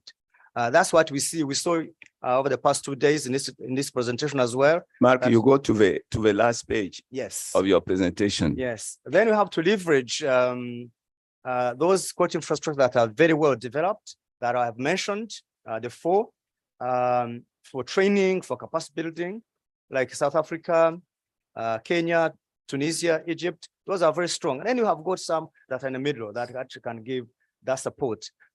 And then you have to have an arrangement. It can be bilateral, it can be regional, to allow countries to support each other. And then you have to begin looking at some of these to act as centers of excellence to support capacity building within the region. I think I'll have to stop there in the interest of time. Since you have the presentation, then I'm here to answer some of the questions that come from the presentation. Thank you. Thank you, Mark. So we are going to move quickly to the experience of ECOWAS, where we are in ECOWAS in terms of publication of standards, in terms of taking action to reduce the gap, as we say, the gap between the least advanced and the most advanced. So Kabore, you have the floor. Just get to the point, as I said. Thank you, Adama. Thank you for this kind invitation for ECOWAS to come and share the experience, also to learn with the other region. I will do my presentation in French. I think that also we do the language balance. Je voudrais qu'ils aillent au slide 8. À la suite donc du professeur Ambassa, le premier jour, vous avez vu qu'il avait présenté l'infrastructure. Le slide 8, il avait présenté l'infrastructure au niveau international, africaine, mais au niveau des règles, c'était vide. C'est bon que vous voyez les structures qui sont mises au niveau des règles. Est-ce qu'il peut présenter le slide 8? Je pense qu'il y a un problème. Il y a un problème. On va de mettre le slide. OK. Vous avancez. Voilà. Ils sont, Voilà, voilà, c'est ça, c'est ça. C'est ça, yeah. Le slide 8. Donc, vous voyez que, effectivement, pour compléter ce qu'il a dit, au niveau de la CEDEAO, ce que nous avons fait, c'est de mettre en place, justement, les différents comités et les infrastructures au niveau donc, régional pour faciliter donc, l'élaboration des normes. Et vous avez essentiellement 5 comités et 2 structures. Les 5 comités, vous avez donc ECORAS, qui est le système d'accréditation régionale au niveau de la CEDEAO. C'est-à-dire que c'est cette structure qui valide, donc, après, bien sûr, évaluation de ceux qui veulent être accrédités, donc, pour pouvoir donc donner l'autorisation de les accréditer. Vous avez ECOCONF, qui est le comité d'évaluation de la conformité pour permettre de s'assurer que la structure remplit les conditions, effectivement, par rapport à ce qu'elle va pouvoir l'autoriser à délivrer les différentes normes et à tester. Et nous avons ECOREG, qui est le comité de règlement technique, parce que dans les normes, comme vous le savez, là d'abord au niveau de la CEDEAO, les normes, il y a des normes obligatoires et il y a ce que nous appelons des normes application volontaire. Lorsque nous avons adopté, par exemple, cette année, la norme sur le plomb dans la peinture, nous avons pris un règlement technique qui oblige les États à se conformer parce que c'est des questions de santé publique qui sous-tendent cette norme. Donc, il y a des normes où nous prenons des règlements techniques et donc ça s'impose aux États et il y a des normes, bien sûr, où nous encourageons le secteur privé à appliquer. Donc, sur la peinture, par exemple, dans un an, vous ne pourrez plus importer de la peinture au niveau de la CEDEAO, la région CEDEAO, si elle ne respecte pas les normes qui ont été définies par la CEDEAO. Le quatrième comité, c'est ECOCHAM, qui est le comité qui est chargé, bien sûr, de l'ensemble des normes, bien sûr, qui comprend plusieurs comités techniques, donc je passerai. Et enfin, vous avez ECOMET, qui, au niveau africain, travaille avec AfriMet. Donc, ECOMET, c'est sur la météorologie. Donc, qui, effectivement, aussi a 5 comités techniques qui travaillent sur tout ce qui est masse, ainsi de suite. Donc, le slide qui va suivre, il peut aller directement au niveau du slide 9. Bon, cela, on peut le dire rapidement. Bon, c'est-à-dire que nous avons eu, au niveau de la CEDEAO, plusieurs programmes depuis 2011 pour pouvoir donc travailler sur la qualité, l'infrastructure qualité. Et nous avons, pour cela, eu l'appui de l'ONUDI, qui est notre partenaire, avec bien sûr des financements de l'Union européenne et de la CEDEAO. Et ces structures-là, nous avons eu le premier en 2011, nous avons fait le deuxième en 2019, et nous sommes dans le 3e programme, qui est le programme de la compétitivité, qui est de 2018-2023. Nous sommes actuellement en négociation et les fonds ont été mobilisés auprès de l'Union européenne. Ça fait 49 millions d'euros pour faire la carte, justement, à approfondir les normes et surtout former les entrepreneurs. Parce qu'une chose est d'adopter les normes, mais l'autre chose est de former les entrepreneurs, les équiper, accompagner les laboratoires pour qu'ils puissent faire rapidement. Donc, sur cela, le stade qui suit, nous avons donc retenu un certain nombre de produits prioritaires. Quelqu'un l'avait dit, je pense que ça doit être nos collègues de la CAC qui disaient qu'il faut mettre l'accent sur un pays, un produit. Nous avons donc retenu un certain nombre pour le départ. C'est le gari, le masque barrière, parce que lorsqu'on arrêtait, c'était au temps de la COVID, on s'est rendu compte que la région CEDEAO avait des difficultés. Le jus de nectar de mangue, la mangue séchée, l'amidon de manioc, etc. Donc, ces produits aujourd'hui ont été normés. Nous avons adopté toutes les normes, nous avons adopté les règlements techniques. Et il y a la collègue une du Cameroun qui parlait du Nigeria. Il faut avouer que le Nigeria est une locomotive. Nous avons 4 pays essentiellement des locomotives, le Nigeria, le Ghana, la Côte d'Ivoire et le Sénégal. Et ça nous permet donc d'avancer. Et ce sont des normes donc harmonisées au niveau régional qui va permettre donc d'améliorer le commerce intra. Et pour améliorer le commerce intra, nous avons lancé la marque de certification de la CEDEAO, Ecomark. Ça a été lancé en juillet passé lors du sommet des chefs d'État. Et cette marque de certification va permettre justement, une fois qu'on la pose, par exemple, sur cette bouteille d'eau fabriquée au Burundi ou dans un pays de la CEDEAO, c'est-à-dire qu'il circulera dans tous les autres pays de la CEDEAO sans qu'on ait obligé de vérifier encore son contenu et ainsi de suite. Donc, ça va faciliter en réalité le commerce intra. Notre but, c'est de faire en sorte que le commerce intra, ça fait quand même 300 en 2019, nous étions à 398 millions de consommateurs au niveau de la CEDEAO. Donc, c'est bon que nous puissions déjà s'occuper de ce marché. Et nous avons adopté tout dernièrement le mécanisme de reconnaissance mutuelle. Quelqu'un en parlait tout de suite. Il faut que si nous habilitons, par exemple, la structure d'accréditation au Sénégal ou en Gambie, qui dit que c'est bon, que ce certificat soit reconnu par l'ensemble des 15 États de la CEDEAO. Et ça, nous l'avons adopté il y a un mois de cela à Lomé lors de la réunion. Donc voilà l'essentiel. Il y a un certain nombre, donc 96 normes prioritaires validées, 14 règlements techniques et bien sûr, nous avons une plateforme en ligne. Et je pense qu'il faut aller aux conclusions parce que nous avons bien sûr le commerce que nous avons montré, mais ce n'est pas important. Avec notre sous-région et le reste du monde, vous verrez que nous exportons des matières premières comme tous les pays et nous importons plutôt des produits finis. En conclusion, donc il peut aller au slide 13. Donc, qu'est-ce que la politique qualité a permis? En conclusion, apparemment, c'est bloqué sur le slide là-bas. S'il peut mettre le OK pour pouvoir avancer, c'est bon, mais on n'arrive pas à lire. Donc, il y a l'accélération de la mise en place. Donc, la structure qualité telle qu'on l'a fait a permis d'accélérer la mise en place de l'infrastructure qualité dans les États membres et d'accompagner surtout les États membres. Comme je l'ai dit, nous négocions des projets avec et nous accompagnons les États en termes de formation. Quelqu'un avait dit, c'est bien que je le dise, il avait dit que le coût, ce que nous faisons au niveau régional, c'est de former les experts dans les États.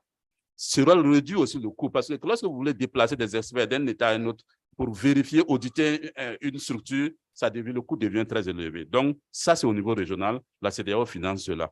Donc, nous avons aussi la validation et l'adoption des normes harmonisées au niveau régional. Nous avons le lancement de la marque. Nous avons la validation du mécanisme de reconnaissance mutuelle. Le slide suivant. Qu'est-ce que nous pouvons donc, les enseignements tirer? Il faut voir qu'il y a une bonne implication des États.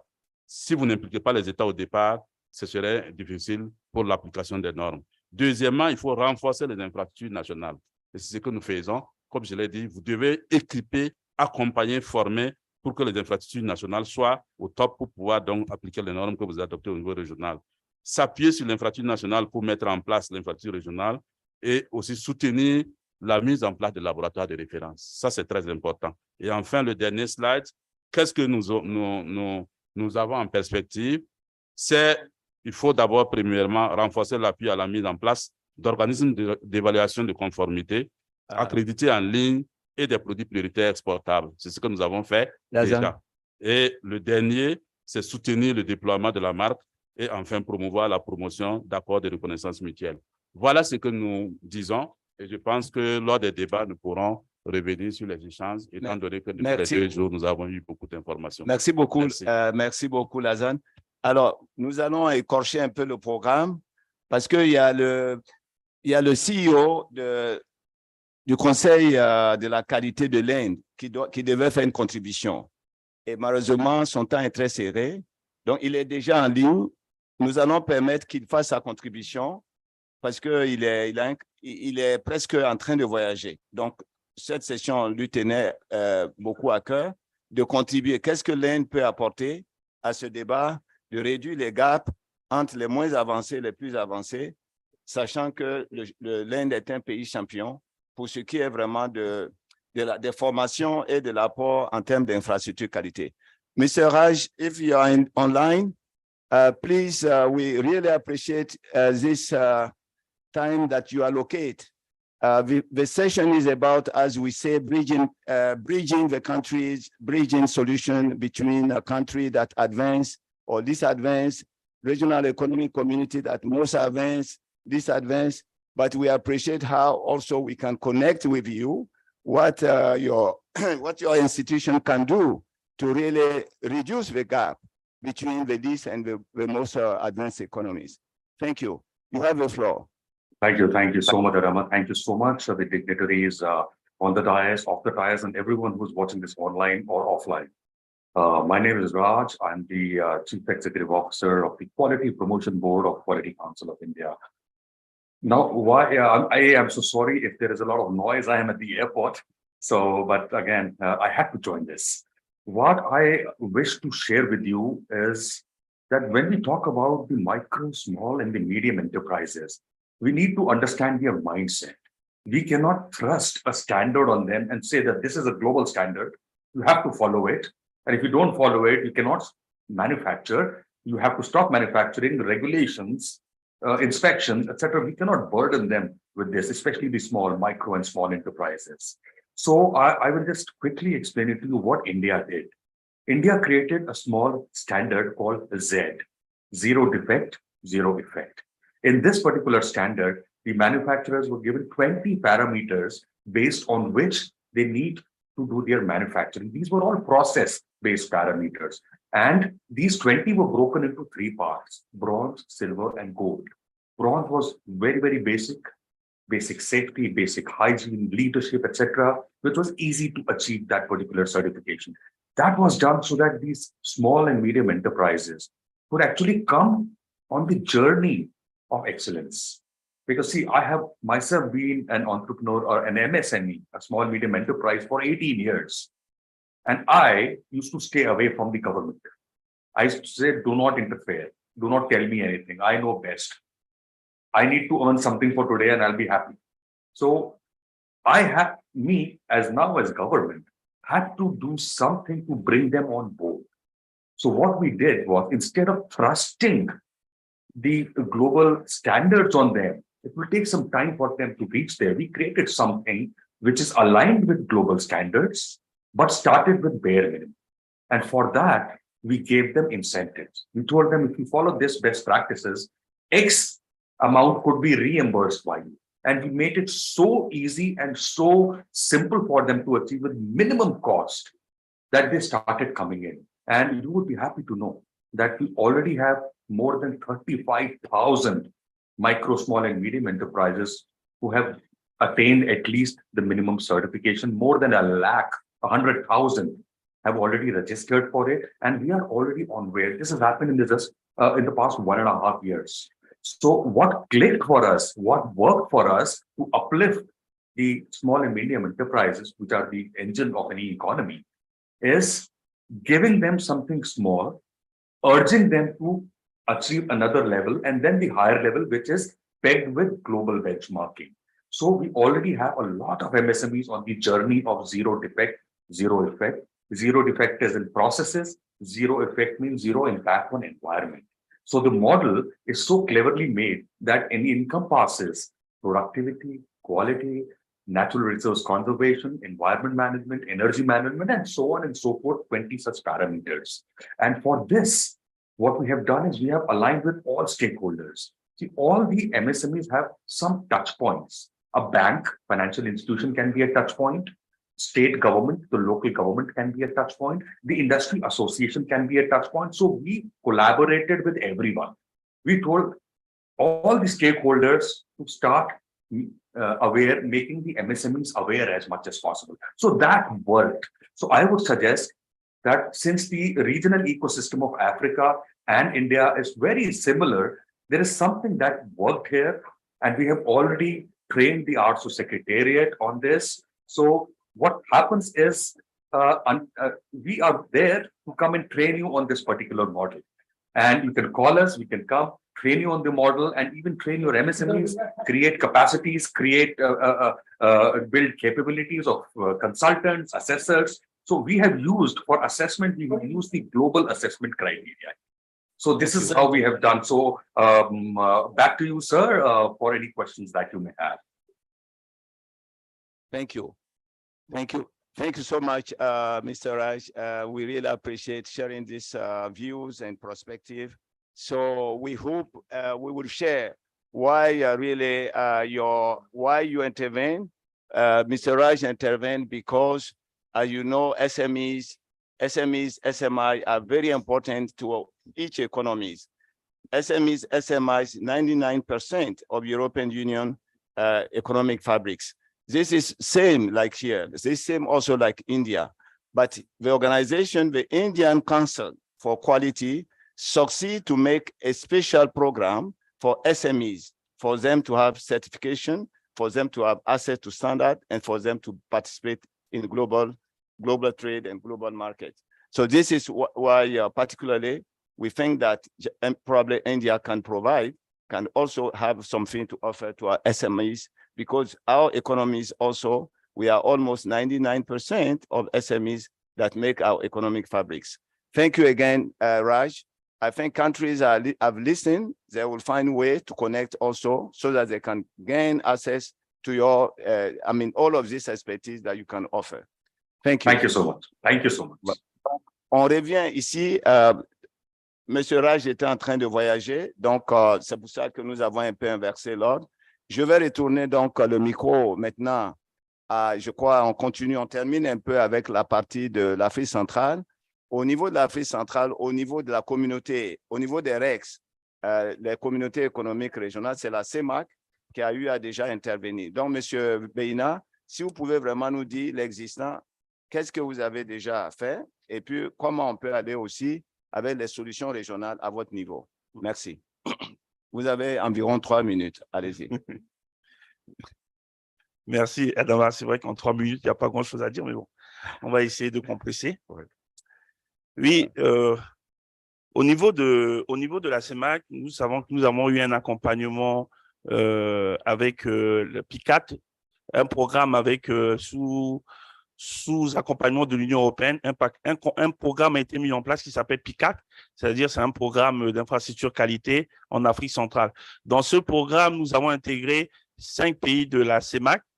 Il y a la Centrafrique, il y a le Congo, le Tchad, le Cameroun, le Gabon et le Gabon. Il y a seul la Guinée qui ne remplissait pas certains critères. Et 2 pays de la CEAC, il y avait Sao Tomé et la RDC. Nous avons mis en place ce programme d'infrastructure qualité.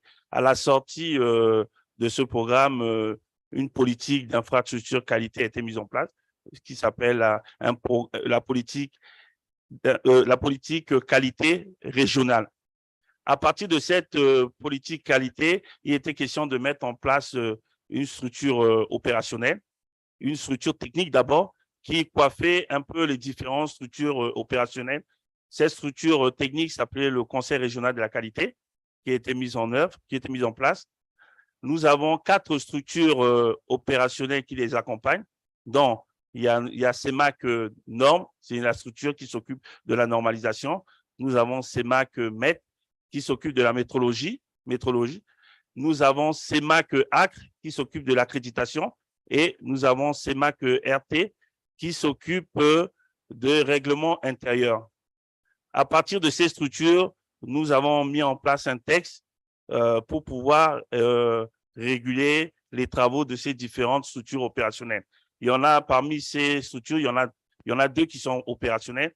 Dans la preuve, nous avons des représentants, les points focaux de ces structures qui font partie du public actuellement, qui représentent les représentants de chacun des pays de la CEMAC qui sont là.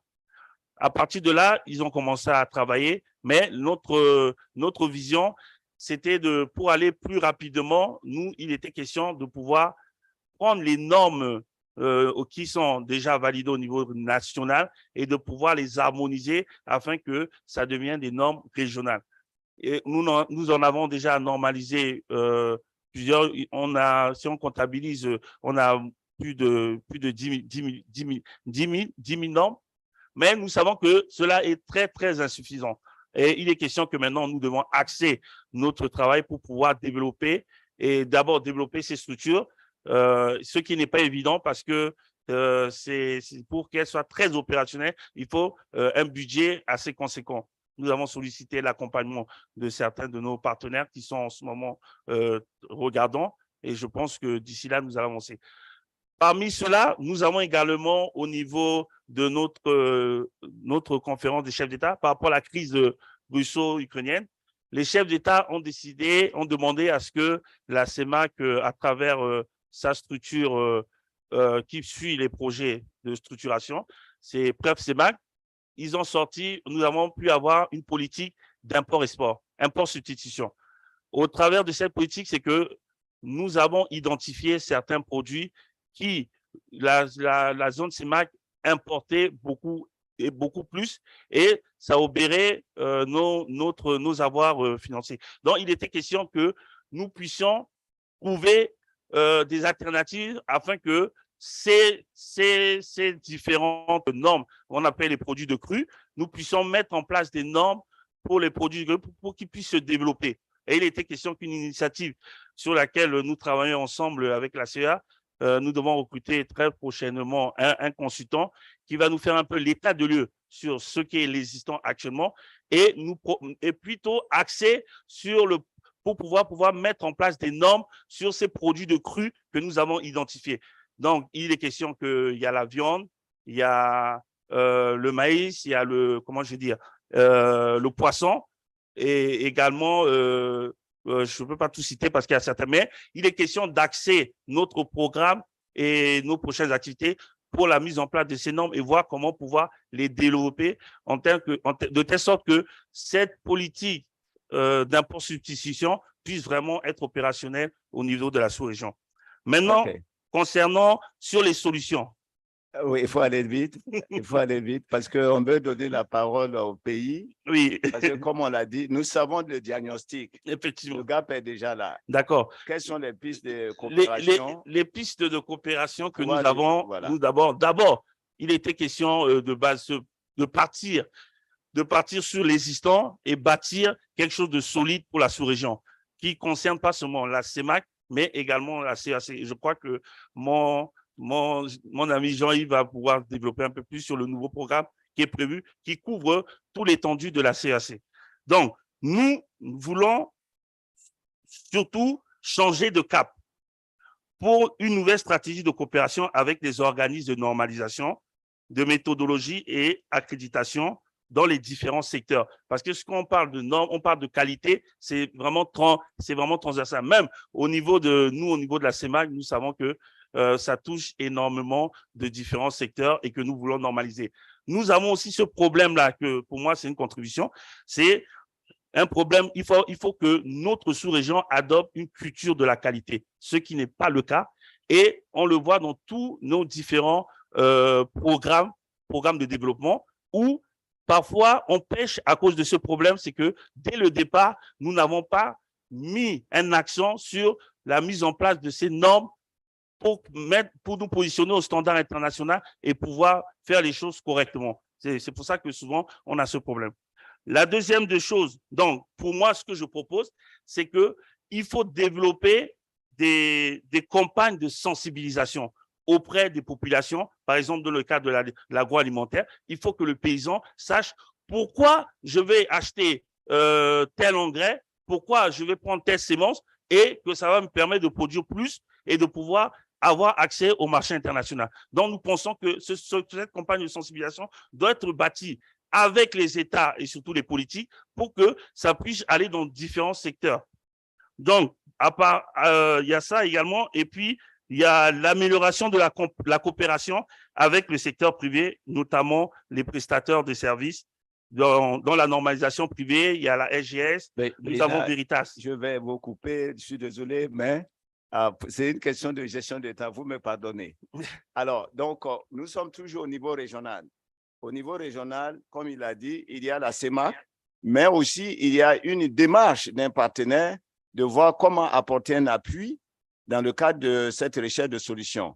Et donc, c'est à ce niveau-là que M. Jean-Yves est associé à cette démarche. Et je voudrais que Jean-Luc en dise quelques mots. Oui, Jean-Yves, tenant compte surtout du diagnostic qu'ils ont déjà établi. Voilà. Donc, Jean-Yves, allez-y.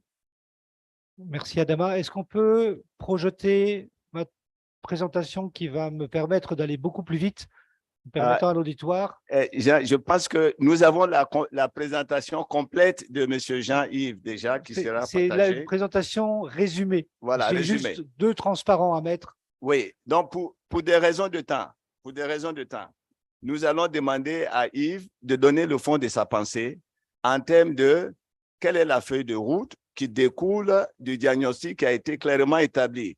Le diagnostic montre que les pays de l'Afrique centrale sont surtout les pays qui sont au rouge en termes d'infrastructure qualité. Donc, c'est pour ça que nous donnons cet espace. Nous sommes au rouge, on le sait. Maintenant, qu'est-ce qu'il faut faire pour devenir jaune, pour devenir vert léger et pour devenir plus vert? Ce sont les économies sur le continent qui sont déjà équipées, qui sont au top. Voilà, donc Yves, si vous pouvez résumer rapidement cet aspect de qu'est-ce qu'il faut faire. Merci. Alors, on peut avancer jusqu'aux Jeux Olympiques. Voilà, les Olympiques.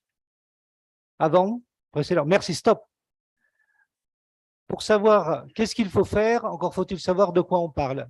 Donc, en 10 secondes, vous avez les Olympiades de la qualité. Voilà tous les piliers sur lesquels il faut travailler en même temps. métrologie, accréditation, etc. La présentation complète va vous être envoyée. Donc déjà, les recommandations partent sur l'ensemble des piliers. Si vous pouvez avancer, s'il vous plaît. Encore. Stop. Également, la ZLECAF, dans ses différents documents, reprend la totalité de ces piliers. Donc, voilà d'où on part. Maintenant, si vous pouvez avancer, on va aller aux recommandations. Donc, voilà. Vous ne pouvez pas développer dans la sous-région, dans vos pays, si vous n'avez pas... Merci. Merci, Adama. Les préalables. Pour pouvoir réussir, vous ne pouvez pas vous disperser. Donc, très important de se concentrer sur les infrastructures qualité dans les chaînes de valeur à fort potentiel. Ensuite, tous les pays ne peuvent pas développer les mêmes choses. Si vous décidez de tel ou tel produit, il ne faut pas que chacun des 11 pays investisse, lui, à son tour, dans des laboratoires de métrologie, d'évaluation de la conformité. Il ne faut pas que chacun fasse son accréditation. Donc, il est très important que dans les chaînes de valeur que vous allez déclarer comme prioritaires, on puisse dire au niveau sous-régional, voilà, l'analyse de tel produit, c'est tel laboratoire de tel pays, et je vais investir massivement dedans, et je vais communiquer à tous les pays que c'est ce laboratoire dans ce pays qui est en avance et où les pays vont pouvoir aller travailler. Ça coûte très cher, l'infrastructure qualité, donc vous ne pouvez pas vous permettre de travailler tout seul dans votre coin.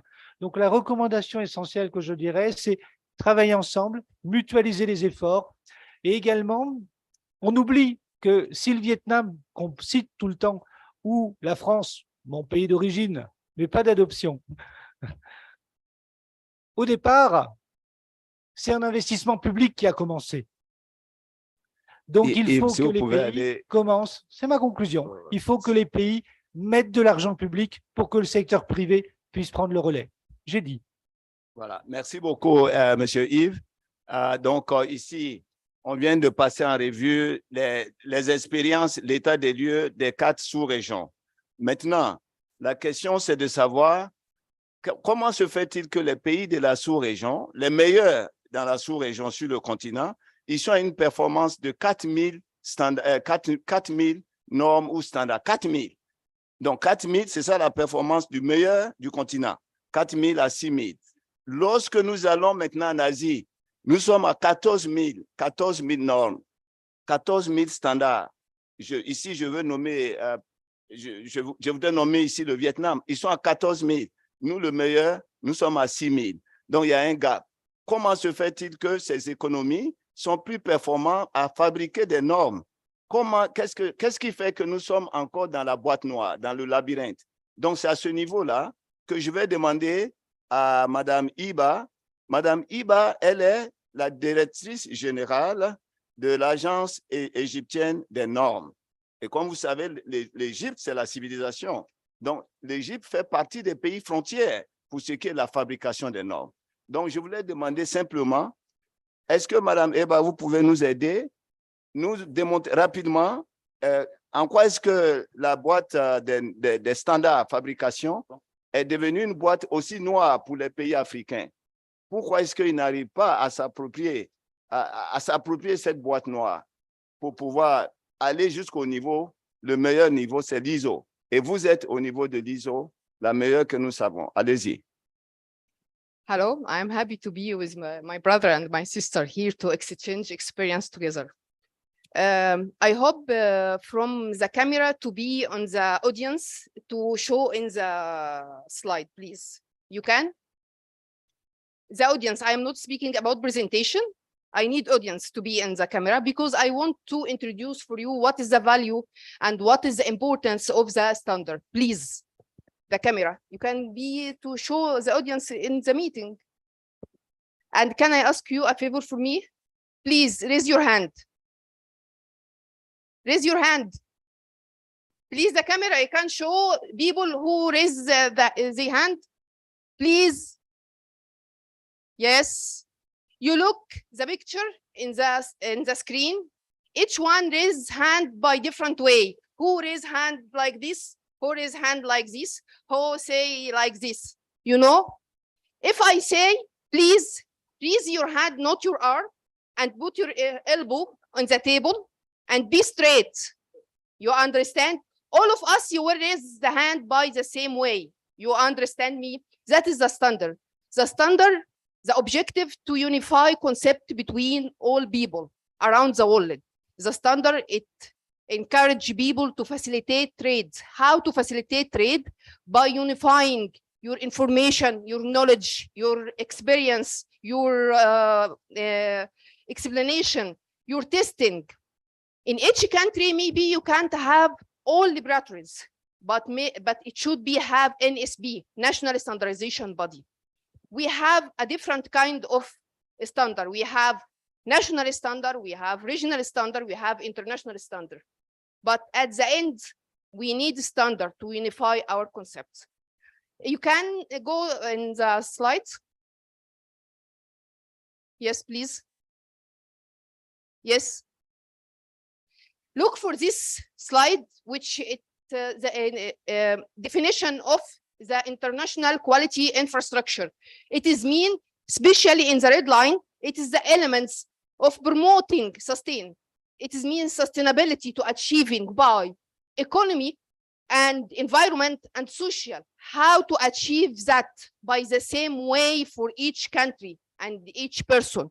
If you don't unify your concept, you can't achieve it by the same way. You can't stand in the same competence between each other. You not be unfair to evaluate. Please go second. Second, please. I hope to see this area, this trade area in different places. This trade area, it's explain how the country become adapted with the standard and international system.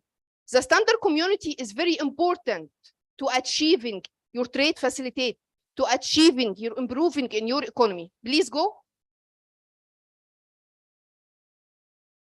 You know what? Who is this man?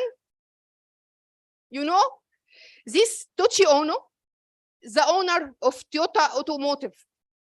It is a successful person. This man said, without standards, there can be no improvement. That is all of their experience in these codes. Thank you. It's very important to know how to be success. We need to be adapted with the standard. We need to unify our information and our word. And our language. I'm not speak language as a French and English. I speak language as an expression, what you speak together. When I see raise your hands, it's mean you put your hand in the table and be straight and raise your hand in like this. That is what I mean, but unify the language. Eva, we need to go quickly. Yes, quickly. Quickly. Yeah, because the countries also need to. You can change because I don't know how. Yes. This slide explains what is the standardization community. The standardization community is contained two pillars. The first, it is technical committee. It is very important. Second, standard. Technical committee, which issued the standard. What is the technical committee? According, you can change because it's not working. Yeah, we go Eva to the last to the last in the yeah, okay, the recommendation. Recommendation. Please, you go to transfer. But all of this, it's very important. Okay. In last day, we hear about new trends like circular economy, like environmental issues. All of this, if you don't follow the standard community, you can't follow what happened around you in the world. Don't be adapted with what other domestic wants. You can't open new market. So you need to understand what is the standard. Circular economy, or it's already, for example, it is a technical economy in ISO. And it is work in new standard related for circular economy. And circular economy, it is the new language we will facing in the future to send our product for new domestic. So we need to understand what is circular economy, because we, as usual, we implement the linear economy, not circular. According what my brother, Dr. Harmogenio, said last day about the environmental issue. It is very important. If we don't know what is the environmental issue, we will facing a big challenge to send our product for other domestic. Please go. Yes, and second, this is the circular economy. It's example, please go. To achieving sustainability according our objective, most of us asking about how achieving sustainability, how to be in the same line, how to achieving competitiveness between different countries. If you follow the standard and adopt it, you can find the way. If you unify your testing method, your evaluation, your verification, your validation, you can be in the same line with other countries around you in the world. So you need to follow all this. In each pillar from SDGE, it is have a lot of standard related for ISO as an international standard. And if you look for this chart, it is referred to how to concentrate about industry. So that means we need to focus about improving our economy. We need to follow and adopt it most of this. Please go. This is the route to how to issue the standard, please. Yes. Please complete all the slide. The slide very important for you if you are interested to be one from the ISO international system. Why it is very important? I hope to know it. There is anybody here work with ISO? No. ISO have two ways for work. Work as an expert in working group. It is very important because one voice, one expert. But in technical committee, one country, one voice. It is different. You understand? If your country nominate many experts in working group, it is mean each nomination, it is mean voice. So it is a good opportunity for us to send our objective and our vision inside this working group for the end to obtain the standard suitable for all of us, not for a specific area or trade area. Please go. This is our potential. How to achieve this potential? Please go. To achieve this potential, you understand what is the value of value chain. To achieve in value chain, you need to understand all this level. The first level, it is to speak about logistics. This is the manufacturing process. And then you go to the next level, it is life cycle. What is the attitude? What is the concept? How to recycling your product after you finish from uses? How to dealing with this product to saving our environment? It is very important to understand to achieving, because at the end, you will impact about the social, the economy. Please, next. At the end, standard mean good life and peace life. So to achieve by environmental, by social, by economy. How that? By increasing capacity building in a standard field, because it is very important. And already we have a regional organization, very important. We need to encourage and work together by hard work. And we need to be involved in international system to send our objective and our vision. Second, achieving sustainability goal by achieving adopted with this international system. And last, maximize rule of AfCFTA and improving our economy. And the last thing I want to say for all, we are from our pressure. We making online program training for anybody interested to learning about international system by all details and how to making standard or how to make sharing with ISO as an international system. Thank you so much. And I am sorry for take a lot of time. Yes.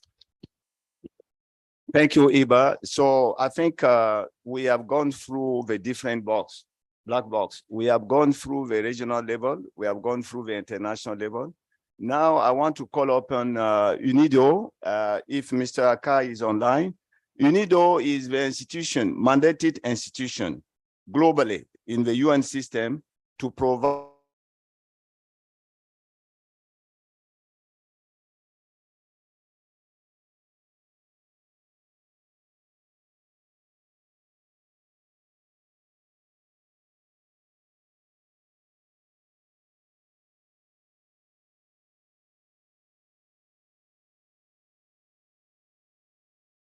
Allô, je ne sais pas si... Allô? OK, vous m'entendez? Oui, je vous entends, c'était coupé. OK, oui, vous pouvez parler en français ou en anglais, mais je voulais dire que le diagnostic a été déjà fait pour le continent. Nous sommes, je vais dire, vraiment au niveau du palier pour ce qui est de l'approvisionnement. Nous voulons savoir quelles sont les options, les stratégies pour réduire le gap entre nos pays, ceux qui sont à la frontière et ceux qui sont les moins avancés. Donc, l'UNIDO a le mandat. Qu'est-ce que vous proposez pour réduire le gap? Qu'est-ce que vous proposez pour élever les capacités, pour élever les infrastructures? Merci.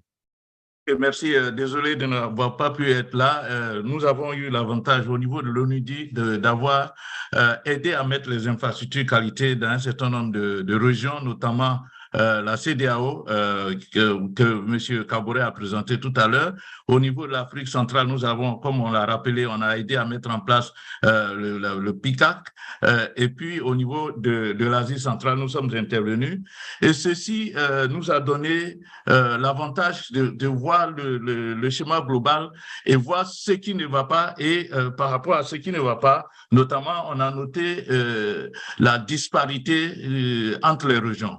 Je voudrais rappeler, pour appuyer ce que je vais dire, qu'actuellement, nous sommes dans le cadre de la ZLECAf. Vous savez que la ZLECAf a adopté des annexes sur les mesures sanitaires, phytosanitaires et les mesures OTC. Et donc, ça fait partie maintenant des textes de l'Union africaine. Et pour faciliter le commerce entre les régions, il va falloir mettre en œuvre tous ces éléments-là. Et donc, ce que nous avons noté comme problème sur le terrain, en résumé, c'est d'abord la prise de conscience au niveau de tous les acteurs, notamment les décideurs et aussi les consommateurs. Il faut que les consommateurs, il faut que la demande en qualité existe. Il faut mettre en place une infrastructure qualité qui prenne en compte les disparités et qui correspondent effectivement à des besoins réels exprimés par les uns et les autres.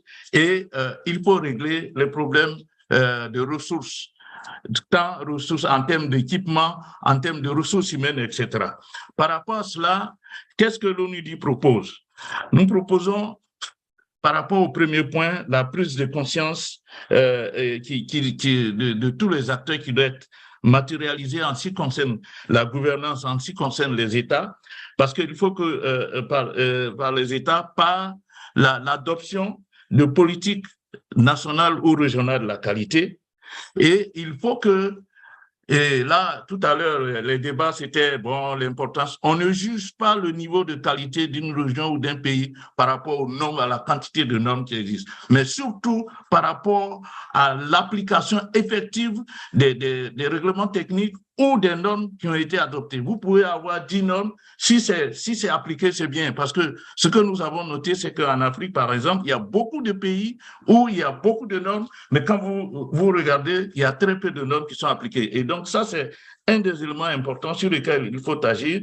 Maintenant, il faut mettre en place une infrastructure. Comment mettre en place une infrastructure qualité qui essaie de régler les différents niveaux d'avancement des pays?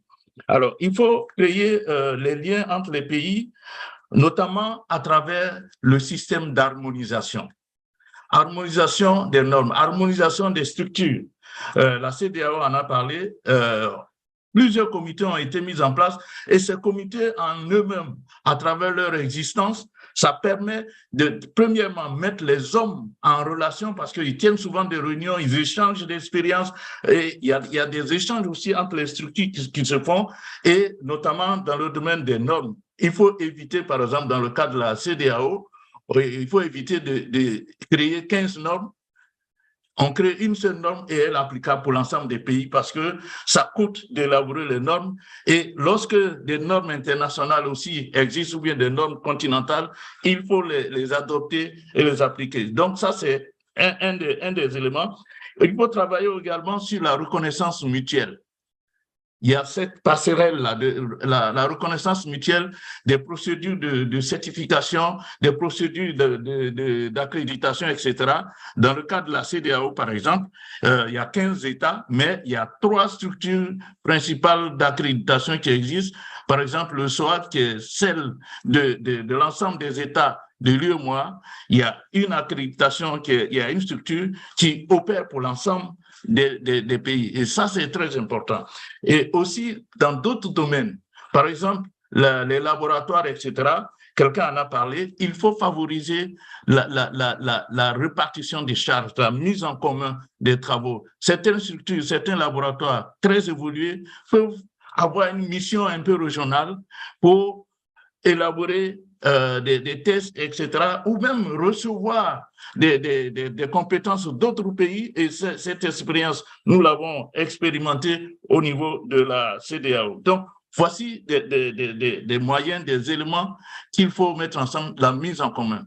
Il faut bien entendu travailler sur l'opérationnalisation des structures nationales, mais vraiment en veillant à ce que ce qui n'est pas fait au niveau régional, sous-régional, puisse être fait au niveau national.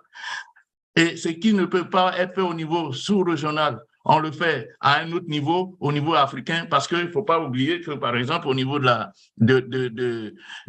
ARSO, il y a des normes régionales qui ont été adoptées. Il y a plusieurs normes régionales qui ont été adoptées et souvent, on se rend compte qu'il y a des pays qui essaient de répéter alors qu'ils travaillent dans le même comité de ARSO. L'idéal aurait été que les missions de ARSO soient renforcées et que les normes, tout ce qui a été fait au niveau continental, soit applicable systématiquement au niveau des pays. Alors, tout ça, il faut également mettre en place des plans de mise en œuvre de l'infrastructure qualité, des plans de mise en œuvre, évaluer, savoir que l'infrastructure qualité, ça coûte. Donc, il faut avoir ça en idée, planifier et surtout régler les problèmes de ressources financières. La plupart des institutions de la qualité ont du mal à fonctionner parce qu'il manque de ressources. Et c'est un problème peut-être de planification des ressources qu'il faut régler et ça va assurer la pérennisation des structures qui sont mises en place. On a cité le cas du PICAC au niveau de la CEMAC. Nous avions mis en place un programme avec des structures qui avaient été prévues, mais qu'est-ce qui s'est passé? Le programme s'est arrêté à un moment, depuis un certain temps, et rien n'a bougé. Ça fait que les pays n'ont pas continué à travailler ensemble, les choses se sont arrêtées, alors que si vous prenez la CEDEAO, par exemple, la CEDEAO, pourquoi la CEDEAO a une telle avance actuellement? C'est parce que un programme avait commencé depuis 2001, et depuis 2001, la CEDEAO s'est battue pour qu'il y ait de façon continue des actions, des programmes qui permettent petit à petit de renforcer l'infrastructure. Parce que l'infrastructure, ça coûte cher, mais aussi dans le domaine de la qualité, c'est un problème de changement de culture. Les habitudes ne se changent pas à la suite d'un programme, mais c'est par une certaine continuité au niveau de la CEDEAO, vous verrez que, par exemple, les questions de formation, etc., en matière de méthodologie, sont maintenant en train d'être prises en compte au niveau de l'enseignement supérieur. Donc, voilà ce que je peux dire. Je sais que vous avez un problème de temps, donc je vous remercie. J'ai préparé un document que je vais verser, que vous allez distribuer. Merci. Merci beaucoup, Monsieur Aka. Vraiment, nous sommes très contents de votre présence et contribution.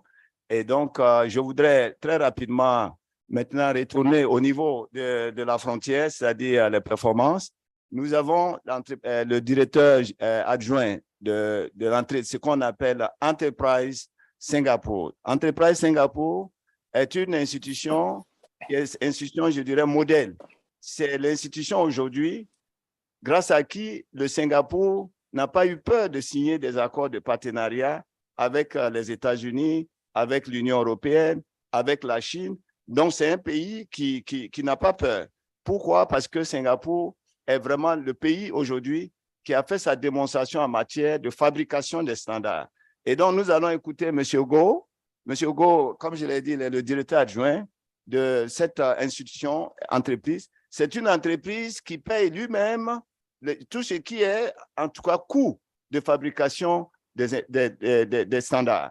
Mr. Go, we like you. We are very happy for being with us.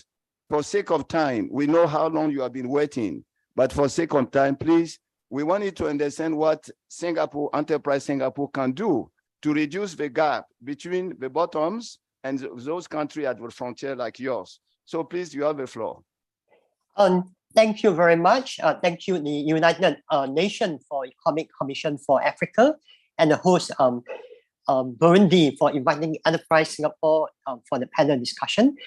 Enterprise Singapore is a government agency under the Ministry of Trade and Industry, and we are the national standard body of Singapore. And we are also a member of the Association for Southeast Asian Nation or ASEAN region. So in terms of our national quality infrastructure, we base it on international standards such as ISO and IEC, and also the International Conformity Assessment System, such as the IAF and the ILAC in Singapore. This is because Singapore is a small country where trade is about 3 times our GDP. We have to rely on international standards and systems to export our products to the rest of the world. Today, we participate in over 250 technical committees at ISO and IEC. So to enable our companies to comply, we will plan ahead the accreditation and the conformity assessment program so that our companies can comply with the relevant international standards once they are being published. Now moving on to the regional level at the ASEAN.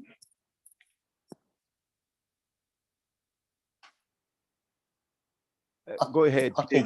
So at the regional level at ASEAN, to achieve a common market of one standard, one test that is accepted by all ASEAN member states, we will look at first, the harmonization of standards.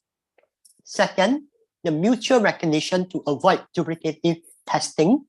And third is to harmonize the technical regulation at the ASEAN level, which is the most difficult, but we managed to achieve some success in a limited sector like the consumer electronics. Similarly, to achieve a common ASEAN market, we do not develop our own ASEAN standard, but rather we rely on international standards and conformity assessment system. This is because even though ASEAN is a huge market with over 600 million population, we not only trade within ASEAN, but also with the rest of the world, where all ASEAN member states have an export-oriented growth strategy. So this underscores the importance of international standards and conformity assessment system. So in fact, participating in international standardization activities is not new to the African region. The last ISO president, Mr. Eddie, is from Kenya. So in summary, I would encourage all African members to participate at ISO and IEC. And there are a number of programs at ISO, such as funding to attend ISO meeting, and also the twinning program, where a more developed member can help a less developed member to participate more effectively at ISO. So this is to ensure that the standards developed take into consideration the voices of all members, including the African region. And this will help to facilitate the adoption of international standards in your country. With that, thank you. Thank you very much, Mr. Go. We really appreciate. For sake of time, we want to leave more return the floor to the our member state here. Thank you again. We will continue. The member state here really appreciate your coming. They will follow up with you in terms of cooperation to really bridge the gap, to really reduce the gap, and also bridge with, Singapore. Thank you again for your time. Donc, pour résumer, nous avons un problème. Les interprètes ils se sont un peu retirés compte tenu des contraintes de temps. Donc, c'est pour ça que la partie interprétariat a été stoppée. Mais je vais résumer rapidement. Selon le directeur adjoint, il dit qu'il faut viser haut. Dans ce monde de la globalisation, il faut viser haut. Donc, Singapour a visé haut. Donc, Singapour aujourd'hui est leader en termes de fabrication de normes dans l'Asie. Donc, ils sont passés par l'harmonisation, surtout au niveau du groupe des 6 qu'on appelle l'ASEAN, l'Association des États de l'Asie du Sud-Est. ils sont les meilleurs. Donc, le Singapour, Enterprise Singapour est le meilleur. Vous allez voir sur le site Internet, vous regardez leur rapport d'activité, ils sont les meilleurs. Donc, eux, ils n'ont pas eu peur parce qu'ils ont des normes, ils ont des standards. Donc, quand Singapour vient avec ses standards, les États-Unis font de la place, l'Union européenne fait de la place pour eux, la Chine fait de la place pour eux. Donc, ils sont un partenaire qui s'exprime à travers les standards pour ouvrir tous les marchés. Donc, c'est pour ça que nous les avons invités à partager avec vous leur expérience. Donc, c'est possible de faire des standards, de fabriquer des standards. Eux, ils l'ont fait. Voilà. Et ils l'ont fait parce qu'ils sont un petit territoire de seulement la taille de 1000, je dirais, ce n'est pas un grand pays, mais ils ont visé haut pour pouvoir percer tous les marchés, pour pouvoir avoir accès au monde entier. Donc, c'est ce que je voulais qu'on partage ici. Nous avons fini l'étape mondiale, l'étape régionale, l'étape continentale. Nous allons venir maintenant à l'étape pays. Et comme nous sommes pratiquement à l'heure de la pause, on a commencé avec un peu de retard, les pays vont s'exprimer.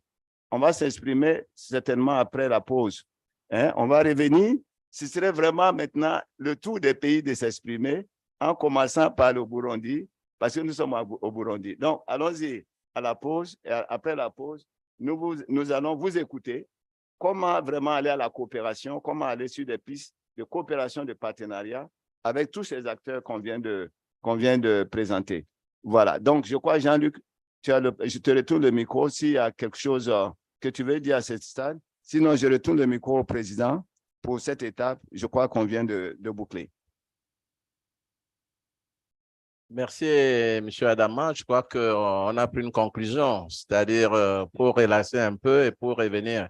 Parce que c'est que cette partie a fait l'objet de beaucoup d'attention lors de la deuxième session. Donc, c'est mieux de donner un maximum de temps aux États de pouvoir s'exprimer, de capitaliser tout ce que nous venons de présenter.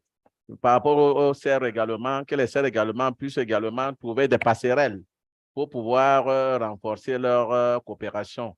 Par exemple, en Afrique centrale, où nous avons la charge dans le cadre de l'harmonisation des deux communautés économiques, des trois communautés économiques régionales, CAC, CEMAC et CPGL, vous voyez que la CEMAC est suffisamment avancée. Et c'est un chantier qu'on va mettre rapidement sur les rails pour demander au Conseil des ministres que l'Afrique centrale puisse rattraper rapidement son retard en tenant compte des autres communautés, notamment la East African Community et la SADC, dont certains États en font partie de l'Afrique centrale. Merci. Donc, on dit dans 14 heures, il est quelle heure? Il est 13 heures, donc 14h00. Voilà, donc nous avons une pause d'1 heure, mais encore une fois, nous avons un rattrapage à faire. Il faut voir dans toutes les mesures du possible pour revenir vraiment à 14 heures, pour qu'on puisse profiter de ce moment de rattrapage pour discuter des solutions, mais surtout des solutions maintenant venant des pistes de coopération du côté des pays. Voilà, donc on clôt la session pour le moment et on revient rapidement dans 1 heure pour pouvoir continuer avec les pays.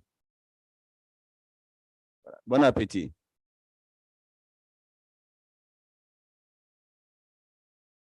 Yes, sorry, I missed to repeat this in English. We are taking a break, a 1 hour break. We go take the food. We come back quickly so that we can have a space for countries now to really tell us what are the way to go about bridging with others to reduce the gap in this business of making a standard and this business also in building infrastructure for quality. Thank you.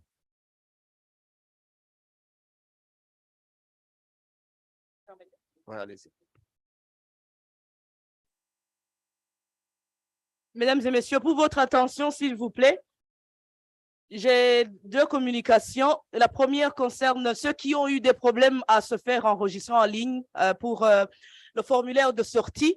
Il y a quelqu'un qui est en train de vous aider. Vous donnez vos passeports, on va vous montrer la personne qui est en train d'arranger ça. Et deuxièmement, il y a quelqu'un qui a oublié une montre. Hein? Il y a quelqu'un qui a oublié une montre, qui aurait perdu une montre, et cette montre se trouve à la réception. Voilà. In English, those who have problems to register online, there's someone who can help you.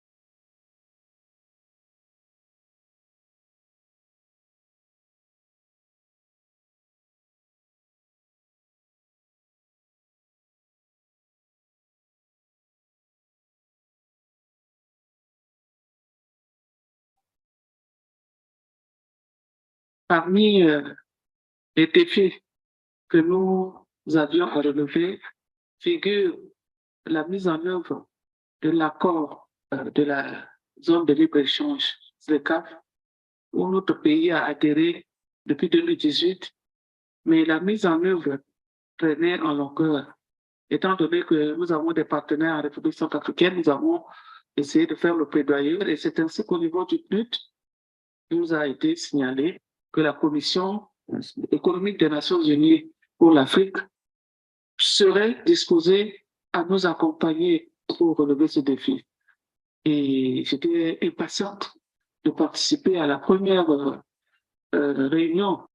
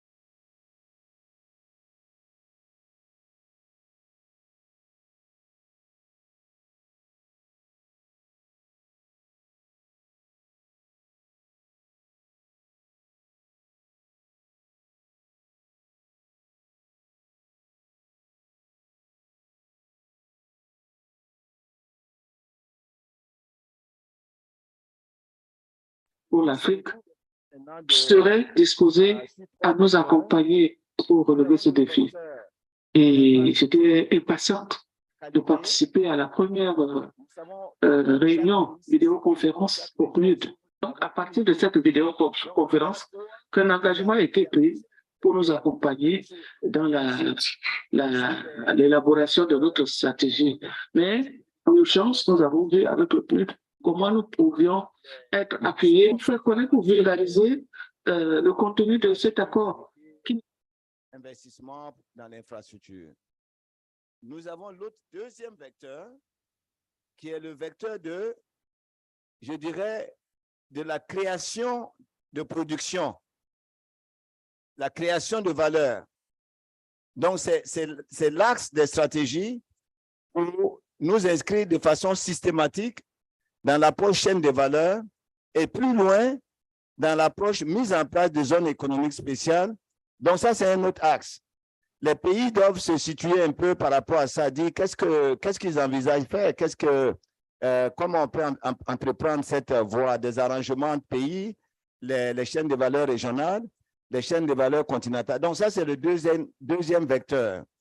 Le troisième vecteur, c'est le vecteur, on a dit tout à l'heure qu'il faut la volonté politique.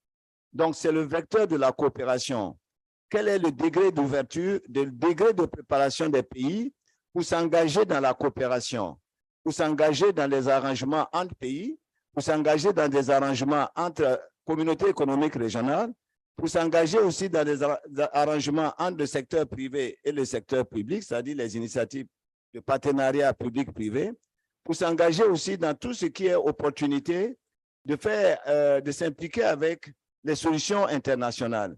C'est ce que nous avons aussi écouté. Il y a au niveau de la communauté internationale des institutions qui ont les mêmes environnements, écosystèmes que nous et qui sont prêts aussi à tendre la main. Donc, voici un peu les axes.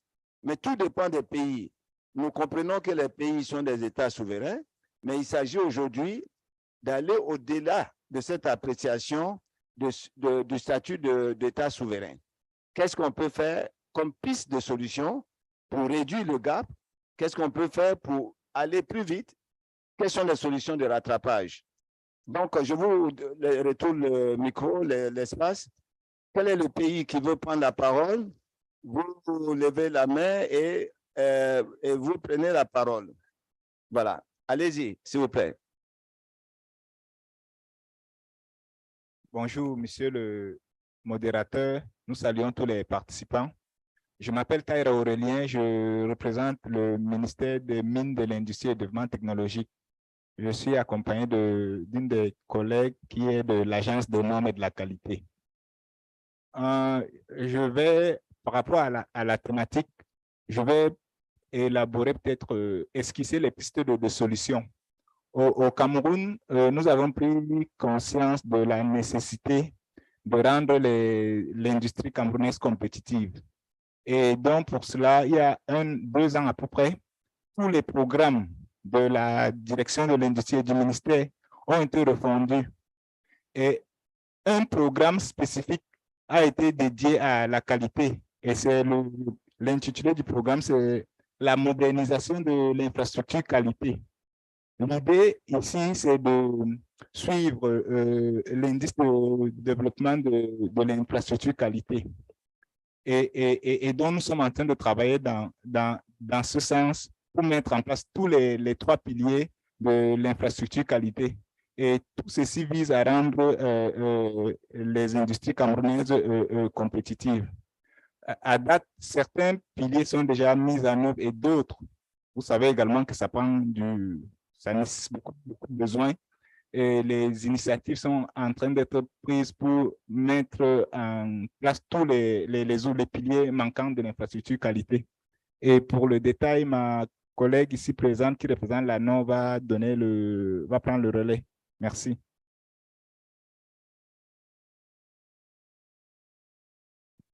Merci, monsieur le modérateur, de me passer la parole. Je crois que je communiquerai juste sur des questions de chiffres. En termes d'infrastructure qualité au Cameroun, tous les piliers ont déjà été mis en œuvre, sauf la partie accréditation. Donc, en termes de normes, nous sommes à 6091 normes, 390 règlements techniques pour 38 comités techniques.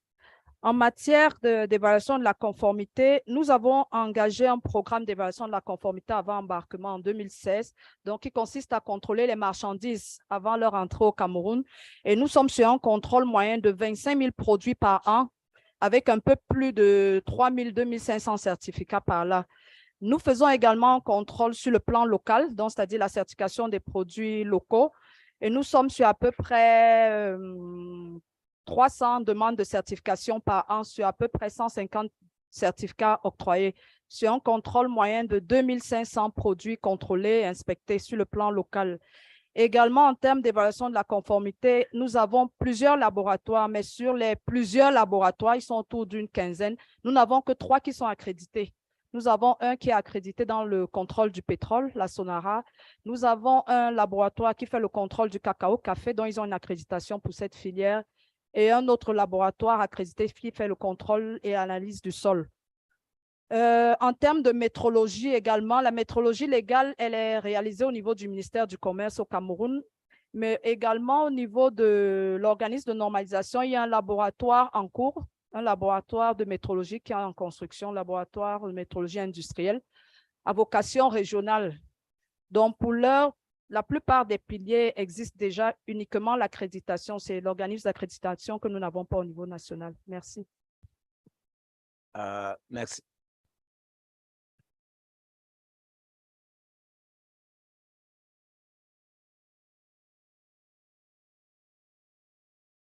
Merci pour le Cameroun, pour avoir donné l'état des lieux au Cameroun, mais aussi les prévisions, la prospective, ce qui peut être fait dans l'immédiat, pour pouvoir, comme je l'ai dit, contribuer à rattraper le gap qu'il y a aujourd'hui entre, quel que soit le niveau où un pays se trouve, il y a un gap. Nous ne sommes pas parmi les pays qui sont à la frontière, de la performance. Et donc, nous sommes des économies en matière d'infrastructures de qualité, des infrastructures qui sont en mode de rattrapage continu, parce que les autres avancent à une vitesse plus grande. Je vous ai dit tout à l'heure que le Vietnam est à 14 000 standards, normes déjà. Et ils sont à 60% d'alignement déjà avec les normes ISO, 60%. Donc, nous avons des indicateurs vraiment de performance, de suivi de la performance. Il appartient aujourd'hui, je suis content qu'on ait commencé par le Cameroun. Le Cameroun, malgré que le Cameroun est une économie puissante, centrale au niveau de l'Afrique centrale, le Cameroun est parmi les meilleurs, le meilleur des élèves. En termes de 6 000 normes ou standards déjà, c'est là notre niveau. Et les autres avec lesquels on compétit au niveau du marché mondial, comme le Vietnam, ils sont à 14 000. Donc, regardez bien le gap. Et donc, c'est pour ça que nous retournons la voie au pays pour dire comment y aller pour réduire le gap. Voilà, comment y aller pour réduire le gap avec ceux qui sont à la frontière. Voilà, donc je ne sais pas s'il y a un pays qui voudrait, prendre le micro, lève la main et voilà, allez-y, s'il vous plaît. Voilà. Vous signalez le pays et vous indiquez votre position. Merci, monsieur le modérateur. Je ne représente pas un pays, mais je représente une communauté économique régionale. Je représente la CEPGL, Communauté économique des pays des Grands Lacs, qui regroupe 3 pays, le Burundi, la RDC et le Rwanda. Je voudrais intervenir, monsieur le modérateur, pour donner la contribution de la CEPGL dans la construction des passerelles, comme vous l'avez si bien souligné, pour renforcer la coopération en matière des infrastructures de qualité dans la région. La CPGL a élaboré un programme économique régional avec une bonne quarantaine de projets, mais je ne veux pas revenir sur tous ces projets compte tenu du temps qui nous est imparti. Je vais peut-être me focaliser sur 3 projets inscrits dans ce programme économique régional et qui rentrent très bien dans la thématique qui est la nôtre aujourd'hui. Le premier projet est en rapport avec la production et la transformation, pardon, la distribution de l'énergie électrique. Parce que nous pensons qu'en matière d'industrialisation, qui est l'une des thématiques d'aujourd'hui, il nous faut de l'énergie. Il faut accroître la capacité énergétique pour que l'industrialisation puisse avoir lieu dans la région ou dans notre continent. Alors, dans ce sens, la CPGL est en train de démarrer aujourd'hui le processus de construction d'une centrale hydroélectrique que nous appelons la centrale hydroélectrique Ruzizi 3. C'est une deuxième centrale parce que la communauté dispose déjà d'une centrale hydroélectrique de 45 MW. Et je signale que le courant que nous sommes en train d'utiliser ici actuellement à Bujumbura fait partie de l'électricité qui vient en partie de cette centrale-là. Alors là, nous sommes dans le processus de mettre au point une deuxième centrale qui produira 206 MW et qui transportera de l'énergie électrique propre pour notamment l'industrialisation dans les 3 pays, au Rwanda, à RDC, la partie est de la RDC et le Burundi. Le deuxième volet, le deuxième projet, je voudrais mentionner ici très rapidement, c'est en rapport avec le renforcement de la sécurité alimentaire. Monsieur le Président, je crois qu'hier, nous avons débattu suffisamment les questions en rapport avec la sécurité alimentaire. Alors, l'action de la CPGL dans ce secteur repose sur 2 volets. Le premier volet, c'est la mise en place d'un projet, un grand projet que nous appelons le projet Prédire, programme de renforcement de production agricole dans la plaine de la Ruzizi. C'est un projet important parce que cette plaine couvre près de 160 000 hectares et elle se situe justement entre les 3 pays, dans les confins des 3 pays, entre le Burundi, le Rwanda et la RDC. L'objet du projet, c'est de mettre en place des infrastructures d'appui à la production agricole pour attirer les investisseurs privés dans l'activité de production et aussi de transformation des produits agricoles. Le deuxième volet, toujours en rapport avec le renforcement de la sécurité alimentaire, c'est dans la recherche. Nous disposons d'un laboratoire, d'un grand laboratoire zootechnique et agricole, ici même au Burundi, dans la province de Gitega. C'est un projet qui est géré actuellement, c'est un laboratoire qui est géré par l'IRAS, malheureusement une institution de la CPGL qui traverse aujourd'hui une période de vache maigre, mais qui dispose quand même d'un outil de production qui peut, n'est-ce pas, être contribuer efficacement à l'amélioration ou à l'atteinte des objectifs de sécurité alimentaire.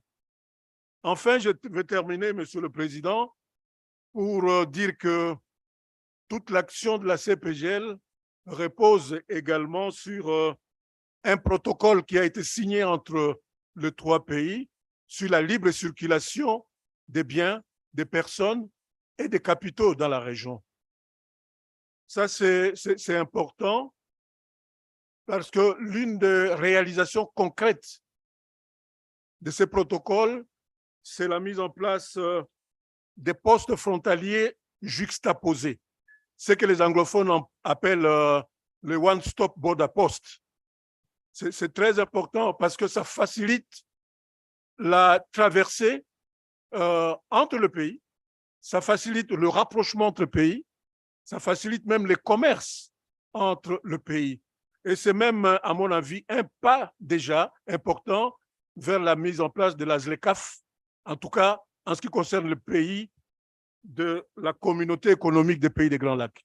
Je vais m'arrêter là, monsieur le modérateur.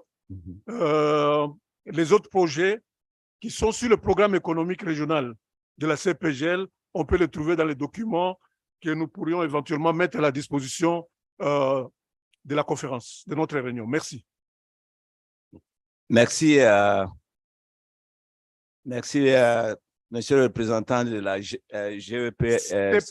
CPGL. Je voudrais ici un peu recadrer la question focale. La question est, partant de l'état des lieux qu'on a fait à la séance 2, c'est que le bilan que nous savons est très clair. Il y a la situation que sur le continent, il y a certains pays qui sont au rouge, c'est-à-dire qui n'ont pas de standards, qui n'ont pas d'infrastructures de qualité. Il y a certains qui sont en jaune, il y a certains qui sont en vert, je dirais vert léger, c'est-à-dire qui sont en voie d'avoir l'infrastructure de qualité qu'il faut. Et puis, il y a d'autres qui sont vraiment à la frontière. Donc, avec ces écarts-là, il n'y aura pas de commerce. Il n'y aura pas de commerce entre nous. Donc, ce sera une utopie de pouvoir penser qu'on peut construire un marché s'il y a certains qui sont à un niveau sans standard, d'autres sont à un niveau moyennement équipé, d'autres sont à un niveau très avancé. Donc, le marché ne peut pas, le commerce ne peut pas se faire de cette façon.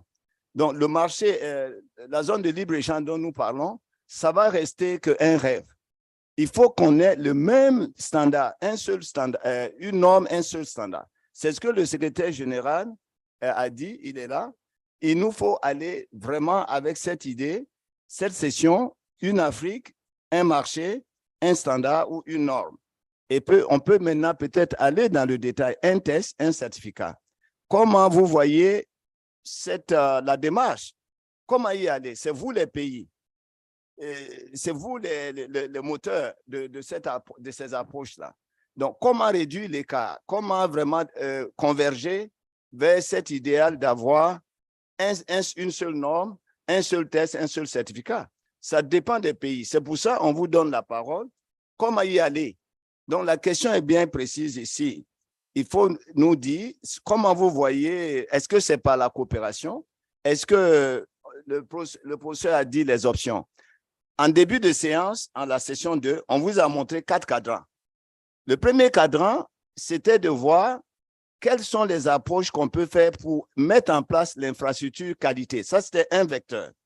Le deuxième vecteur, c'était quel est le degré de coopération, le degré d'ouverture des pays à aller à la coopération, accélérer la coopération pour construire des ponts. Donc, il faut vous exprimer un peu sur ces deux dimensions. Voilà.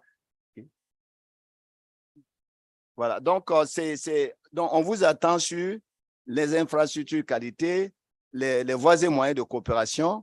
L'autre vecteur, c'est les stratégies pour la chaîne de valeur. On a besoin de ces trois dimensions pour pouvoir avancer.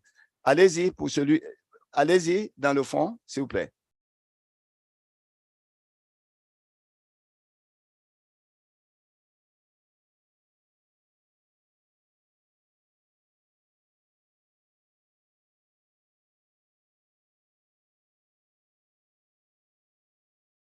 Allez-y. Si vous êtes prêts, vous prenez le...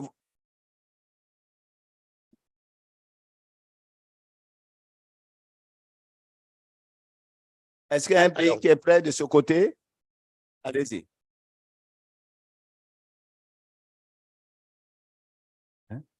Merci, monsieur le modérateur. Je suis des Comores. Les Comores se placent vraiment au bas de l'échelle dans ce problème des normes et de la qualité. Nous avions même un vide institutionnel que nous sommes en train de combler. Nous avons déjà mis en place l'Office comorien de métrologie avec le concours de la Grande-Bretagne et l'Office est opérationnel et sera inauguré officiellement au mois de novembre avec donc le CCI et la Grande-Bretagne. Et je vous assure que c'est déjà un franc succès puisque l'opinion publique, les opérateurs économiques vont vers l'Office et toute une campagne de sensibilisation, de communication est organisée. Et ça produit ses effets à la satisfaction du gouvernement, puisque effectivement, les opérateurs économiques vont vers l'Office pour demander effectivement la prestation de services en termes de métrologie légale. Nous sommes en train de combler également un déficit effectivement par rapport à la normalisation, puisque nous n'avons pas d'organisme de normalisation.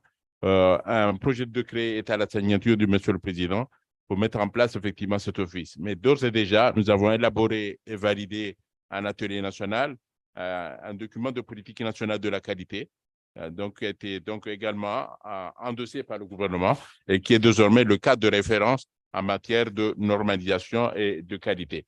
Mais je tenais à rappeler le propos de Madame la compatriote, qui est une exportatrice et qui est très bien placée pour le sujet. Les Comores subissent beaucoup plus le cahier de charge des pays qui veulent importer nos produits, qui n'a de normes à imposer aux autres. Nous devons combler ce gap parce que nous avons la latitude, comme l'Union européenne aussi, la latitude d'élaborer des normes. Nous subissons des normes, mais nous n'avons pas de normes. Le commissaire nous avait mis à disposition une vingtaine de normes ISO gratuitement que la communauté des affaires n'a pas à utiliser. Mais le commissaire a eu l'inspiration de mettre à la disposition gratuitement une vingtaine de normes ISO, en tout cas pour les pays, pour les Comores, je ne sais pas pour les autres pays, que nous n'avons pas utilisé parce que d'abord, il n'y avait pas d'interface institutionnelle, notamment ce fameux bureau comorien de la normalisation qui est désormais l'interface institutionnelle pour aider la communauté des affaires effectivement à utiliser les normes. Je voudrais donner un exemple sur l'apport, le concours de la normalisation pour accéder au marché. On a une femme entrepreneur qui a élaboré un produit très prisé localement, mais qui a commencé à intéresser les marchés extérieurs. J'étais dans un programme donc, du ministère de l'Économie. Nous avions décidé effectivement de l'appuyer, de lui donner une subvention pour qu'elle s'enregistre, pour qu'elle certifie. Dès qu'elle a certifié, elle a eu une explosion de ses commandes au niveau sous-régional. Nous l'avons fait certifier et nous l'avons enregistré à l'OAPI. Grâce à ces deux actions, elle a eu le boom de sa commande vers la sous-région. C'est déjà pour nous un motif de satisfaction de voir une Comorienne vendre un autre produit que de la vanille, de girofle, de l'Iran. En plus, c'est une femme sur les marchés extérieurs. Voyez-vous, c'est un véritable levier, les normes et la qualité en termes d'accès au marché. Nous devons effectivement mettre à profit le dispositif fonctionnel des normes et qualité pour booster nos exploitations, mais aussi nos marchés domestiques ont besoin de normes et qualité. Je vous assure, notre marché intérieur est exigeant. Nos consommateurs sont très exigeants en termes de normes et de qualité et ils ont le droit d'être satisfaits par rapport à ce qu'est déjà. Je vous remercie. Oui. OK, le Gabon, s'il vous plaît. Merci. Alors, pour le Gabon, avec l'Agence gabonaise de normalisation, la GANOR, par rapport aux différents vecteurs que vous avez évoqués, s'agissant de l'harmonisation, pour le premier vecteur ou l'axe numéro 1, alors au niveau du Gabon, il y a ce qu'on appelle le CAP, le contrat annuel de performance pour les agences. Dans ce document, qui est stratégique pour le Gabon, l'Agence gabonaise de normalisation s'engage sur les 4 piliers de l'infrastructure qualité, à savoir la normalisation. Et à ce niveau, nous avons près de 943 normes à date. Et ensuite, s'agissant de la métrologie, le Gabon, en matière de métrologie légale, a déjà eu, en matière de surveillance du marché, à évaluer, du moins à contrôler la conformité des instruments de mesure, tout instrument confondu, près de 24 150 instruments de mesure. S'agissant du troisième pilier, l'évaluation de la conformité, à ce niveau, il a été mis en place depuis 2015 un programme d'évaluation de la conformité qui, en abrégé, PROJEC, et c'est une des recommandations de l'OMC qui consiste à évaluer les marchandises avant embarquement. Alors, à date, nous avons déjà eu à délivrer près de 11 000 certificats de conformité. Et pour terminer, ce que je pourrais suggérer aux uns et aux autres, surtout pour la sous-région CEMAC, c'est qu'en matière de coopération, il est très important de signer des accords de reconnaissance mutuelle. Pour la bonne et simple raison que cela va permettre d'avoir des synergies en termes d'expérience. Je prendrai le cas du PROJEC. Dans la sous-région CEMAC, une fois que le Gabon avait mis ce programme en place, nous l'avons partagé avec un pays frère et voisin qui est le Cameroun, et nous l'avons également partagé avec le Congo-Brazzaville. C'est ce type de synergie multipliée qui font que l'on puisse harmoniser les pratiques. S'agissant donc de l'harmonisation également, il faudrait que nous ayons des normes communautaires. Le responsable de la CEMAC pour la direction de l'industrie l'a dit, une fois qu'il y a des directives, il faut que ces directives s'appliquent au sein de tous les pays sur le plan domestique. Cela faciliterait justement le commerce intra. Pour terminer, s'agissant donc de la stratégie qu'il faut employer, je suis convaincu qu'en échangeant de plus en plus les expériences, nous aurons la possibilité de mieux nous intégrer. Par contre, j'avais une dernière contribution. Alors, le gap qu'il y a entre les pays qui sont très avancés, entre les côtés normes, c'est aussi parce qu'ils ne procèdent peut-être pas comme nous, c'est-à-dire les 6 étapes que l'ISO décrit, on n'est pas obligé de les suivre. Lorsqu'une norme est suffisamment avancée et éprouvée, on peut aller dans ce qu'on appelle fast track, la voie express. On met le comité en place et on adopte les normes sous forme de package. Cela fait gagner du temps et fait en sorte que derrière, s'il y a une réglementation à faire, c'est plus facile à apprendre. Merci. OK, merci beaucoup. Est-ce qu'il y a un autre pays qui voudrait prendre la parole? Comme on l'a dit, les pays ne sont pas bien entendu au même niveau. Nous avons ici affaire à construire 8 piliers. 8 piliers sont à construire pour tenir vraiment l'architecture dont on parle. Et ces 8 piliers, le bilan a montré que certains piliers sont à moitié, à 50%. D'autres sont à 50%, d'autres sont à 100%, d'autres n'existent pas, d'autres piliers. Donc, nous avons cette diversité de situations sur le continent. Et comme je l'ai dit, tant que les 8 piliers ne sont pas à 100% à niveau, eh bien, le toit ne peut pas se tenir. Donc, c'est de cela qu'il s'agit. Quels que soient les efforts qui ont été déjà faits, il faut qu'on arrive à 100% des piliers dans le domaine de la normalisation, dans le domaine de la standardisation. Donc, il y a des efforts à faire. Et les efforts sont à faire au niveau des pays. Donc, c'est pour ça qu'on vous donne la parole pour que chaque pays puisse un peu, par rapport à sa position, sur l'axe de la stratégie, de la coopération. Est-ce que nous sommes suffisamment ouverts à la coopération? Ou bien est-ce que nous sommes fermés à la coopération? Donc, cet axe, vraiment, on ne peut rien dire, même les experts, ce n'est que les pays qui peuvent dire quelle est leur position sur l'axe de la coopération. Voilà. Donc, je vous retourne le micro, s'il vous plaît. Les pays, sinon, je serai obligé de revenir à certains pays qui sont dans des situations extrêmement, vraiment difficiles. Il y a le cas, par exemple, de la Sao Tomé. Je voudrais que Sao Tomé se prépare pour dire qu'est-ce qu'il peut faire. Voilà, allez-y. Allez-y.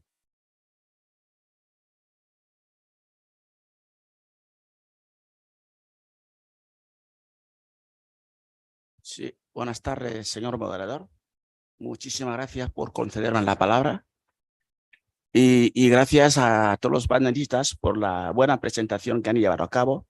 Soy de la Guinea Ecuatorial, perteneciente al Ministerio de Comercio, Industria y Energía. Relativo al tema de infraestructura de calidad, debo decirles que Guinea Ecuatorial hasta aquí no tiene realizada ninguna infracción de calidad, pero nos consta de que ya existe en el programa del gobierno, puesto que este programa de gobierno tiene sus pautas. El gobierno ha empezado con lo que son las infraestructuras normales. También estaba trabajando en el sector de industria, puesto que ya se celebró una conferencia de industrialización del país. Y luego da el siguiente paso, que es la transformación o suministro de energía para que esta industria pueda tener un soporte fundamental, que es la energía, porque sin la energía no se puede hablar de industria. Y luego también se han hecho últimamente lo que es una conferencia económica en donde se han pactado las pautas a llevar para la diversificación económica. Y ahí es donde se tienen todas las estrategias. En resumen, también nos consta de que dentro de los presupuestos anuales, a nivel de la infraestructura de calidad, ya existe un presupuesto este presupuesto debía de empezar a consumirse este año por la instalación de lo que es la oficina técnica, es decir, la oficina de normalización, pero no se ha dado a empezar. Y luego también existe el programa de formación para los que vayan a trabajar ahí. De modo que no podemos decir muchas cosas. Ahora venimos a asistir a estas reuniones para coger la experiencia, aprender e informar al gobierno lo que se necesita a nivel técnico.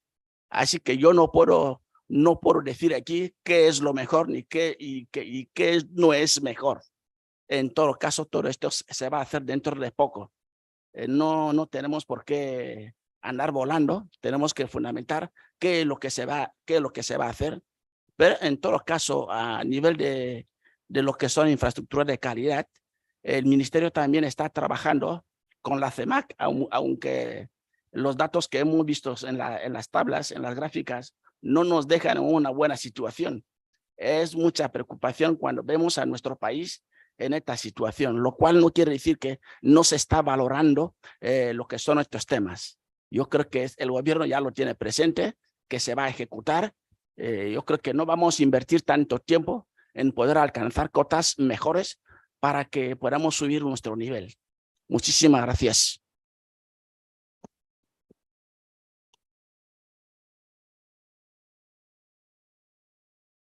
Certainement, si vous êtes d'accord, nous pouvons, sur la base déjà des commentaires partagés par les pays, on peut demander au panel s'il y a des pistes aussi de solutions pour bien clarifier les possibilités de vraiment construire ces passerelles et ces ponts pour réduire l'écart. Donc, je voulais laisser la parole à Madame Eba, voilà, de l'Agence égyptienne des standards, pour un peu répondre déjà à certaines des questions. Voilà. Thank you, Adama. I'm happy to be with you, and I'm happy about your comment and your desire to improve your economy and your quality infrastructure. I hope to allow me to give you a capsules about how to do for improve our quality infrastructure from my experience.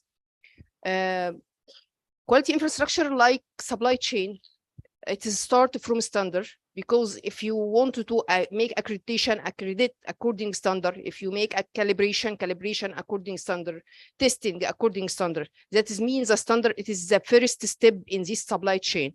So I hope so from all African countries to be involved in this community. It is very important, especially in international system, because you can send your vision and your needs and what you can do. Because if you be one from this community, you can achieving your target. This is a first step. Second step, laboratories, it's not important to be all laboratories in each country, because the huge economy don't have all laboratories in everything. Maybe you can divide it between us, each sector, according what do you dealing.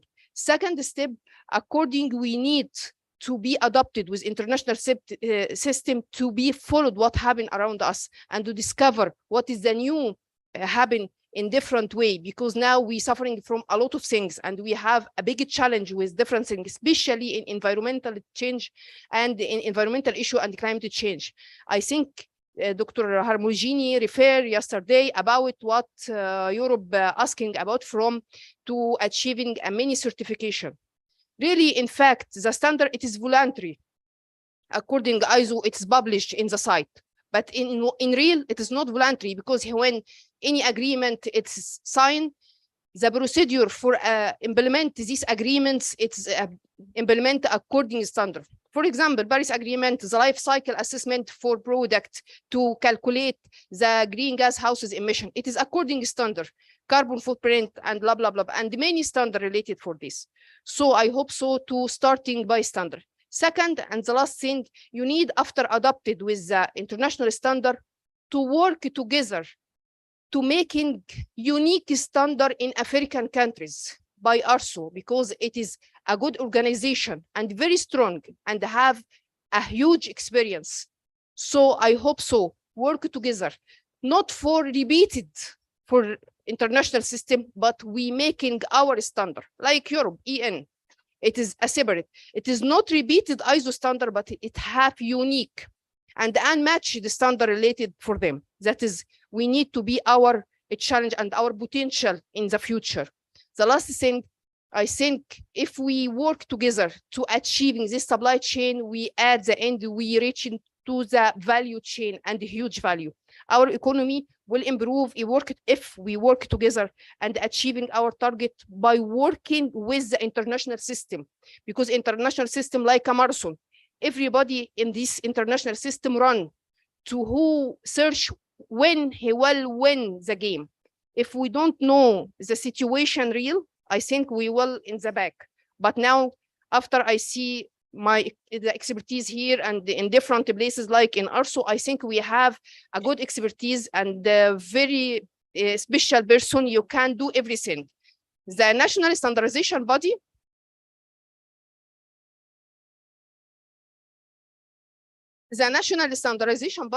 not need a huge economy to establish, need brains, need you have a vision, need you have a strategy to improve your target.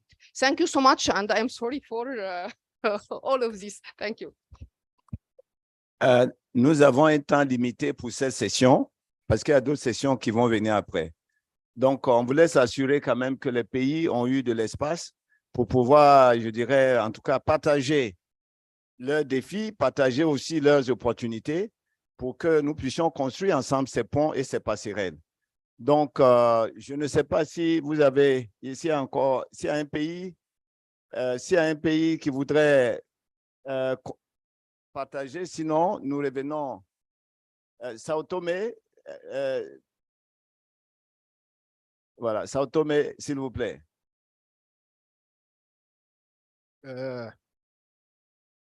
Bonjour à tous. Merci, M. Adama, pour passer la parole. Donc, Sao Tomé, j'ai retiré l'attention quand M. de la CEMAC, je pense que c'est le monsieur de directeur de la CEMAC, a parlé les projets qu'on a mis, je pense que les PICAC, vous parlez d'autres noms, mais je pensais que c'est les PICAC qu'on a commencé en, je pense, 2015 ou 2016. Donc, vraiment, on a profité, Sao Tomé a profité beaucoup de ces projets, mais maintenant, je pense qu'il n'est pas donc bon au fond de terminer le processus, parce que là, on avait profité de créer notre comité national de qualité avec une loi approuvée au niveau du Parlement, mais maintenant, on a quelques soucis de commencer vraiment faire que cette comité fonctionne. C'est pour ça qu'en parallèle, je viens même de parler avec M. Wyss et M. Adama, puisque dans ces projets maintenant qui peut démarrer en janvier 2024, puisqu'on peut profiter vraiment d'avancer dans d'autres domaines. Au niveau de l'Union européenne, on vient de créer un laboratoire sur les lots. On a créé un institut national de l'eau. On a sont déjà financiers, mais il manque aussi de renforcement de capacité au ces niveaux. Et on doit aussi vraiment, avec le ministère de l'Agriculture, de faire en sorte d'apétrécher aussi un petit laboratoire sur les élevages. Parce qu'on commence vraiment à entamer le processus de création des élevages là-bas. Et on vraiment voit quelles sont les sortes qu'au niveau de CAC, au même niveau des éclaves, de continuer à ce processus. Merci. OK, merci beaucoup, Sao Tomé. Je voudrais, avant de retourner la parole aux experts et pour les solutions, je voudrais donner la parole au Burundi pour, après avoir écouté toutes ces possibilités, monsieur le directeur, si vous pouvez nous partager un peu votre perspective sur l'état des choses en Burundi et aussi comment vous voyez la perspective de coopération avec tous ces pays qui sont ici venus. Allez-y. Merci beaucoup de m'accorder la parole. Je m'appelle Sévéré Sindaikengera. Je suis le directeur général du Bureau burundais de normalisation et contrôle de la qualité, en sigle BBN. Ce n'est pas comme c'est écrit dans le programme. C'est un bureau, ce n'est pas une agence de normalisation et de contrôle de la qualité. En fait, au Burundi, nous suivons très bien le mouvement au niveau régional, au niveau international, en rapport avec ce qui concerne l'infrastructure nationale qualité. Et à partir de 2018 jusqu'à 2019, nous avons fait l'état des lieux de l'infrastructure nationale qualité et de la République du Burundi. Et cet état des lieux nous a amené à élaborer la politique nationale qualité de la République du Burundi et qui a été adoptée par le Conseil des ministres le 2 février 2022 et dernièrement le 5 avril 2023. Et cette politique nationale de la qualité a été lancée par le ministre ayant le commerce dans ses attributions. Et maintenant, nous sommes en train de mettre cette politique et qualité en application. Et il y a d'autres activités qui accompagnent cette politique nationale de la qualité qui sont déjà faites. Là, nous pouvons dire, nous avons fait le répertoire des services d'appui aux entreprises dans le domaine de la qualité et des normes et des mesures SPS. Et ce répertoire est très bon parce que ça nous permet de mutualiser toutes les institutions et qui interviennent dans le management de la qualité au pays. Nous avons fait aussi la revue des lois et des règlements techniques des institutions qui interviennent dans le management de la qualité au Burundi, et parce qu'on a vu dans l'état des lieux que le deuxième pilier, qui est la réglementation technique, connaît des difficultés jusqu'à présent. Et maintenant que nous sommes là, nous avons écouté d'autres pays. Je crois que nous avons un grand pas et nous avons été aidés par le projet MACAP, Market Access Program Upgrade, et qui est un programme régional au niveau de l'EAC. Et c'est le programme au Burundi qui nous a aidés. Et là, ce qu'il faut noter, c'est que pour relever ces défis, ces disparités entre les pays qui sont comme le Singapour que vous avez donné, je pense que l'harmonisation des normes au niveau régional, au niveau continental, c'est l'un des moyens de permettre à nos pays d'avancer dans ce système. Il faut aussi privilégier la reconnaissance mutuelle, comme beaucoup ont été dit, et que les bureaux de normalisation des différents pays de notre région soient vraiment impliqués dans l'harmonisation des normes, soient impliqués dans la collaboration en matière d'adoption, d'harmoniser, d'élaborer des normes dans le but de mettre les produits, surtout les produits transformés au marché, et ces produits qui respectent les normes au profit de la santé des consommateurs, au profit de la pénétration sans difficulté au marché, compte tenu du respect de ces normes, et en vue de permettre, n'est-ce pas, le développement socio-économique des pays. C'est ça ce que je peux dire très brièvement. Merci. Merci. Merci. Donc, comme vous l'avez venez de constater, au niveau des pays, il y a cette volonté d'ouverture à la coopération, commençant par le Burundi. Donc, nous allons, c'est ce que nous devons retenir, en tout cas, de la part des pays. Et je vais certainement demander à ce qu'on passe maintenant, on aille vers la clôture pour ce qui est de prendre les dernières vues, les dernières opinions des experts que vous êtes au niveau. Donc, nous allons rapidement partir, commençant par Yves. Vos derniers mots. Merci, après Adama. avoir entendu ce qui a été relevé déjà. Merci, Adama. pour être extrêmement pragmatique et concret. Comment passer de ces objectifs, ces stratégies à de la réalité? Prenez par exemple le Cameroun, 6000 normes, le Gabon, 1000 normes. Le Tchad, qui ne s'est pas exprimé, mais qui a mis cette année en place ses premiers comités de normalisation, n'a donc pas de normes. Travailler ensemble, ça signifie quoi? Ça signifie que chaque organisme de normalisation de chacun des pays, il contacte le Cameroun, il contacte le Gabon, il contacte les autres en lui disant, voilà, j'ai un comité technique de normalisation, par exemple sur le lait, par exemple sur le manioc, quelles sont vos normes nationales? Donnez-les-moi pour que dans mon pays, au Tchad par exemple, sur le comité technique agriculture, vous preniez les normes camerounaises pour voir si elles vous conviennent. Si elles vous conviennent, vous en faites des normes tchadiennes, elles deviendront immédiatement équivalentes, Tchad, Cameroun, et ça facilitera le commerce entre vous. Voilà comment concrètement travailler ensemble.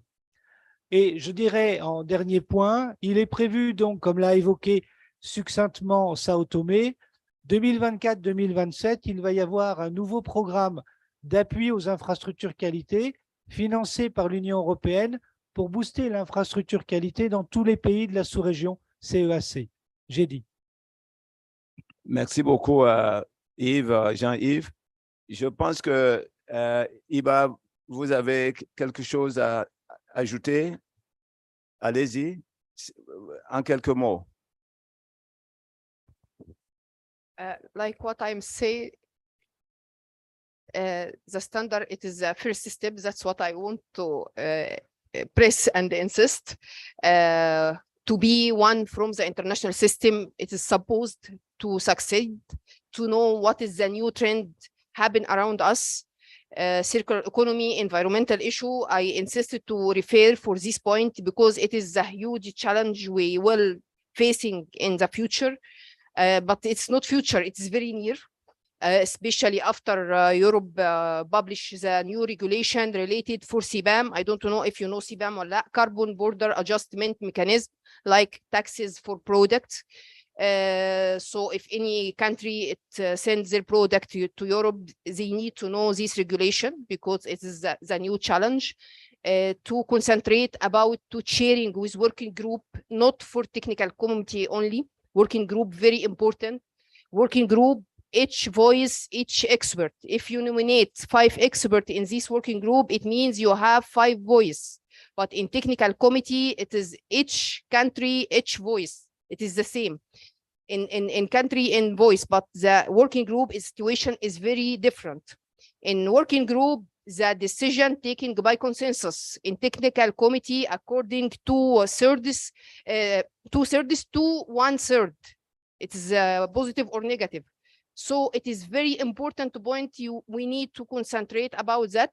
It has helped us for take our African country to transfer to next step. Thank you so much. Thank you, Eba. Monsieur Kabore, votre disposition d'esprit au niveau des REX à travailler ensemble, à partager vos derniers mots. Merci, Adama. Je pense que ce qui est important, c'est d'encourager donc la coopération entre les REX. Les pays qui sont en avance, c'est de voir, parce que en réalité, ce qui se fait, c'est qu'un pays, c'est un pays qui soulève. Le Cameroun, par exemple, peut avoir des normes. C'est le Cameroun qui doit saisir la structure régionale pour demander des facilités justement avec le Tchad et le reste. C'est comme ça que ça progresse. Et c'est là le niveau régional qui prend le relais. Donc, nous sommes ouverts et je pense que s'il y a des besoins, nos adresses sont là d'échange. Je pense que nous sommes très ouverts pour apporter notre contribution aux autorex pour pouvoir avancer. Merci beaucoup. Merci. Je voudrais revenir maintenant à professeur Ambassa. C'est vous qui avez ouvert le débat. Et quel est, en quelques mots, votre mot de clôture?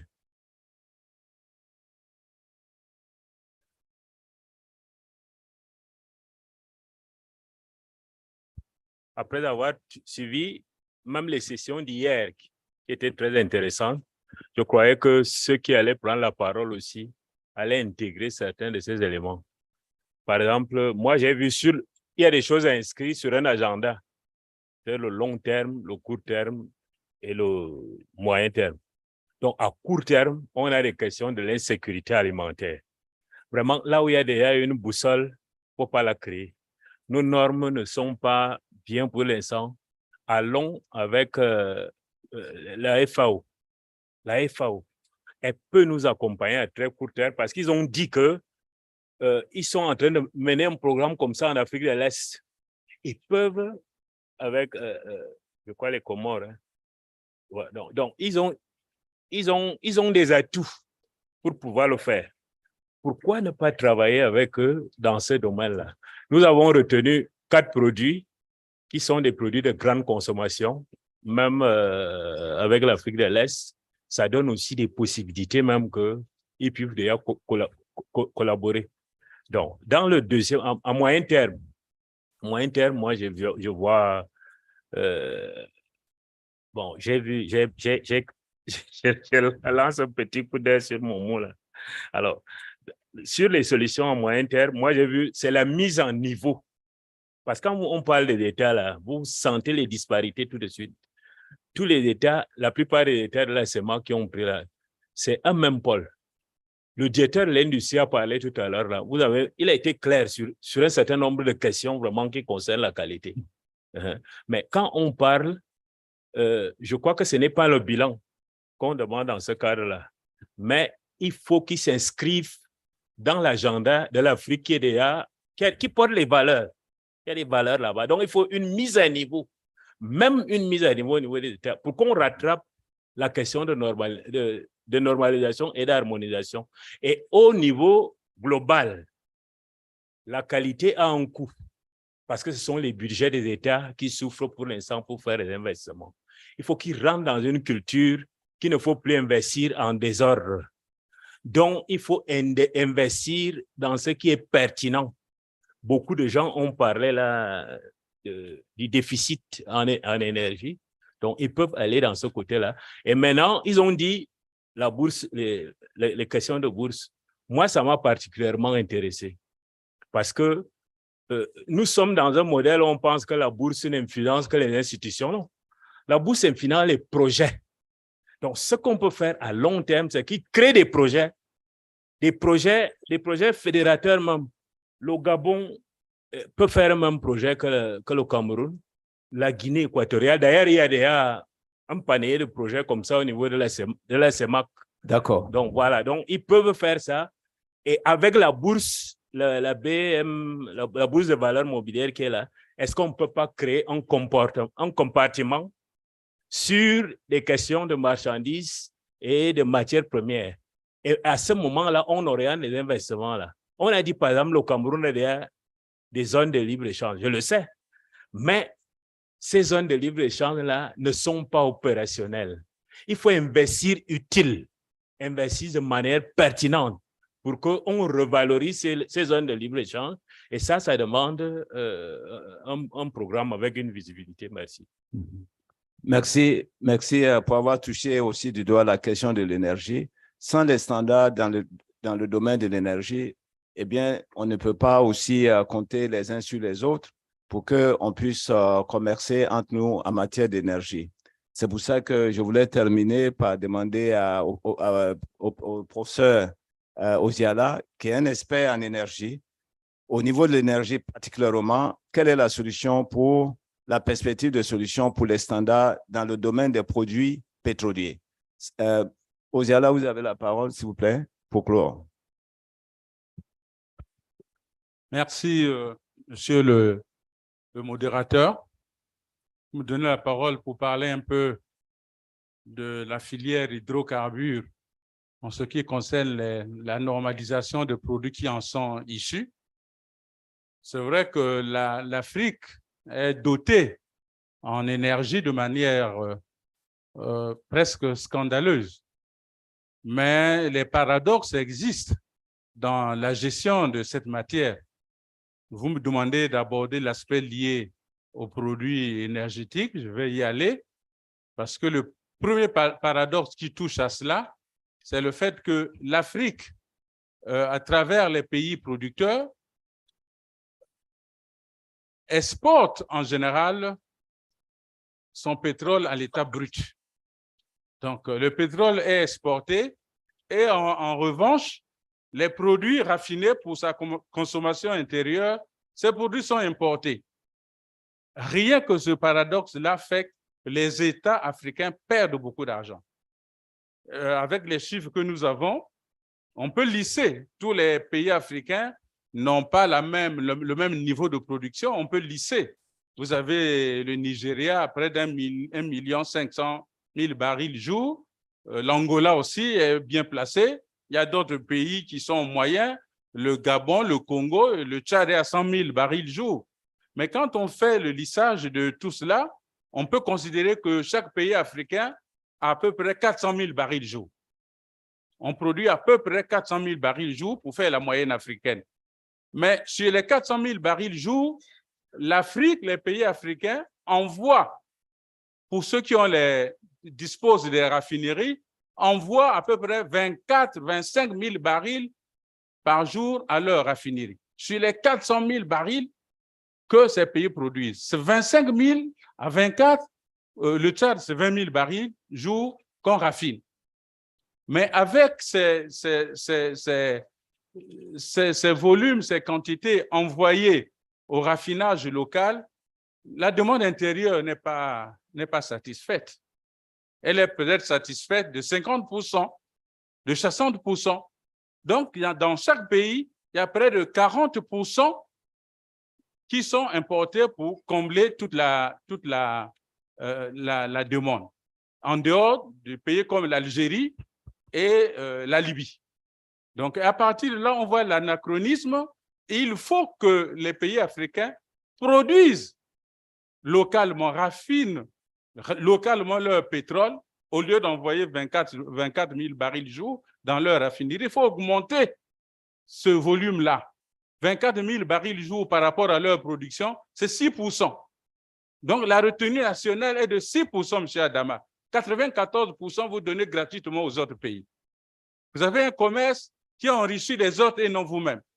Alors, la solution consiste justement à augmenter les 24 000 barils jour, mettre 200, 150. Je vous informe qu'un individu, je parle là des États, les États qui donnent 24 000 barils jour à leur raffinerie. Un individu comme Dangote, il utilise les raffineries qui font 600 000 barils jour.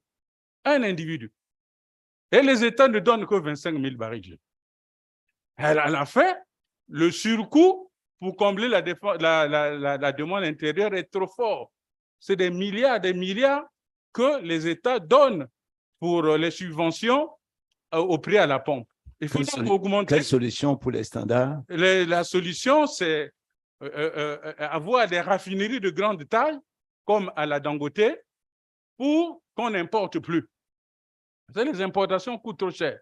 Il faut donc augmenter, au lieu de 24 000 barils jour qu'on donne aux raffineries, 24 000 barils qu'on donne aux raffineries, il faut augmenter ce volume-là. Malheureusement, si on l'augmente à travers la construction des raffineries régionales, le volume va être trop grand. Vous aurez trop de produits par rapport aux demandes intérieures.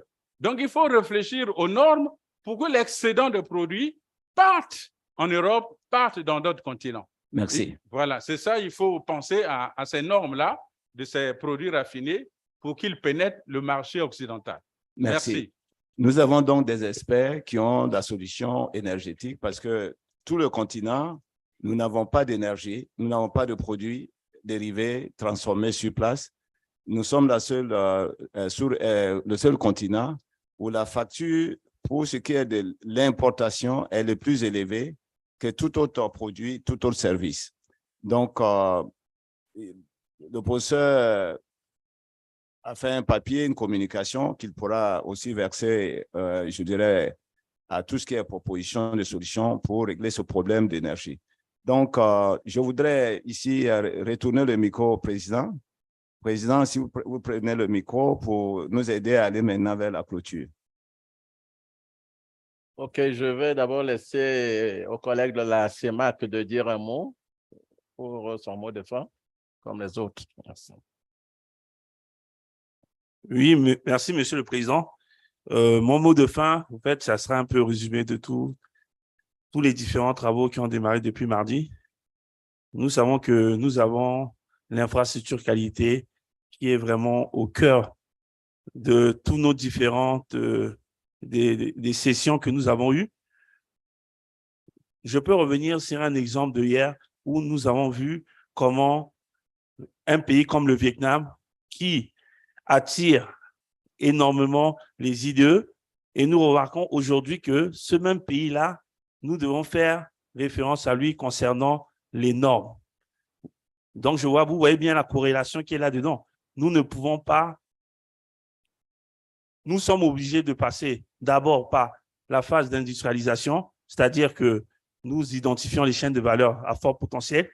Nous devons disposer des normes pour pouvoir produire. Nous utilisons l'infrastructure qualité pour pouvoir produire des normes pour que ces produits qui sont issus de ces industries, concernant les produits dérivés, les produits manufacturés, puissent avoir accès au marché par rapport à l'infrastructure qualité.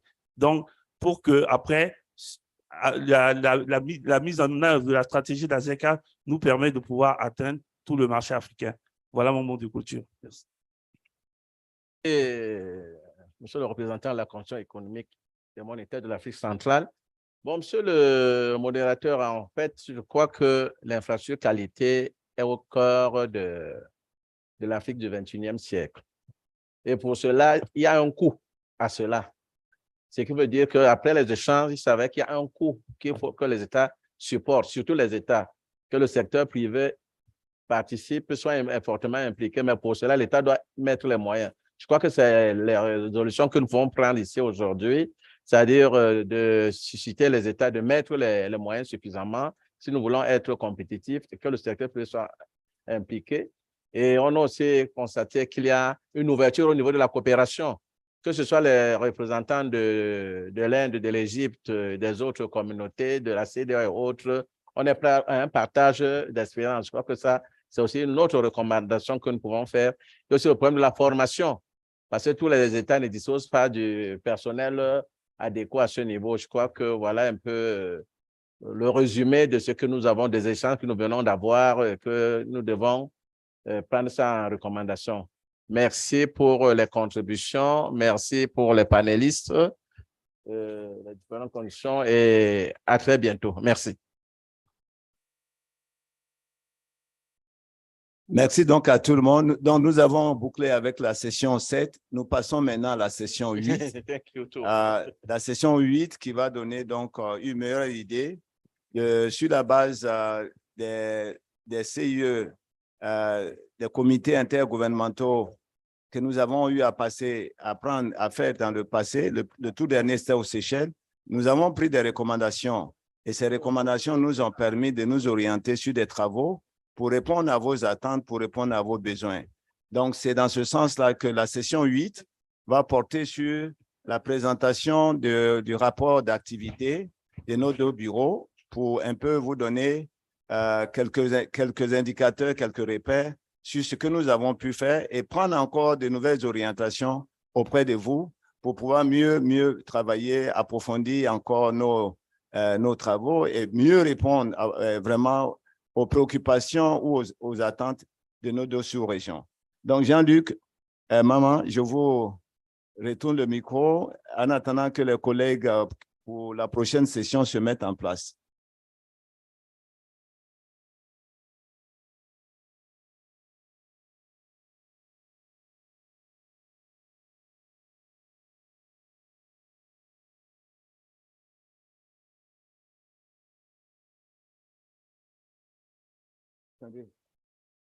Sandrine, vous venez?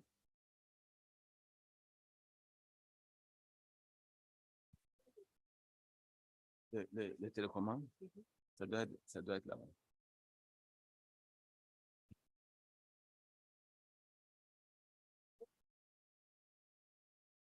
Merci beaucoup. Non, pas de quoi.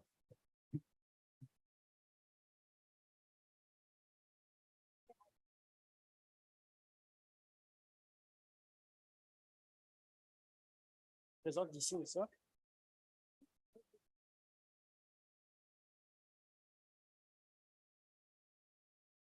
Non, mais voilà.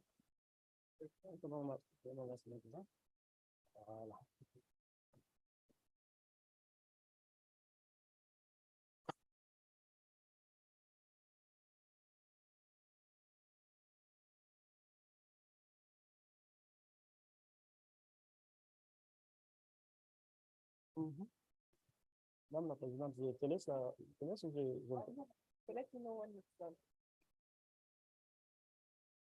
Chers délégués, chers participants, nous passons donc à l'étape où nous allons présenter les rapports d'activité de nos bureaux. C'est une session conjointe. Nous allons donc avoir 2 rapports qui seront présentés. Le rapport d'activité annuel de la CEA Afrique centrale et qui sera présenté par ma collègue Sandrine Kwasi. Et après, immédiatement, ce sera le rapport du bureau de l'Afrique de l'Est qui sera présenté par ma collègue Emelan.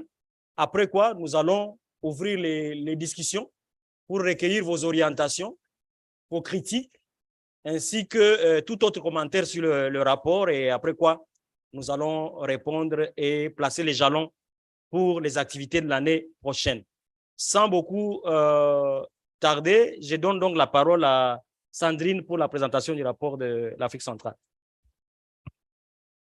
Merci Jean-Luc. Bonsoir à tous. La présentation sera en français. Je suis Sandrine Kwasipin, chargée des affaires économiques pour le bureau sous-régional de l'Afrique pour l'Afrique centrale.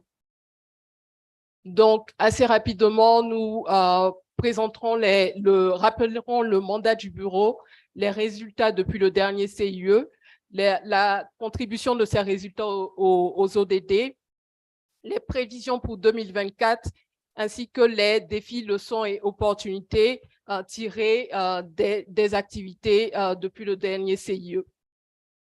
Alors, pour rappel, l'objectif principal du bureau sous-régional pour l'Afrique centrale est de favoriser la diversification économique et la transformation structurelle pour un développement durable et inclusif. Les résultats que nous allons présenter là se basent sur 3 groupes de résultats du business plan annuel du bureau et aussi sur la base aussi des recommandations du CIE précédent. En plus, nous avons voulu mettre en avant d'autres résultats additionnels significatifs, notamment en termes d'appui aux pays et aux communautés économiques régionales. Alors, concernant le premier groupe de résultats,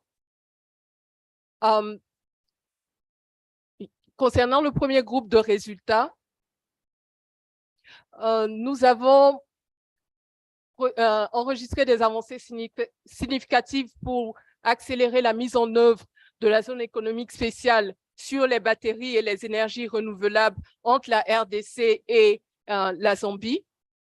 Depuis le dernier CIE, nous avons enregistré 7 activités significatives, notamment la présentation devant le Conseil de sécurité de l'ONU, traduisant l'appropriation par le secrétaire général des Nations Unies, la signature de l'accord cadre entre la RDC, la Zambie, la CEA et AfCFTA, le lancement de l'étude de préfaisabilité et tout récemment la présentation en marge des assemblées générales des Nations Unies.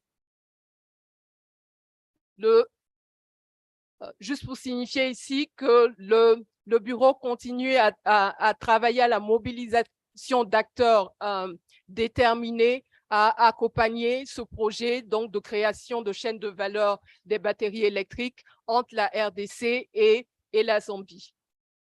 Le deuxième résultat significatif pour ce groupe de résultats, ok, est-ce que ça va marcher? No. Could you please help with next, please? Thank you. Concerne le soutien à l'établissement de la zone économique spéciale pour la transformation du bois à Bertois au Cameroun. À travers les efforts de plaidoyer, de sensibilisation des différentes parties prenantes, le bureau a encore réussi à mobiliser notamment et favoriser l'adhésion du Cameroun à l'AFC afin de bénéficier du soutien financier pour la mise en œuvre de cette zone économie spéciale. De plus, nous sommes dans la phase où la zone géographique pour la mise en œuvre de l'implémentation en fait de la zone économique spéciale a été la zone a été identifiée et nous sommes dans la phase de relocalisation des communautés de cette zone. Next, please. Le deuxième groupe de résultats concerne les changements de politique propices à la diversification économique, notamment dans un contexte d'opérationnalisation de la ZLECAf.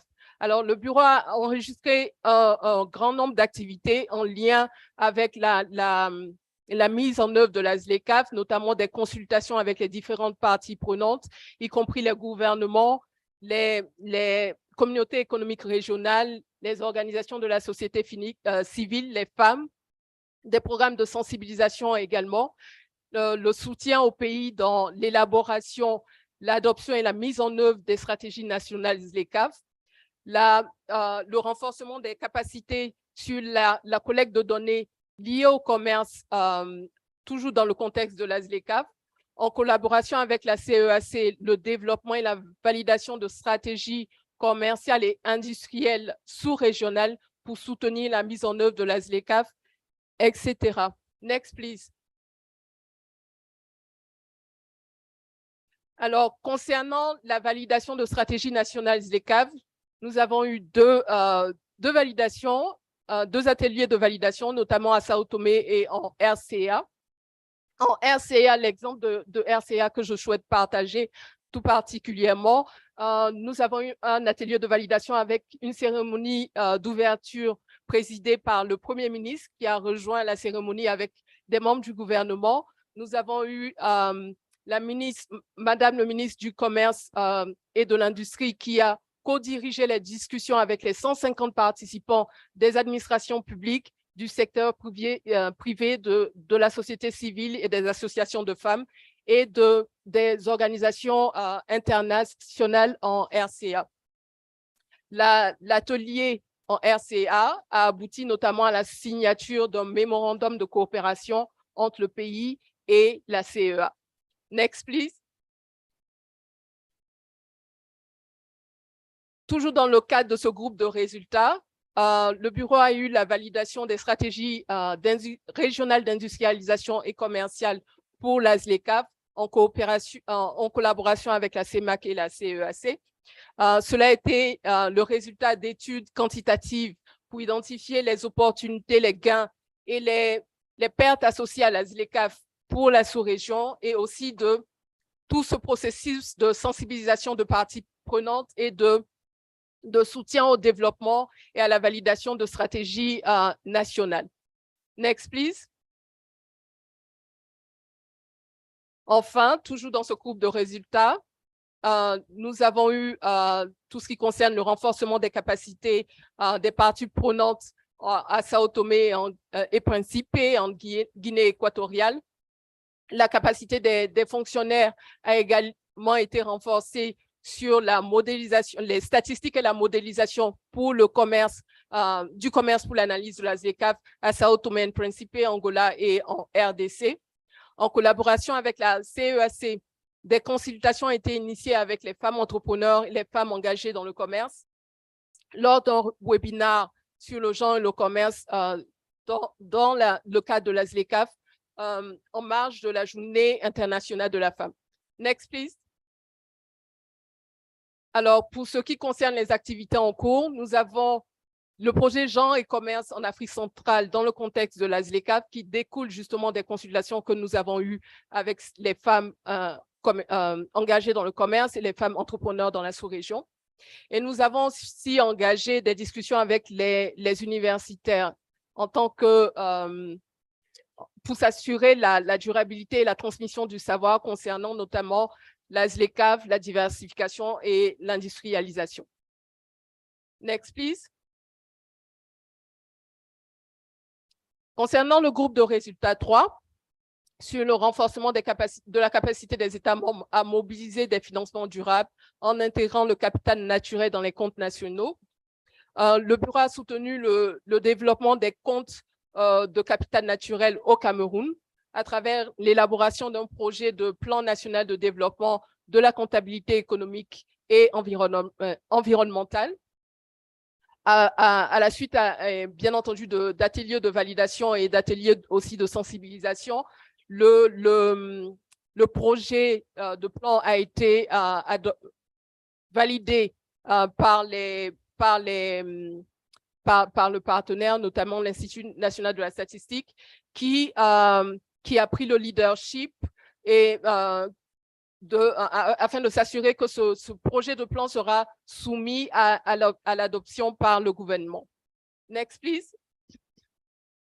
Alors, concernant les autres résultats additionnels significatifs que nous souhaitons également partager avec vous, nous avons eu le renforcement des capacités de 3 États membres, donc la RDC, RCA et Congo, sur l'utilisation de la boîte à outils de la CEA pour la planification intégrée et l'établissement de rapports. Donc, les prochaines étapes concernant cette formation, IPRT comme on l'appelle, concerne la création d'un groupe technique de travail sur cet outil au niveau des pays, un groupe technique intégrant également le bureau du coordinateur résident et le bureau du PNUD dans chaque pays. Next, please. Au Congo, le bureau a soutenu la finalisation et l'opérationnalisation du document de long terme Congo Vision 2048, ainsi que du plan national de développement 2022-2026, toujours en partenariat avec le bureau du coordinateur des Nations Unies dans le pays et le PNUD, Programme des Nations Unies pour le développement. Next, please. Au Tchad, le bureau travaille avec le ministère des Mines et de la Géologie du Tchad à réfléchir à la création d'un centre de certification du capital naturel pour le Tchad et également à la mise en place à l'établissement d'une étude, au développement d'une étude de préfaisabilité pour la mise en place d'un cadre pour la certification de la traçabilité de l'or tout au long de la chaîne de valeur. Le bureau milite également pour l'adhésion du Tchad à la Société financière internationale afin que le pays puisse bénéficier de financement, notamment pour le développement d'une centrale solaire et pour l'initiative en lien avec la certification de l'or au Tchad. Next, please. Concernant le soutien aux communautés économiques régionales, le bureau soutient la mise en œuvre du programme régional de la statistique CEMAC à travers notamment des appuis techniques et la contribution à la mise en œuvre des stratégies nationales de développement de la statistique, aussi la contribution à la finalisation et à la validation de la liste des indicateurs de performance statistique à suivre dans le cadre de la mise en œuvre de StatCEMAC. Parmi les recommandations reçues par le bureau, nous avons reçu l'appel à soutenir des pays tels que la RCA pour la mise en place pour la finalisation du SNDS et aussi à soutenir la CEMAC pour la mise en œuvre effective du programme StatCEMAC. Next, please. Next, please. Le bureau, juste pour souligner que le bureau a un certain nombre de publications, donc des policy briefs, donc les liens sont sur le site internet du bureau et des publications qui sont en cours de finalisation d'édition. En termes de contribution aux objectifs de développement durable, de par son mandat, le bureau contribue à l'objectif de développement 8 et 9 pour l'industrialisation et l'innovation et l'infrastructure. Le bureau contribue également à l'objectif 13 et notamment à l'objectif 5 pour l'égalité de genre et toute la liste d'objectifs présentés là. Next, please. Next, please. Alors, pour 2024, le bureau continuera à soutenir les États membres dans le développement des zones économiques spéciales dans la mobilisation de partenariats stratégiques pour soutenir le développement de ces zones économiques spéciales. Le bureau travaille à la mise en place d'un consortium sur du capital naturel et aussi continuera à soutenir les États membres dans l'intégration du capital naturel dans les comptes nationaux. Le bureau continuera à soutenir la mise en œuvre des stratégies de diversification économique et d'industrialisation, tout comme la mise en œuvre des stratégies ZLECAf. Le bureau continuera bien évidemment dans l'appui au développement de la statistique et le bureau entend finaliser le projet sur le genre et le commerce en Afrique centrale en collaboration avec la CEAC et le Centre africain de politique commerciale de la CEA. Next, please. Alors, pour ce qui concerne les défis, leçons et opportunités, concernant les défis, bien évidemment, le bureau fait face aux lourdeurs administratives des États membres et les retards dans les nominations de points focaux et autres participants qui affectent la mise en œuvre du programme. Le bureau fait face également à des difficultés d'appropriation des États membres et notamment pour accueillir les différentes activités.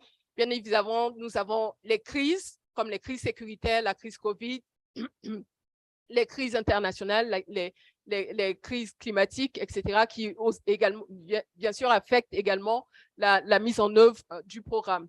Les leçons que nous avons tirées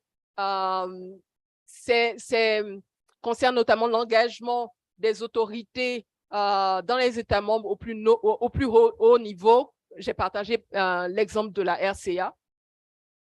Donc, l'engagement des autorités assure la volonté politique déjà et nécessaire à la mise en œuvre effective de nos initiatives et de nos activités.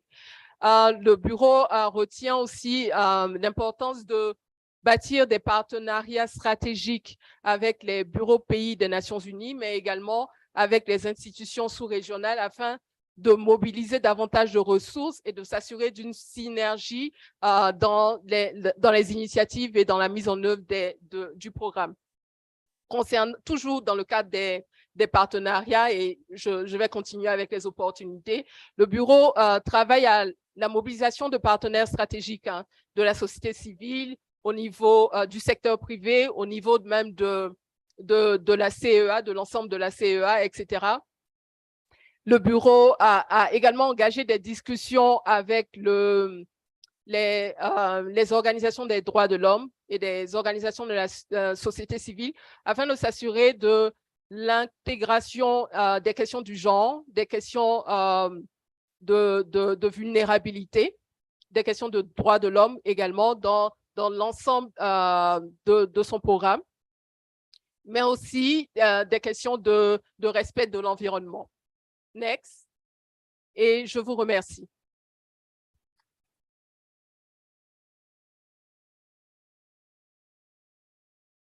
Sans beaucoup tarder, la parole est à Emelan pour les rapports du Bureau de l'Afrique de l'Est.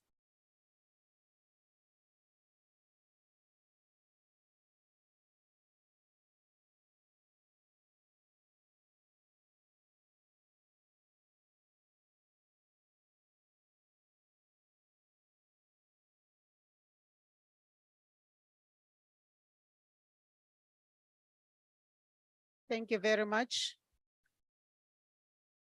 As we move on to the presentation for Eastern Africa, I'm going to also be presenting to you the activities that the office has undertaken for this year, 2023.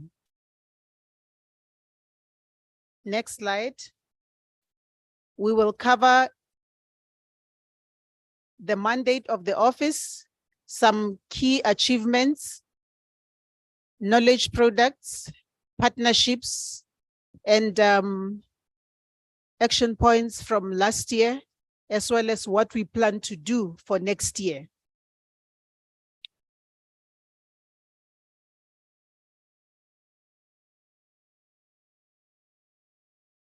Yes.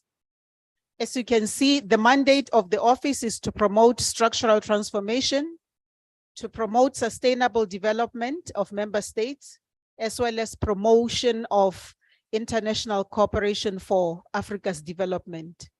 Ladies and gentlemen, for the Office of Eastern Africa, we are doing that through 3 channels: work on the AfCFTA, the blue economy, as well as tourism.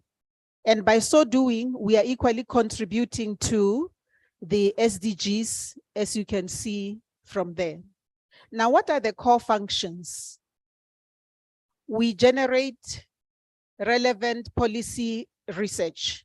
You would have seen during the past few days that we launched 2 publications, and this is part of our mandate.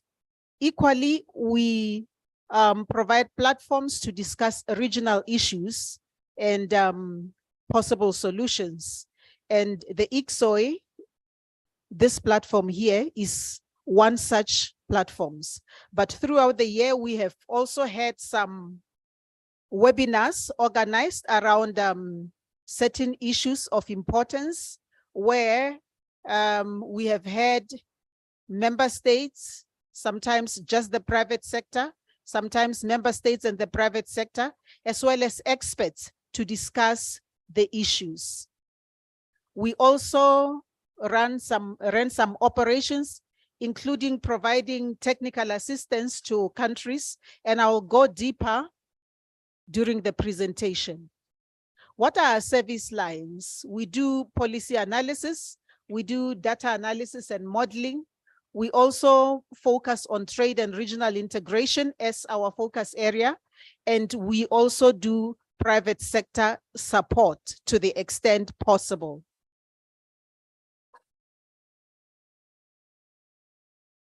Now, to the action points from the ICSOE last year in Seychelles. When we left Seychelles last year, where we were discussing how to strengthen resilience, economic growth, and diversification, you, ladies and gentlemen, you mandated us to look closely into the area of regional value chains development, investment promotion, formulation of common industrial policies within the framework of the AfCFTA.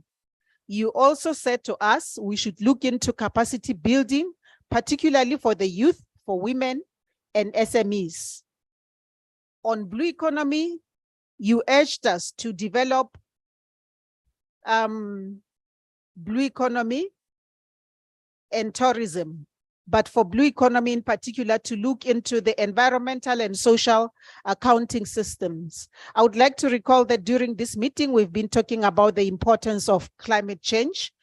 On tourism, you told us to continue working on urban tourism, as well as sharing of reliable data to contribute towards diversification and also to advance the AfCFTA.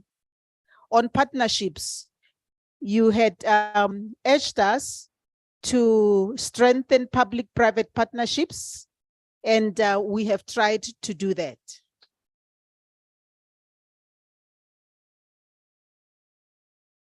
Yes, particularly on the AfCFTA, what has been our achievements? We planned this year to achieve deeper regional integration in Eastern Africa by advancing the operationalization of the AfCFTA, increasing intra-regional investment, harnessing the blue economy and tourism. On increasing intra-regional investment, I will not go deeper into that because I think most of these issues have already been discussed in depth during the previous sessions.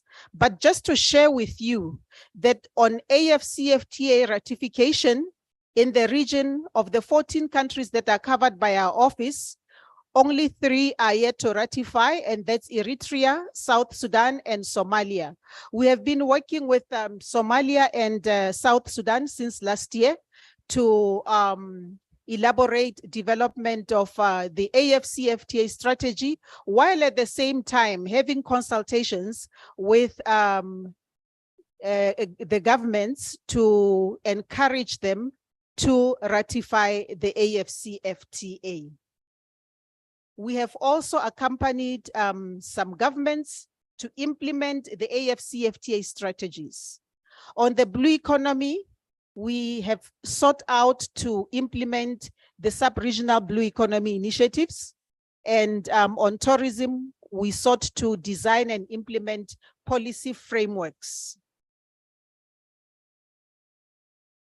This year, we have had Comoros now being the 10th country to ratify the AfCFTA in the region. So, as you can see, this happened in February. I'll just go quickly through that. It was, you know, a big event, as you can see from there, showing that they really take AfCFTA agenda seriously. In terms of support to implement, Tanzania and Comoros, they have been supported with capacity building to implement the AfCFTA national strategies. Ladies and gentlemen, I would like to just pause at this point to say, it is, you know, while we are contributing, you know, to the agenda, we are also noting that we are not the only players, that others, you know, may have also contributed to the same agenda. But capacity building, it never ends.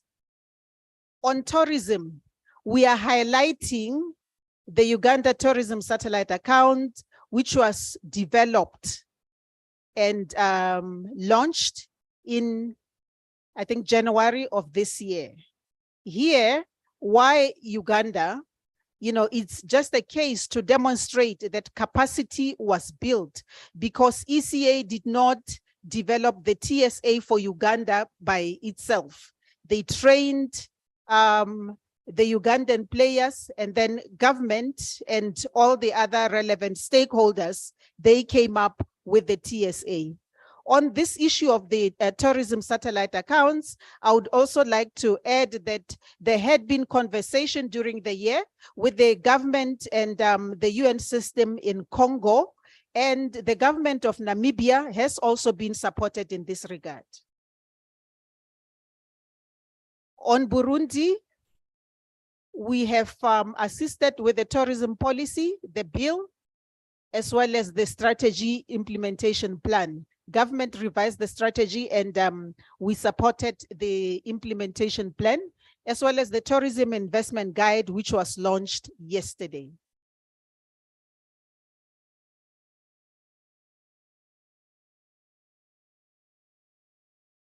Next, please.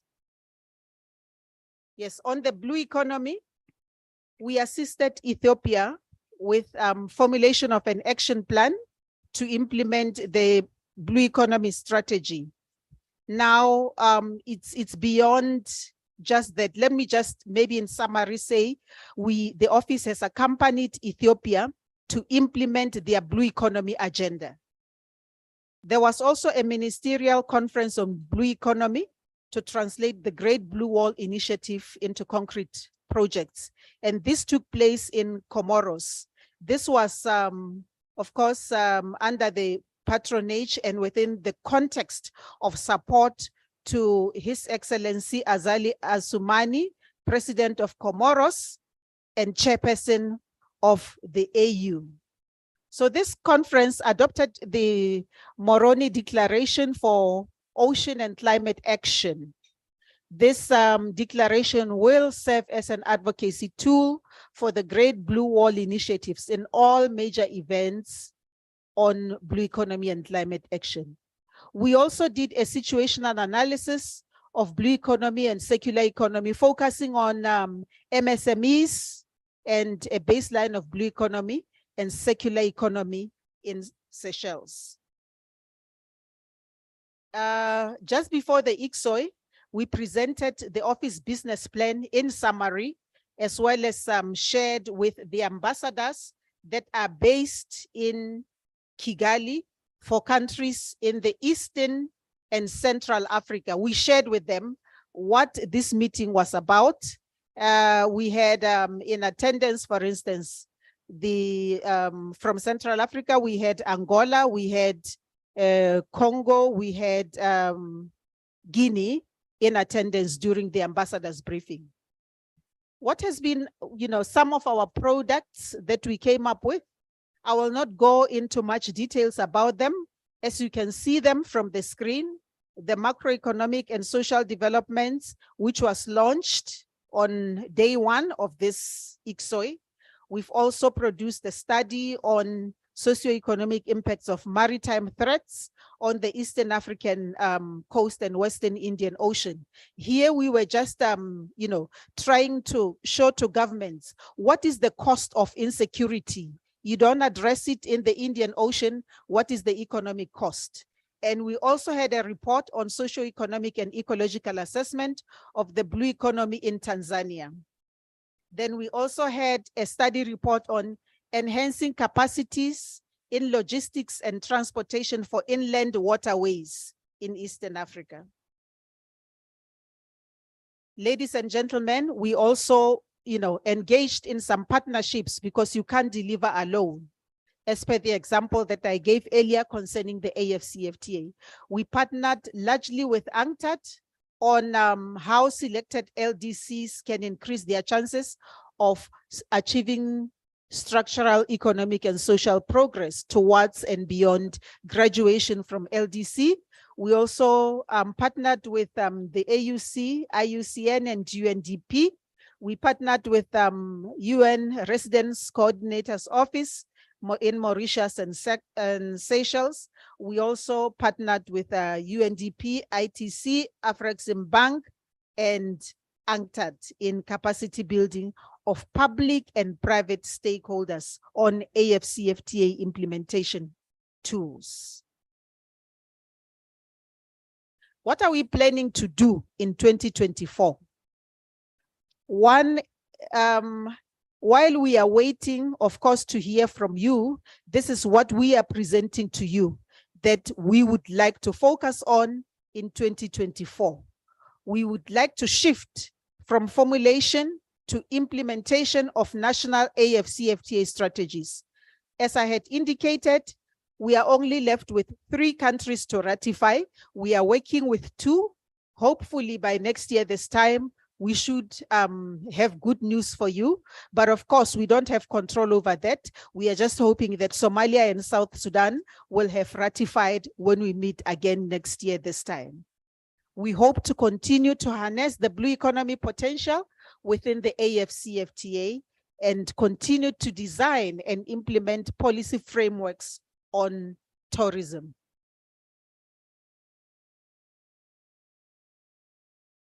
And on this note, ladies and gentlemen, I submit our report and our plea for what we plan to do for next year.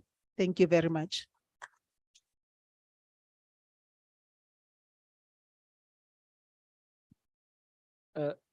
Chers délégués, participants, vous avez suivi les rapports de nos 2 bureaux.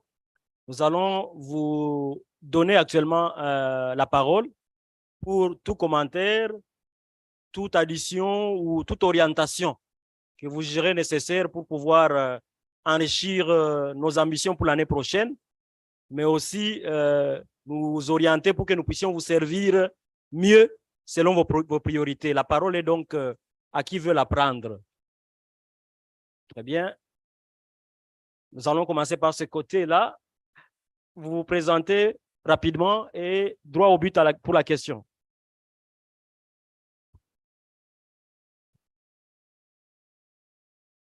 Voilà. Très bien. Merci, Monsieur le Président. Je tiens à féliciter les 2 bureaux pour la qualité de leur rapport. Alors, mon intervention, Monsieur le Président, va être sur 2 petits points. D'abord, votre résultat 1, qui concerne l'appui à la diversification de l'économie. Je crois que la RCA, si bonne est ma mémoire, M. Malik peut me témoigner, la RCA, vous avez fait déjà une requête dans le sens d'appui à l'élaboration de sa politique et stratégie de diversification de l'économie que jusque-là, je ne sais pas, parce que c'était moi qui ai fait cette requête, mais jusque-là, je ne suis plus au poste. Je ne sais pas si cette requête a reçu une réponse, mais je ne crois pas. Donc, c'est juste un plaidoyer dans ce sens. Ma deuxième préoccupation, c'est votre résultat 3, où vous avez fait un appui en termes un appui en comptabilité matière. Et dans ce sens, je crois que la République centrafricaine est aussi en train de migrer vers ce système de comptabilité nationale et qu'il y a un travail qui est en train de faire. Alors, quand j'ai vu votre perspective, vous l'avez effectivement programmée pour l'année 2024, j'aimerais bien, dans le contenu de cette programmation, que la RCA ne soit pas oubliée pour cet appui en matière de comptabilité matière. Voilà. La deuxième préoccupation, peut-être ça rejoint la première, parce que vous avez parlé d'un appui à la République centrafricaine en matière de SNDS. Alors, cet appui, ça se situe dans le cadre de l'élaboration ou dans le cadre de la mise en œuvre de cette stratégie. Merci.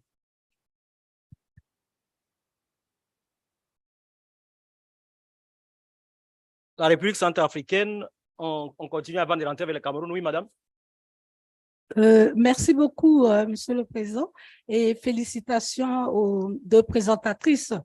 Oui, je rebondis sur ce que Sandrine a dit tout à l'heure concernant les renforcements de capacités prochaines. C'est des perspectives pour la République centrafricaine. Je voudrais tout simplement souligner que lors de cette activité, c'est plutôt une recommandation que je fais à la ZLECAf, veiller à ce que vraiment les cibles soient touchées, surtout les femmes et les jeunes. Lors de ces assises, on ne les voit pas. Il y a beaucoup de femmes qui vont vous dire qu'ils ne savent pas ce que c'est que la ZLECAf, alors que on a notre ministre qui est totalement impliqué et puis c'est une femme qui tient vraiment à la promotion des autres femmes. Mais vous comprenez, elle ne peut pas tout faire, elle ne peut pas contrôler ces aspects-là. Donc, veillez à ce que vraiment les cibles soient présentes. Merci beaucoup. Bien noté. Le Cameroun. OK, merci de nous redonner la parole une nouvelle fois. Je commencerai mon propos par remercier la CEA et vous-même, Monsieur le Président.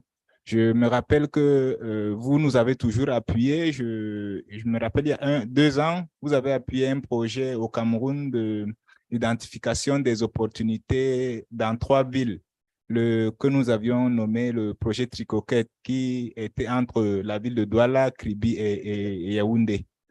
Et vous nous appuyez à mettre en œuvre notre stratégie de développement industriel à travers, vous l'avez dit, la ZES de Berthois. Mais l'orientation, c'est que pour chacun des sous-secteurs identifiés, il est envisagé la mise en œuvre d'une zone économique spéciale. Et donc, pour cela, nous comptons toujours sur votre appui pour l'agro-industrie, parce que nous envisageons également mettre en place une ZES agro-industrie, une ZES pour le textile, une ZES pour la mine, métallurgie, sidérurgie. Donc, c'est un plaidoyer pour que vous nous aidiez à opérationnaliser notre plan directeur d'industrialisation. Merci, je vous remercie. Merci beaucoup. Autre question? Oui. Oui, monsieur.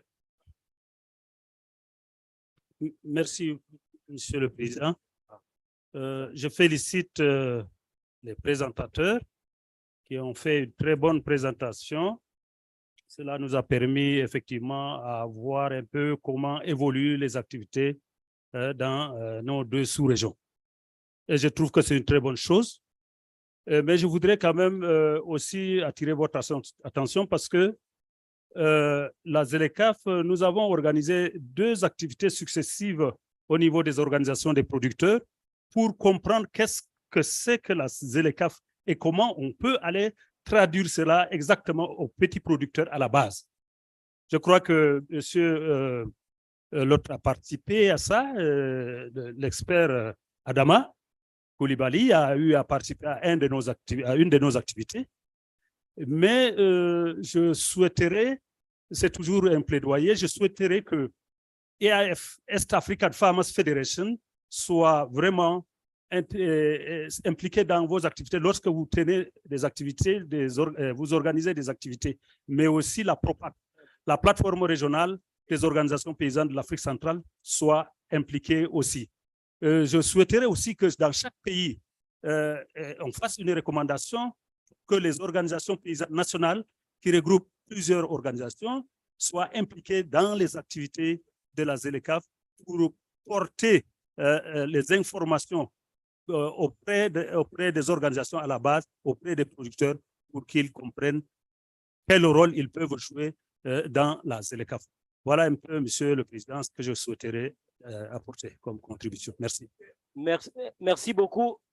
Nous passons la parole à Monsieur Esteban. Présentez-vous.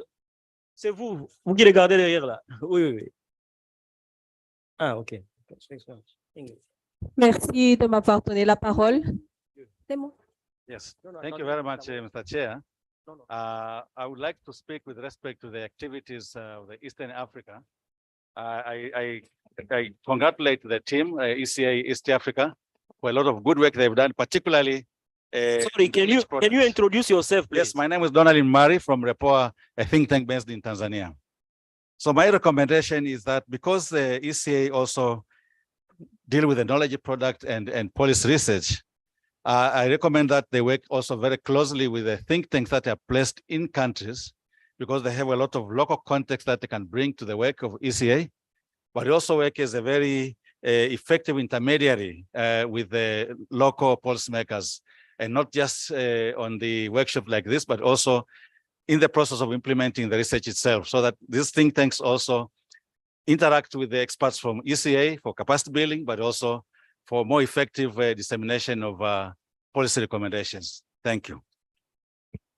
Thank you very much, Madame. Merci de m'avoir donné la parole. Je suis Madame Ramaer de Madagascar. Je suis au ministère de l'Industrialisation, du Commerce et de la Consommation. Pour notre part, à Madagascar, nous avons été appuyés concernant la mise en place, l'implémentation de la stratégie nationale pour la ZLECAf. Toutefois, à travers le PNUD, nous avons été notifiés que, étant donné que nous sommes dans une période électorale, tous les projets qui sont implémentés donc à Madagascar vont prendre un nouveau cycle pour 2024. Nous demandons juste à ce que, pour la ZLECAf notamment, nous soyons encore et toujours soutenus, parce que la mise en œuvre de cette stratégie nationale a déjà commencé, elle est en cours, et plusieurs de nos régions actuellement bénéficient d'un renforcement de capacité, mais nous n'avons pas encore pu terminer durant les dernières années, donc ces renforcements de capacité. Et à part cela, peut-être juste une observation pour terminer. Nous avons parlé tout à l'heure des cibles pour les femmes et les enfants, mais nous ne devons pas oublier non plus que dans le cadre de No One Left Behind, il existe aussi les personnes en situation de handicap, malgré que ce soit quand même quelque part un sujet tabou. À Madagascar, les personnes en situation de handicap contribuent beaucoup à l'économie, à leur manière, mais cela quand même a des impacts sur l'économie à Madagascar. Merci. Merci beaucoup. Nous allons prendre les deux derniers de ce côté pour aller de l'autre côté. On commence par la RDC et après le Soudan du Sud. Oui, merci de la parole. C'est M. Godefroy Kambale Kamabou de l'administration du plan RDC. C'est une curiosité que nous voulons exprimer. Nous avons suivi le rapport et de la zone Afrique centrale et de la zone de l'Est. Nous sommes en train de découvrir qu'il s'agit de projets qui n'ont pas un fonds commun. Et alors, nous nous posons la question de savoir si ce n'est pas une façon de consacrer le développement à double vitesse de ces deux réseaux. Alors, autre chose, c'est par rapport à la troisième fonction de bureau, la CEA, vous avez des conseils politiques au gouvernement. Alors, c'est sous quel format que ces conseils sont administrés à nos gouvernements? C'est une curiosité aussi. On va. Oui, Soudan du Sud.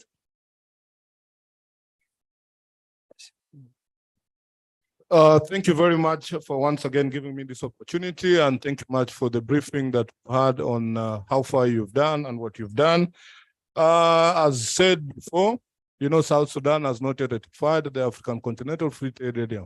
Now, my question is, on the issue of political will to enhance economic growth within the countries and the region at large, you know, we need to set clearly what infrastructural development that needs to be put in place to propel the economic growth, and set out timelines with the follow-up mechanism to make sure that development are put in place.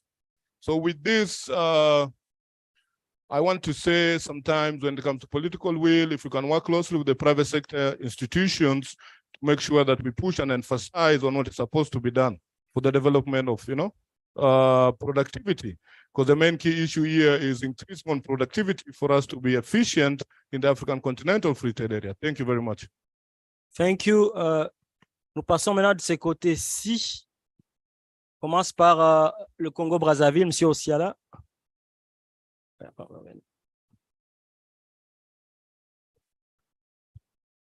Merci, Monsieur le Président. Monsieur le Président, je vous remercie pour les deux documents projetés, mais je voudrais demander de me dire si vous avez pris en compte la nécessité de gérer la filière hydrocarbures pour augmenter le volume qui devrait être raffiné localement afin de diminuer les importations, d'une part, et d'autre part, gérer les contrats pétroliers pour pouvoir financer les PME et même la ZLECAf. Tout le monde se plaint ici, il y a des financements qui manquent. Mais quand vous avez les grandes ressources comme les hydrocarbures, le cobalt, on ne devrait pas parler comme ça. Merci, Monsieur le Président. Très bien. Oui, Madame, présentez-vous et posez la question directement. Oui, merci de me passer la parole. Je suis Madame Isangui des îles Comores. Je suis une professionnelle du tourisme. Je vais juste faire un petit rappel des actions que j'ai pu mener dans mon pays, à savoir la mise en place de l'Office national du tourisme. Donc, je suis très contente et l'initialisation de l'introduction de l'économie bleue dans le tourisme. Donc, je suis très satisfaite de ce qui s'est fait par rapport à ce. Malheureusement, j'ai pas pu avoir le rapport de ce qui s'est fait aux Seychelles. Donc, si on peut avoir ce rapport. Moi, je vais directement dans les propositions. Par rapport au partenariat. Vous savez, il y a plusieurs pays de l'Afrique de l'Est, l'océan Indien, qui sont membres de l'IORA. Je pense que vous savez ce que c'est l'IORA, l'Indian Ocean Organization RIM. Donc, si on peut étendre ce partenariat et pouvoir bénéficier de l'expérience par rapport à l'IORA. Et ma deuxième proposition, c'est par rapport à ouvrir un deuxième volet, pas seulement rester dans l'économie bleue, mais l'économie verte dans le tourisme. Autrement dit, l'agro-business dans le tourisme. Donc, nous, opérateurs, ça nous permettra d'ouvrir, d'avoir un volet encore plus large pour faire du business, puisqu'on est là pour ça. Par rapport à cette perspective de l'agrotourisme, j'entends bien, il y a les cultures, mais dans mon pays, ça sera faire connaître la vanille, comment on cultive la vanille, comment on la fait fleurir, l'ilang-ilang. Ça c'est un exemple. Mais dans les autres pays, il y a d'autres sources de promotion, de faire de la promotion dans l'agriculture. Merci. Merci. Oui, on complète avec le Comore avant de rentrer vers vous. Oui, premier rangée, monsieur. Merci, je suis des Comores, justement. Oui, je voulais partager avec vous une observation, c'est par rapport aux présentations qui ont été faites. J'ai l'impression qu'il y a une confusion entre activité et résultat. J'ai un formatage des Nations Unies pour y avoir travaillé en continu pendant 11 ans. Donc, c'est des notions qui sont parfaitement appropriées et assimilées. Donc, assez souvent, on confond l'activité, on réalise une activité, mais ce n'est pas forcément un résultat. Il ne faudrait pas confondre les deux choses. Et dans l'opinion publique, nous, on reçoit les critiques des bénéficiaires, de la population. On multiplie les ateliers dans les hôtels, mais la population nous dit, mais ce n'est pas des résultats. Mais pour le ministère, c'est une activité. Et c'est vrai, c'est une activité, mais ce n'est pas un résultat. Je vous assure que la population entend beaucoup plus que l'activité d'un atelier dans un ministère. Donc, il faudrait délivrer des résultats. Mes collègues là, du secteur privé comorien l'ont dit ici, on attend de la ZLCAF de délivrer des vrais résultats. Nous, en tant que ministère, on est en train d'essayer de laver le cerveau de nos fonctionnaires. La ZLCAF, ce n'est pas une affaire de fonctionnaires.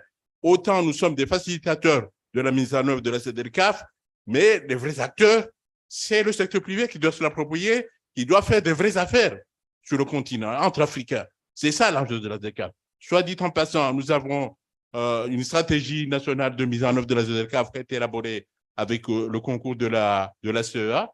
Je tiens à le souligner, à rendre hommage. Nous trouvons que c'est une très belle stratégie. Il y a tout, les défis sont relevés, les opportunités sont là. Nous sommes dans le défi, effectivement, de le mettre en œuvre et de le réaliser. Aidez-nous, en tant que CEA, à mettre en œuvre ces stratégies. Nous avons une feuille de route qui vient d'être élaborée et qui souligne effectivement l'importance de sa mise en œuvre. Nous avons reçu un appui du PNUD pour nous aider effectivement à mettre en œuvre cette feuille de route. Nous demandons le concours donc, du CEA, la CEA puisse continuer au-delà de ce qu'il a déjà fait. Et Dieu sait qu'il a déjà fait beaucoup, mais c'est dans votre job de nous apporter de l'appui et de l'assistance technique. Je vous demande de nous appuyer dans la mise en œuvre de la Côte de la ZLCAF au Comores. Merci. Merci beaucoup. Avant de donner la parole à l'autre participant, il y a un communiqué urgent et important.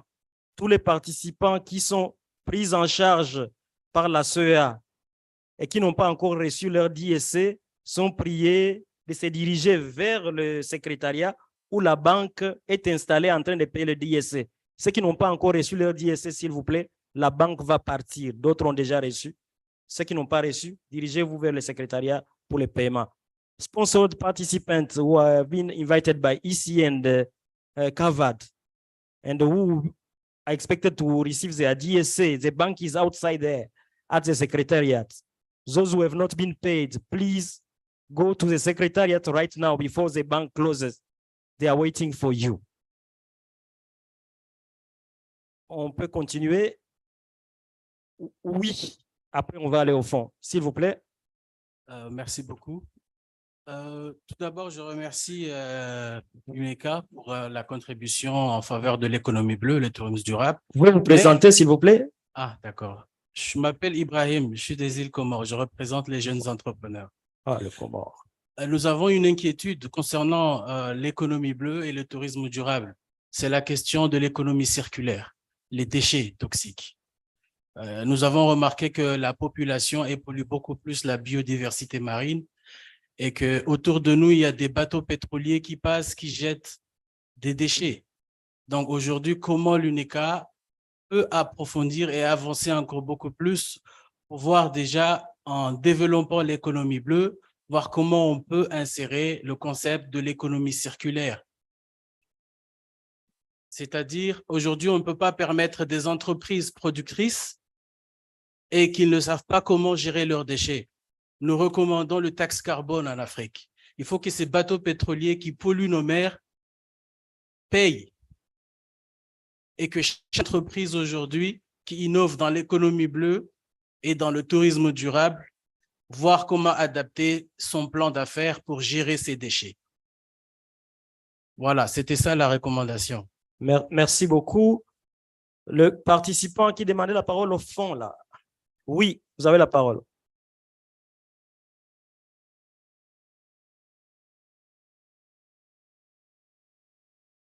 Oui, allez-y, présentez-vous. On ne vous entend pas. Can someone help with the mic there? Colleagues? Le micro ne marche pas là-bas. Le micro baladeur est où?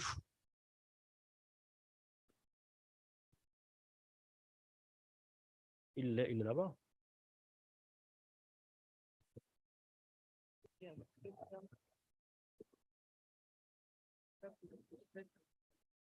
Bonjour, je me présente. Je m'appelle Mohamed Guiregalab. Je viens de Djibouti. Donc, je voudrais un peu citer, d'abord, je remercie les organisateurs de cet événement et surtout en représentant les secteurs privés djiboutiens.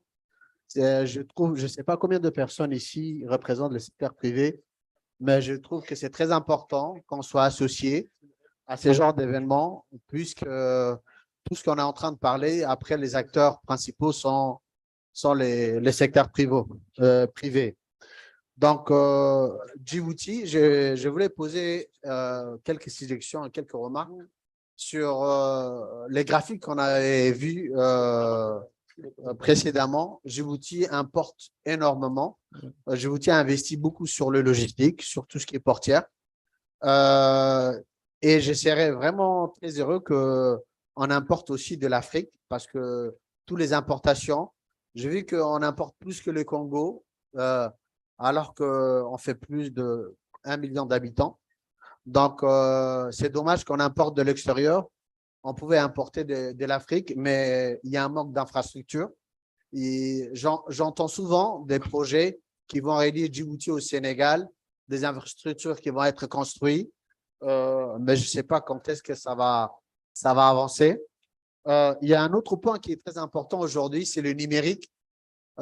Aujourd'hui, en Afrique, il y a 22 pays qui ont un cadre et une réglementation sur le Startup Act, tout ce qui est numérique. Et l'avantage du numérique, on n'a pas besoin de barrières. On peut en étant à Yaoundé, faire une plateforme, faire des services à Tunis. Mais ce qui pose problème, c'est le moyen de paiement.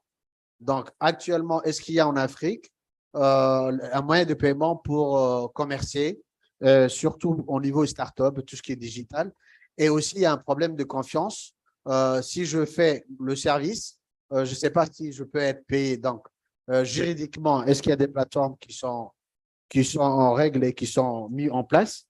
Le dernier point que je voulais rajouter, c'est très intéressant de rencontrer des experts. On a vu beaucoup de choses très intéressantes, très instructives. Mais j'aimerais que peut-être à la fin de ces conférences, séminaires, l'UNICA puisse faire un catalogue où il y a les photos, les coordonnées et les emails de toutes les personnes présentes pour que la collaboration soit sur le long terme. Et qu'après, j'ai vu beaucoup de gens passer, j'ai vu leur nom, mais je ne reconnais pas leur visage après. Donc, si on peut faire un catalogue avec les photos, avec les emails qu'on peut partager à tout le monde pour qu'on puisse garder les contacts après ces séminaires. Merci. Merci beaucoup. Une dernière question. Oui, madame au fond. Oui, allez-y. Présentez-vous et posez la question. Yeah, thank you very much. Let me start by congratulating the team.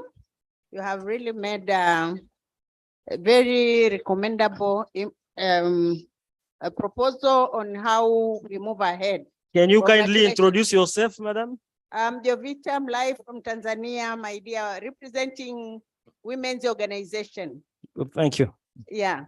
I speak particularly for women here, and I'm kind of requesting the team, especially the last presenter who presented on the work framework, on the framework on how UNECA planned to move ahead.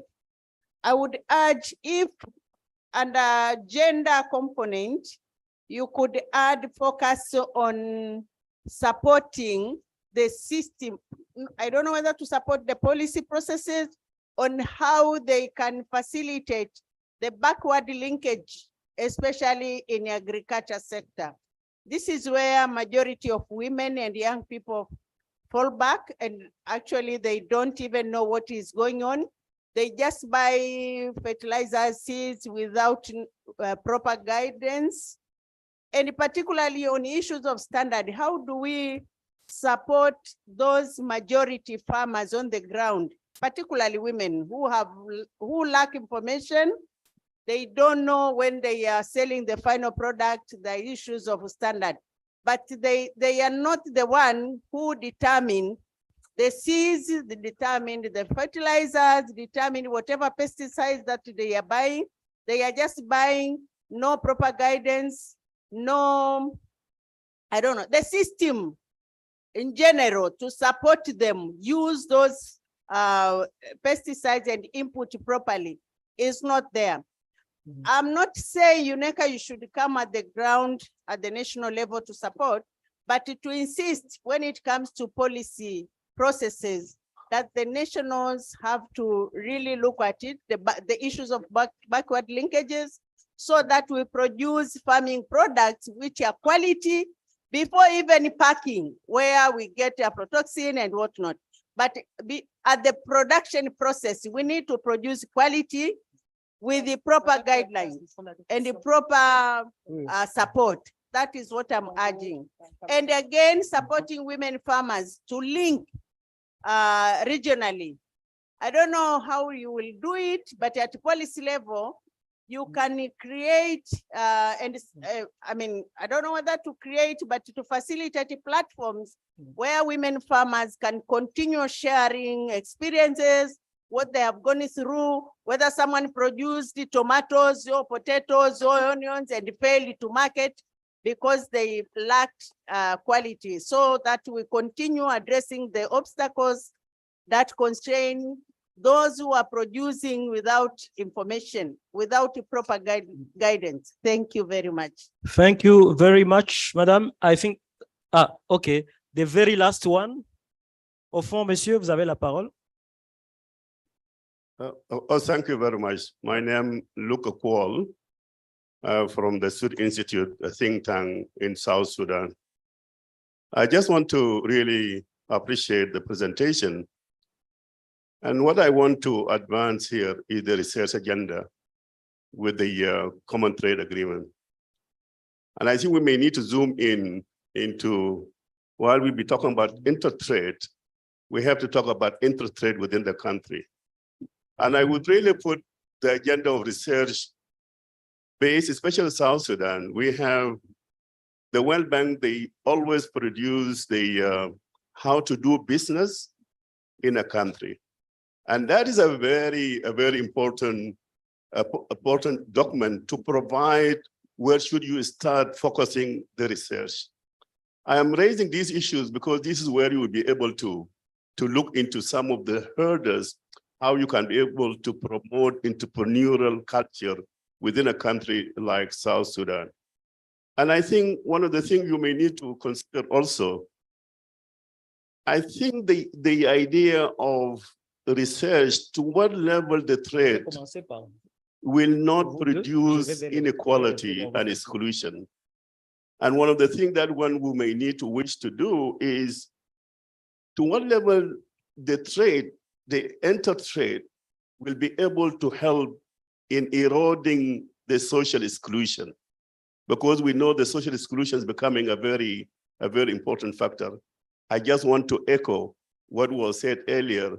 Maybe in this process, women and especially persons with disability and some of the small ethnic group within the countries may not benefit. So indirectly, we may be contributing for this issue of social exclusion that is becoming a very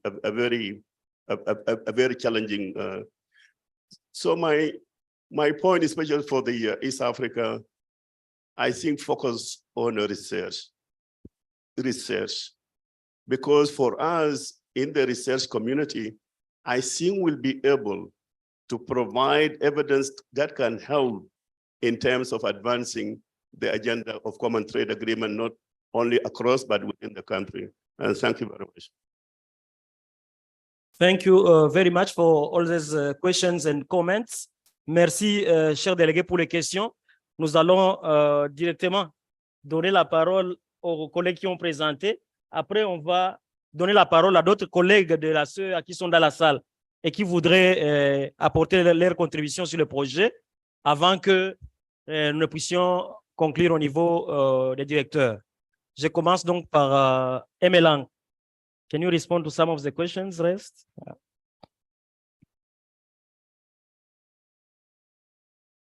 Thank you, distinguished participants. I noted some questions and some were comments. I'll start with the need to link PAF4 and East African Farmers Organization. That is well noted. I hope I got it correctly. And then we were encouraged to work with countries and think tanks. I'll link it with the last comments. Work with local policymakers for policy uptake. I would like to link it with Luca from Sud, because you are asking us to concentrate our research also in country to see how intra-country trade can be encouraged. I think this particular point or these 2 points are really challenging ECA to move beyond government level to move to local level. I think my directors here, they will respond more to that. And you and I, we can continue the discussion bilaterally. Madagascar, capacity enhancement and leaving no one behind, particularly the disabled. You said, don't forget them. And that was emphasized by more than just her. Sud also said the same thing. We know that. On policy advice in the DRC, on why does it look like it's two-tracked, my directors will take that up. On South Sudan, working on political will. Political will, South Sudan, I didn't quite get the question. On blue economy, integrating blue economy into the tourism in Comoros, you requested for the Seychelles report. It will be shared. My colleague who is here noted that. Oh, thank you very much. On the Indian Ocean Rim partnership, there is a partnership with them as well.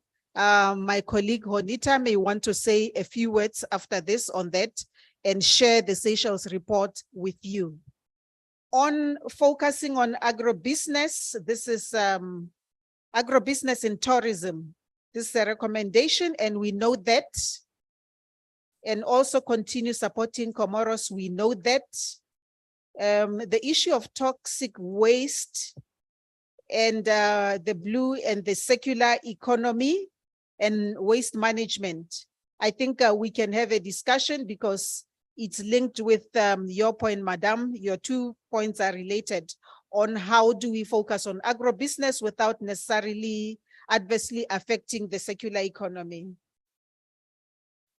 On inclusion of the private sector, I would just like to say per country, we invited ministries of trade, ministries of finance, private sector federation, women entrepreneurs, youth entrepreneurs, regional think tanks, regional organizations and institutions, RECs and IGOs, as well as transport corridors.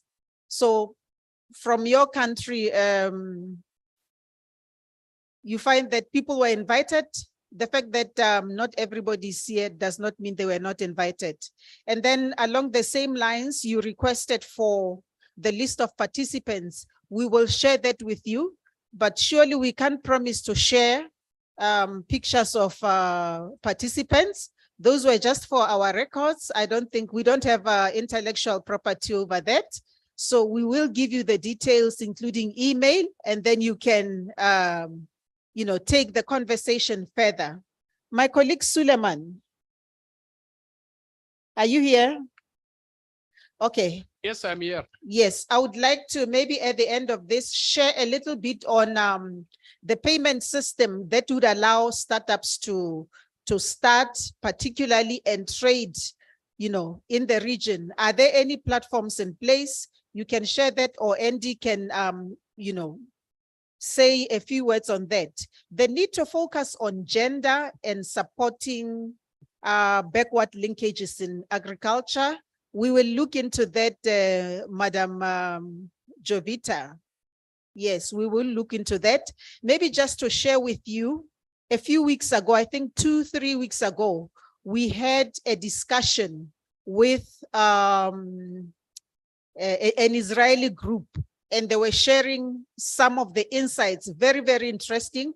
I think my director can speak more into that, or any of our colleagues. So maybe I should just say, be on the lookout when we invite you for webinars. Please, if you can and you have time, try to join, because this discussion, some of the discussions are not starting here, neither are they ending here. We are still going to be inviting you to some of the webinars for you to participate, share your expertise, and learn from others. On who is responsible, yes, on the backward linkages for qualities and standards, Mr. Himogen, I'm going to give you 2 minutes to respond to that. Supporting women farmers to link to the region. You know, we have regional players like Trademark East Africa, at least in this sub-region. They were invited. We invited the Burundi chapter. I'm not sure if they are here because I have not checked the attendance. On that, we can continue to dialogue bilaterally. I will pass over the baton. Thank you, Emelan. Any colleagues from the East African office who would like to add something on what has been said, or to respond to any questions? No.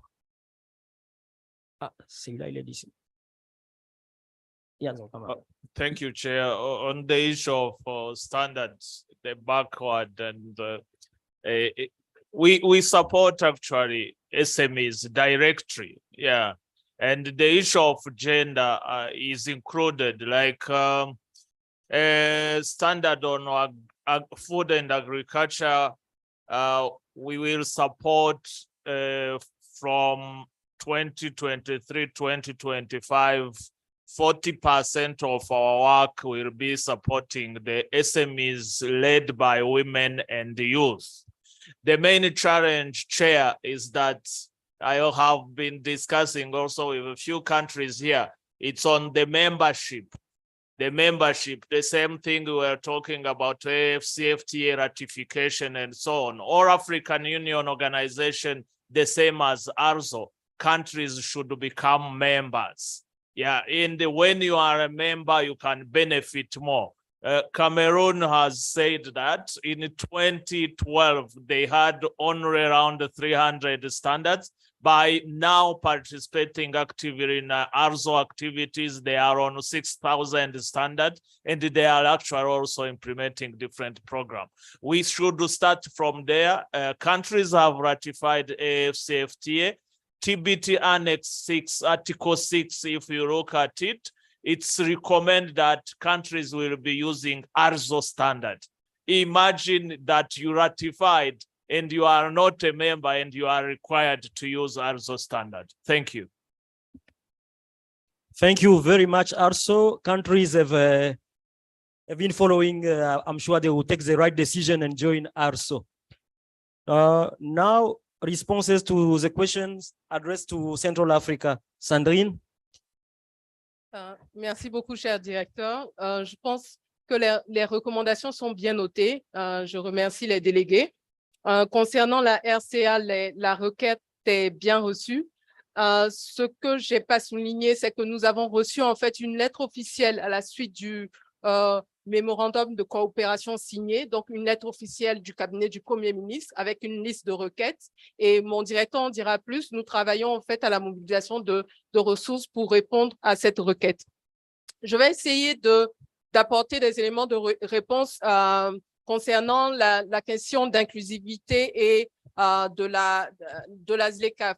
Concernant le projet de recherche en fait que nous avons en cours sur le genre et la ZLECAf, ce qu'il faut savoir, c'est que le webinaire que nous avons organisé en marge de la journée de la femme a été l'occasion en fait d'offrir aux femmes entrepreneurs qui étaient invitées, donc de tous les secteurs, y compris du secteur agricole, les femmes du milieu informel, du secteur informel, pardon, des grandes entreprises, des petites entreprises, les associations de femmes, les associations de jeunes également. l'idée était de leur offrir une plateforme, d'abord pour les informer sur la zone de libre-échange, mais aussi pour collecter un peu les informations sur leurs expériences, leurs challenges, leurs défis, les opportunités et leurs espérances quant à la ZLECAf, mais surtout quant à l'appui du bureau aux États membres et aux communautés économiques régionales afin de s'assurer d'une mise en œuvre effective et inclusive des stratégies nationales et des stratégies régionales ZLECAf. Raison pour laquelle nous collaborons d'ailleurs avec la CEAC pour cela. Et le projet de recherche en cours est en fait le résultat des recommandations que nous avons reçues de ces femmes-là. Et je peux vous assurer que nous avons des experts qui ont déjà commencé le travail donc, sur la base de données de femmes, d'associations de femmes que nous avons et de jeunes également, déjà commencé le processus de collecte d'informations, mais qui vont également sur le terrain, aux frontières, dans les corridors pour collecter l'information nécessaire. En plus de cela, nous avons également envoyé des courriers officiels à des ministères clés, y compris les ministères en charge du genre et de la femme dans l'ensemble des pays de la CEAC. D'ailleurs, je veux saluer Madame le ministre du Commerce et de l'Industrie de la RCA qui a déjà contribué à ce rapport-là. Donc, juste pour vous signifier cela, bien sûr, la question de LNOB, c'est vrai que le rapport, bon, le projet, c'est genre et commerce, mais c'est tout à fait inclusif étant donné que nous sommes dans le contexte de l'agenda 2030. Donc, ne laissez personne de côté. Ça, c'est forcément pris en compte. En plus de cela, quelque chose que je souhaite souligner, l'idée aussi pour nous est de mieux identifier la cible parce que c'est bien d'avoir un projet sur le genre, sur les femmes, les jeunes, mais où sont-ils, qui sont-ils, dans quel secteur? Donc, l'idée aussi pour nous est de créer une base de données des femmes engagées dans le commerce et des femmes entrepreneurs dans la sous-région CEAC et des jeunes également. Nous continuons à lancer des appels à la petite base de données que nous avons. Nous essayons de rentrer en contact avec les associations, mais je vous invite aussi à venir vers le bureau de la CEA, à nous envoyer des mails et à nous diriger vers les personnes, notamment les présidents d'associations, ce genre de choses, parce que ce sont en fait ce sont les cibles idéales, parce que ce sont elles qui vont pouvoir ramener ceux qui sont en fait, en général, laissés de côté, les plus vulnérables. Et nous sommes un bureau régional, on n'a pas forcément l'opportunité d'aller dans tous les petits, au plus bas niveau, mais enfin, une manière de parler. Mais nous comptons aussi sur vous. N'hésitez pas à venir vers nous et nous travaillons toujours sur cette base de données. Merci, Sandrine. Je vais inviter Mamadou Bal pour qu'il réponde à certaines questions qui sont liées au projet qu'il coordonne dans le bureau. Bal, 2 minutes. Ok, non, mais merci de me donner la parole. Donc, juste pour aller dans le sens de ma collègue Sandrine, pour ce qui est de la RCA, comme elle a si bien dit, donc on a signé un cadre de coopération, un mémorandum d'accord, mais dont certains éléments ont commencé même à être mis en œuvre, parce que dans sa présentation, elle parlait de l'atelier de renforcement des capacités.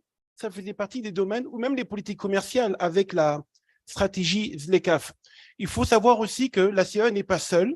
Nous avons la chance de faire partie de l'équipe pays des Nations Unies, c'est-à-dire que donc, nous travaillons en étroite collaboration avec UNCT, et ça qui fait que nous pourrons mobiliser davantage de ressources. Il faut savoir que la RCA est un pays au focus pour la CEA, et donc rassurez-vous qu'on pourra en discuter davantage en bilatéral. Pour ce qui est du Cameroun, même chose, le Cameroun aussi, nous faisons partie de UNCT, et il se trouve que la CEA, puisque le Cameroun a signé avec les Nations Unies donc l'accord cadre de coopération pour le développement durable sur la période 2022-2026, et le groupe de résultats 1, donc c'est de promouvoir une croissance inclusive et durable. Et c'est la CEA donc, qui assure le lead de ce groupe de résultats 1. Et donc, les éléments dont vous parlez rentrent plutôt dans le produit 5 pour la mise en œuvre du PDI. Donc, comme il s'agit d'un horizon temporel de 4 ans, donc vous êtes sûr que nous pourrons tout faire pour mobiliser davantage de ressources. Pour ce qui est du Congo, pareil, donc l'intervention de l'honorable Osiala pour les filières des hydrocarbures. Bon, il faut savoir que déjà, nous avons la chance aussi au Congo de travailler en étroite collaboration avec le PNUD, donc pour la mise en œuvre donc, de la vision 2048 à travers le PND 2022-2026, et j'aurai l'occasion de discuter de manière bilatérale avec la délégation du Congo. Tout ça pour vous dire que nous ne vous oublions pas, c'est juste que nous voulons en fait être sûrs que nous pouvons mobiliser les ressources et pour que nos promesses soient vraiment tenues. Merci.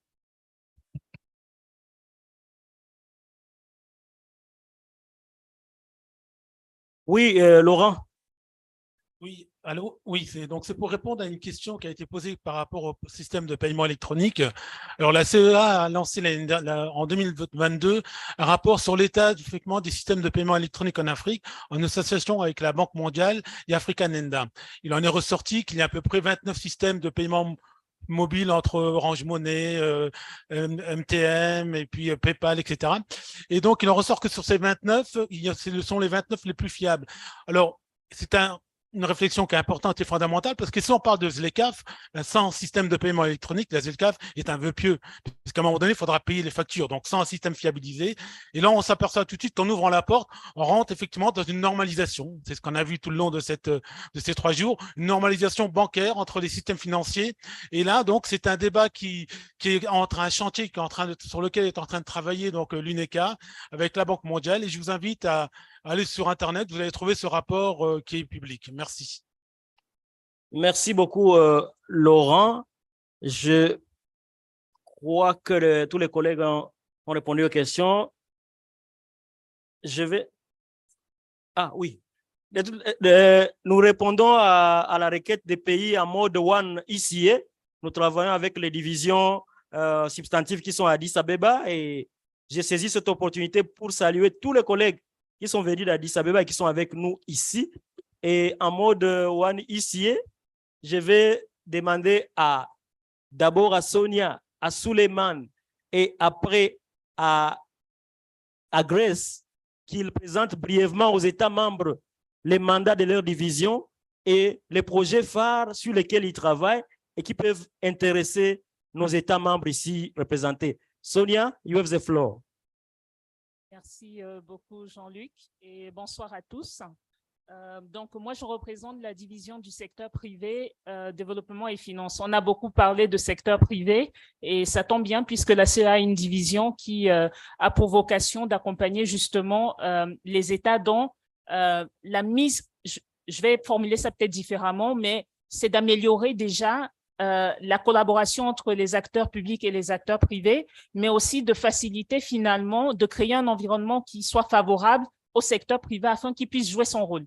Lorsqu'on parle des ODD ou des différents projets qu'on a évoqués ici, nous sommes tous d'accord que le secteur privé a un rôle primordial à jouer, mais il faut créer les conditions, il faut mettre en place le cadre réglementaire qui leur permettrait effectivement de pouvoir développer leurs activités.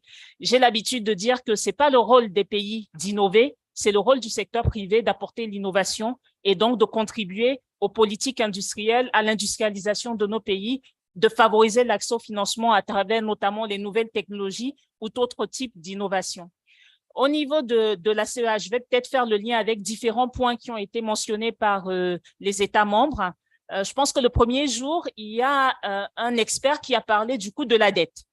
Alors, il faut savoir que le coût de la dette, et notamment lorsqu'on emprunte à l'extérieur, est étroitement lié avec la notation souveraine du pays.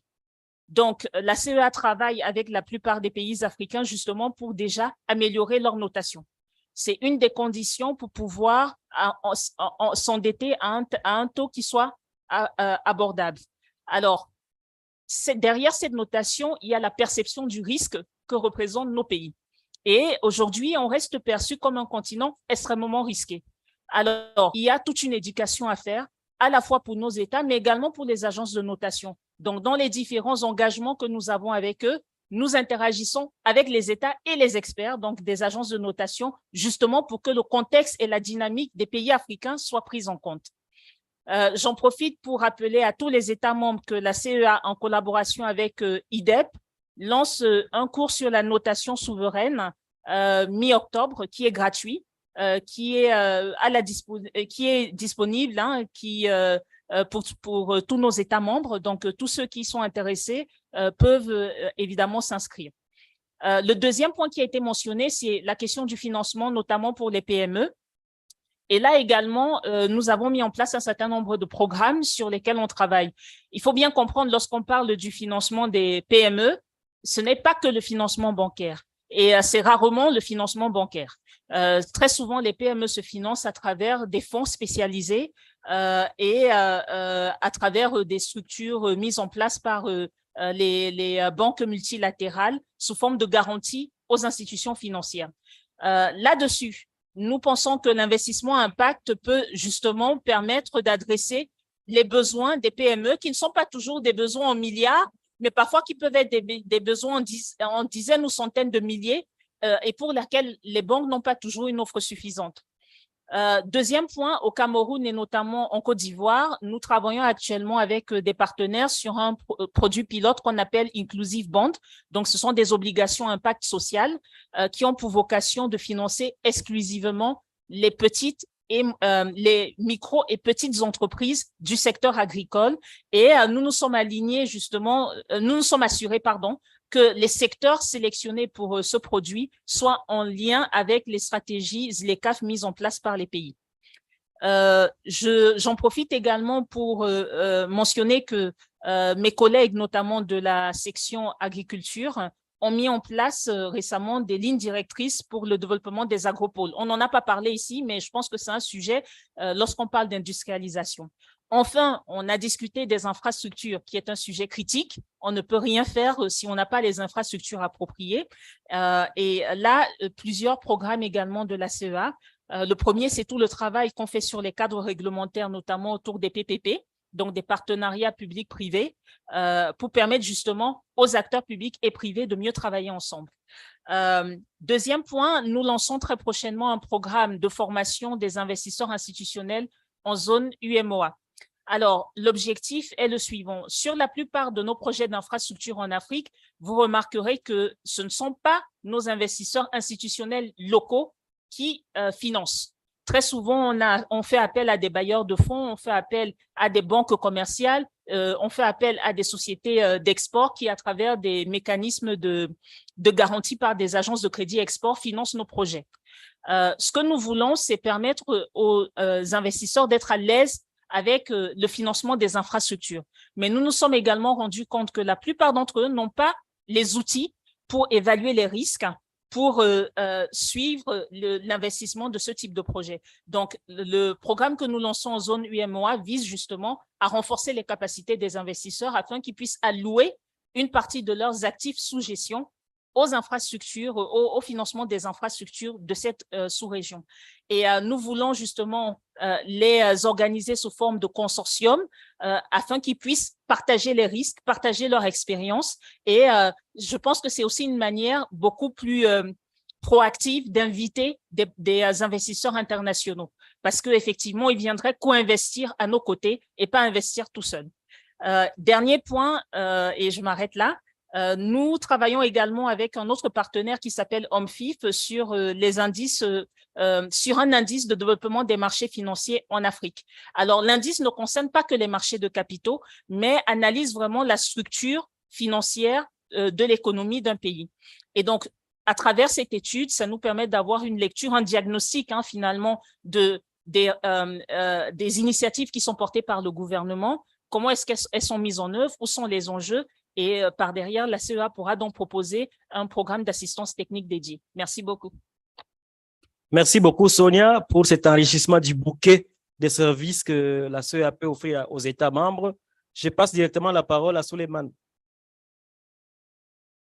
Oui. Merci. Thank you, Jean-Luc, for availing us the opportunity to share with the distinguished participants here.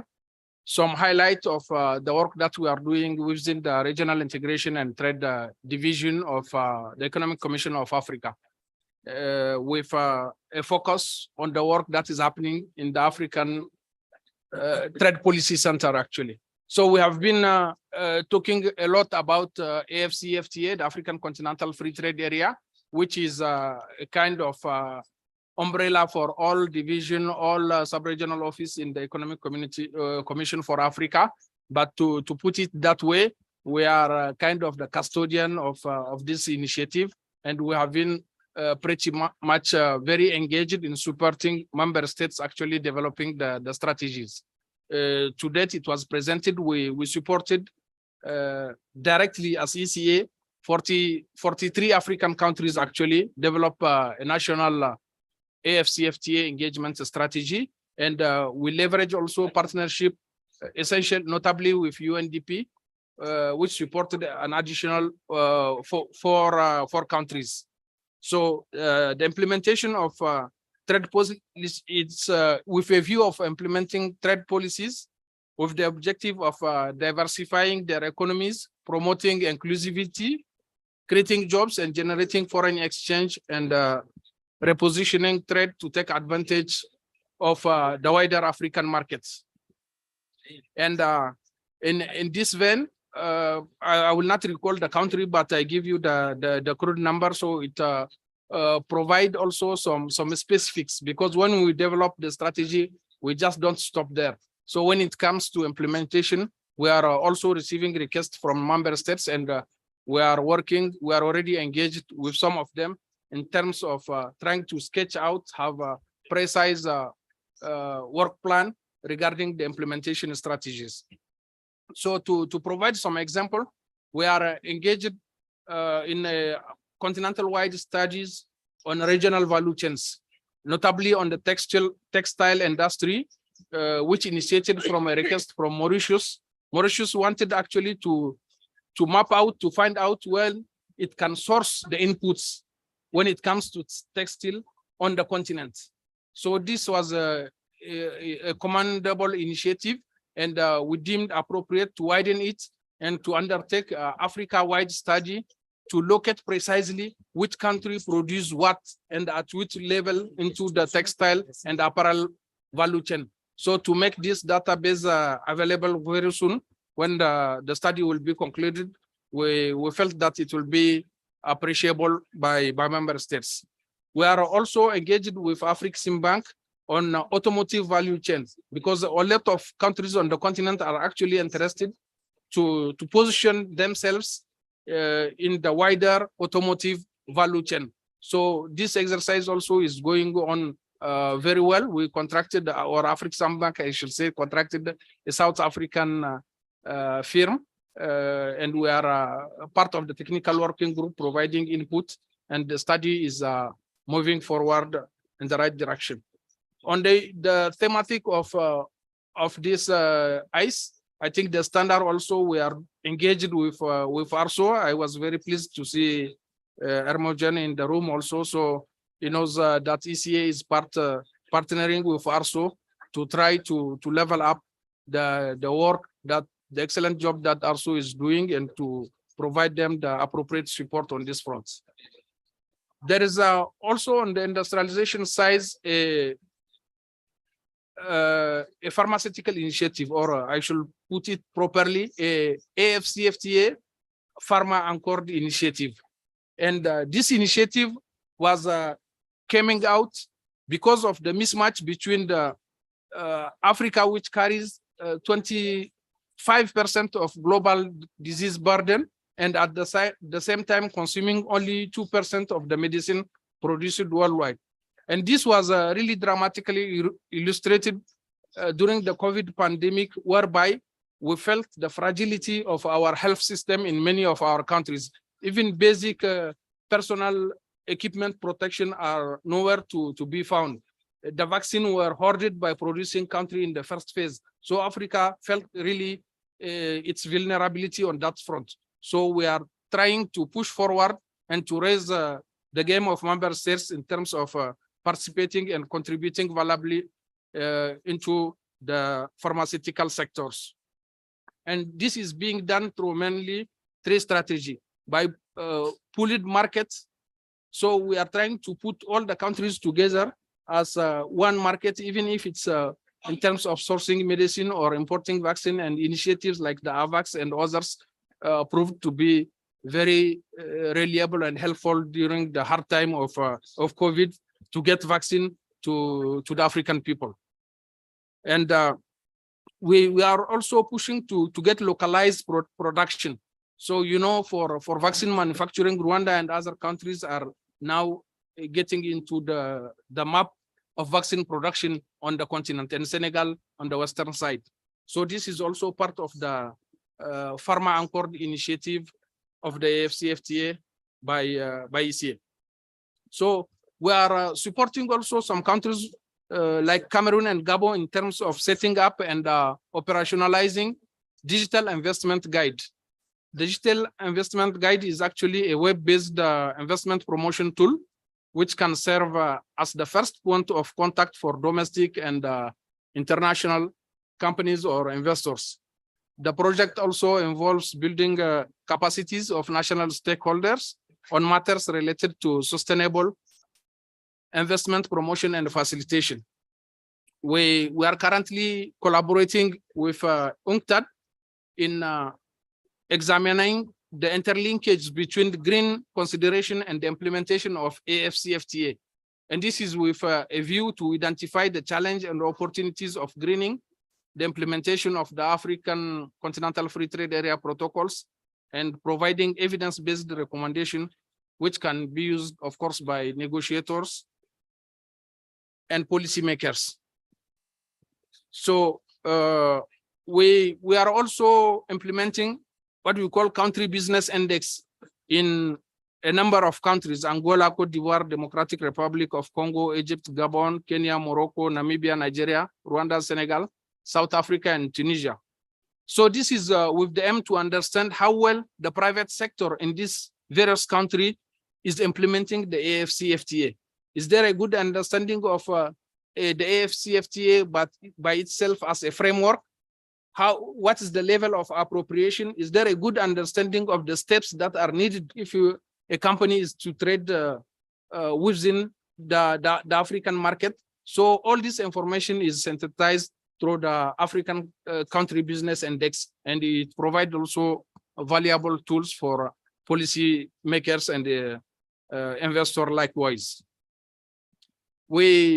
I will stay here because I will finish on this point because there's no need to elaborate more, but I think from this I provide you with the main highlight of the activities and the work that is being undertaken at the Regional Integration and Trade Division. Thank you very much. Thank you, Suleiman. I think member states can see that we have a lot to offer, and I encourage them to see you if there is any need to strengthen the collaboration with ATPC. I would like also to recall that all the support, tous les appuis que nous donnons en termes de stratégies et les CAF, nous les faisons avec l'appui de nos collègues de ATPC. Je vais donc passer maintenant la parole à Grace. Grace, kindly introduce your division and share information on whatever of interest for our member states, please. Thank you. Good afternoon, distinguished delegates. Good afternoon, partners. My name is Grace Chisamia. I work with the Strategic Planning, Oversight and Results Division of ICA. So our role really is to ensure that we keep track of the evolving needs of our member states so that we ensure that our planning is relevant and that we are able to move with what the needs of our member states are and provide relevant support. Our other role is also learning and accountability.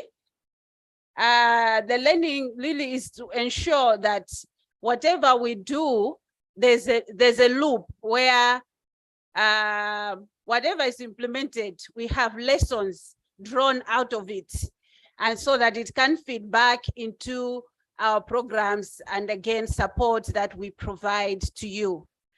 And on that note, let me call you, dear delegates, partners, that our colleagues will send out an evaluation questionnaire for this meeting, and I would like to request you to take time to provide us with feedback, because that is how we learn. One of the things we would like to know from you, from that evaluation, is really what you think about the joint nature of this meeting.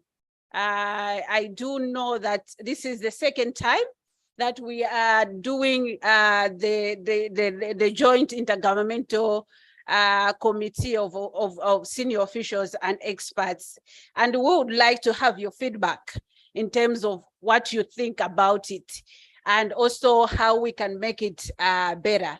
So that's my first call to you. Like I said, also our other role is to ensure that your commission is accountable to you for the resources that you provide us. And that is, we need to support you based on the mandates that you give us. And so the resources that you provide us, we need to be accountable for them. So that's the role that my division plays in ensuring that as a commission, we are accountable for the resources, as well as being accountable for results, because we don't want to just do meetings and meetings for the sake of it. We would like to see results at the end of the day. So that's something that we make sure happens. Now, I will not go into details to talk about that or our work. We do have some kind of bird's eye view of what is happening in the commission, and I would like to talk about two things, and just to remind ourselves. The first thing is that you do know that the SDGs, or rather Agenda 2030, is at the midpoint, right? We are in 2023, and 2030 from 2016, that's the midpoint of Agenda 2030. And last week, 18th and 19th of September, our world leaders met in New York to take stock of the progress that has been made in terms of achieving the 2030 agenda. And also, apart from taking stock, to also recharge or recommit, to have that momentum again on accelerating implementation of the Sustainable Development Goals. And on that note, I would like to call you delegates to take time to look at a report that ICSOE produces on the African Sustainable Development report. This is a report that takes stock, that it monitors and reports on the progress that as Africa we have made on the Sustainable Development Goals. And of course, in our context, we also talk about the Agenda 2063. And just briefly to point out some of the findings there. And this is not to discourage you from going to read it. I encourage you to please take time and go and read that report. But some of the findings there are that we are making very slow progress in a provision of quality education for all, and that is SDG 4. And this also is problematic more because of the pandemic that has slowed down our gains. So we do still have, for example, 288 million children that are supposed to be in school that are not in school right now. This is something that's concerning. And agenda on SDG 5, I heard discussion about gender inclusivity and women and girls. This is also an area that we are making very slow progress. And as Africa, some of where we need to pay attention to is our policies. We do lack, we have inadequate policies when it comes to ending discrimination against women and girls. So this is some of the findings that the report has revealed. On SDG 14, which is on life below water, also there's slow progress there. The finding is that our marine ecosystem is endangered by organic and chemical pollutants. So that's an area that we need to pay attention to as a continent as well. And then there is also the SDG on partnerships, which is SDG 17. I will not even go into details about that because this is something that we've been talking about for the past 2 days. The issues of dates, issues of domestic resource mobilization, where we are lagging behind. And also, there are some concerning areas, some targets, for example, to do with water,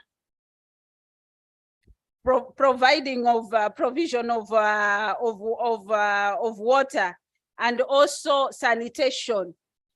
Those are areas that we have actually not even making positive progress, but we have retrogressed. We are going behind, and that's concerning because these areas are to do with the health outcomes.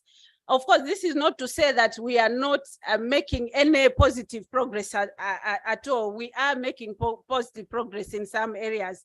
One of it is being, phone accessibility.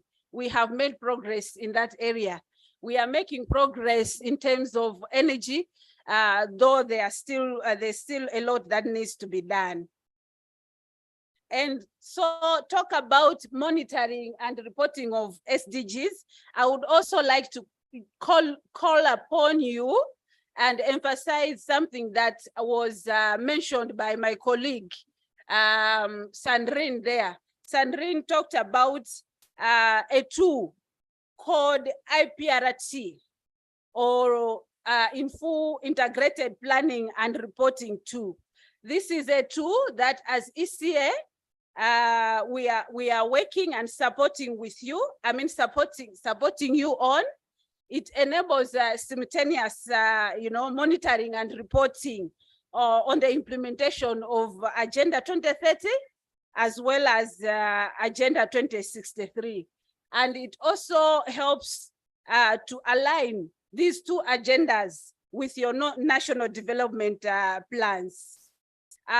This tool is something that, as ICSOE, we are so proud of. And one of the reasons, we've just received news today that it has won what is called the International Standards of Accounting and Reporting Honors.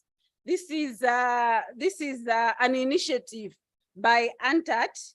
It is aimed at raising, awareness and facilitating dissemination of national or international best practices on sustainable development goals, monitoring and reporting. So there were like 70 submissions, but these two came out to be the top. So you can see how it's being recognized beyond Africa, and would like that you take advantage of the two and use it because it has so many benefits. And apart from this recognition, these two we've also been requested by the AUC, the African Union Commission, to make a presentation on the two so that it can officially be adopted as a reporting tool for both agendas 2030 and 2063. So let me end here. And these are some of the initiatives that we as ICA are doing and can offer you support in these areas. Thank you so much. Thank you very much, Grace, for this overview, especially the presentation of the Sustainable Development Report for Africa. We encourage the member states to go on the website and go through the report. La question qui était posée ici sur le suivi et évaluation de notre travail de tous les jours a trouvé la réponse par rapport à notre entité spécialisée qui est chargée de nous évaluer et de suivre la qualité de nos programmes. Ceci dit, chers délégués, vous avez donc une idée assez large de notre menu, comme bureaux sous-régionaux, mais aussi comme CEA en général. Pour clore cette session-là, je vais donc donner la parole à ma collègue, la directrice du Bureau Afrique de l'Est qui nous reçoit chez elle, pour qu'elle puisse souligner encore l'engagement de la CEA par rapport à la réponse effective à toutes les demandes qui ont été soulignées ici par les États membres. Maman. Merci beaucoup, cher Jean-Luc. Bon après-midi à tout le monde. Donc, comme il l'a dit, on a essayé de vous présenter ce que nous avons fait au cours de l'année. On a essayé également de vous présenter ce qui se fait dans les bureaux sous-régionaux, mais également au-delà. Donc, sur ce point, je voudrais rappeler encore une fois que la CEA, c'est 5 bureaux sous-régionaux, plus notre quartier général à Addis Abeba, plus IDEB. Donc, gardez cela en tête. Et quand vous avez des préoccupations, quand vous pensez que certaines choses doivent être prioritaires pour vous, n'hésitez jamais à vous rapprocher de nous afin qu'on discute et qu'on voit qui peut mieux vous aider dans la maison. Et même si nous sommes du bureau de l'Afrique de l'Est et que vous avez des préoccupations qui vont au-delà de ce que vous savez que nous pouvons vous offrir, laissez-nous savoir et on pourrait vous trouver une ressource qui peut vous aider. C'est la raison pour laquelle on fait ces meetings conjoints. Ça vous permet de voir l'ensemble de ce que la CEA a à offrir. J'espère que on a été assez clair. Je pense que, en tout cas, j'espère qu'on a pu vous donner un bon tour d'horizon. Donc, ma collègue Sonia qui a parlé du secteur privé, mon collègue Abdallah qui a parlé du centre des politiques commerciales et Jane qui a parlé des ODD et au-delà. Donc, ça vous donne un aspect. On a d'autres divisions à la CEA qui s'occupent de technologie, de changement climatique, d'économie bleue. Am I forgetting something? En tout cas, on a d'autres divisions. Donc, ce qu'on veut créer, c'est vraiment la confiance et puis le contact continu. Si on peut vous aider, on va vous dire qu'on peut vous aider. Si on ne peut pas vous aider, on va également vous référer à des agences sœurs. Donc, ceci est vraiment ici, quand on vient ici, c'est vraiment une plateforme pour essayer de vous informer. Nous pensons que l'information est clé, elle est capitale pour tous les types de stakeholders, pour le secteur privé, le secteur public, la société civile, encore plus les médias et tout ça. Donc, on essaie vraiment d'être une plateforme d'expérience, d'échange d'expérience, une plateforme d'apprentissage par les pairs, une plateforme d'échange. On espère vraiment que vous retenez beaucoup. Il y a quelqu'un qui a posé la question de savoir pourquoi d'un bureau à l'autre, on a des activités différentes, des points de focus différents. Ben, la réponse la plus évidente, c'est parce que les deux sous-régions sont différentes. La région d'Afrique centrale est très dotée en matière de ressources du sous-sol, de ressources d'hydrocarbures. La région d'Afrique de l'Est est plus riche en matière des ressources du secteur primaire, du secteur agricole et également de la nature, du tourisme. Donc, on essaie d'apporter les expertises suivant on va dire, les dotations naturelles de chacun. Mais encore une fois, quand on développe une expertise dans un endroit donné, il n'est pas dit qu'il n'y a que ça qui est à la disposition de la région en question. On peut, si vous avez besoin de certaines expertises qui sont au niveau de l'Afrique centrale, nos collègues seraient disposés à vous aider et de la même façon, nous, on serait disposés à aider les collègues de l'Afrique centrale s'il y a des choses qui vous intéressent dans le tourisme, dans le domaine de l'économie bleue et dans le domaine de la AfCFTA. Ce que je voudrais dire, c'est que quand on développe des produits aussi, une fois qu'on développe des produits, ils sont à votre disposition.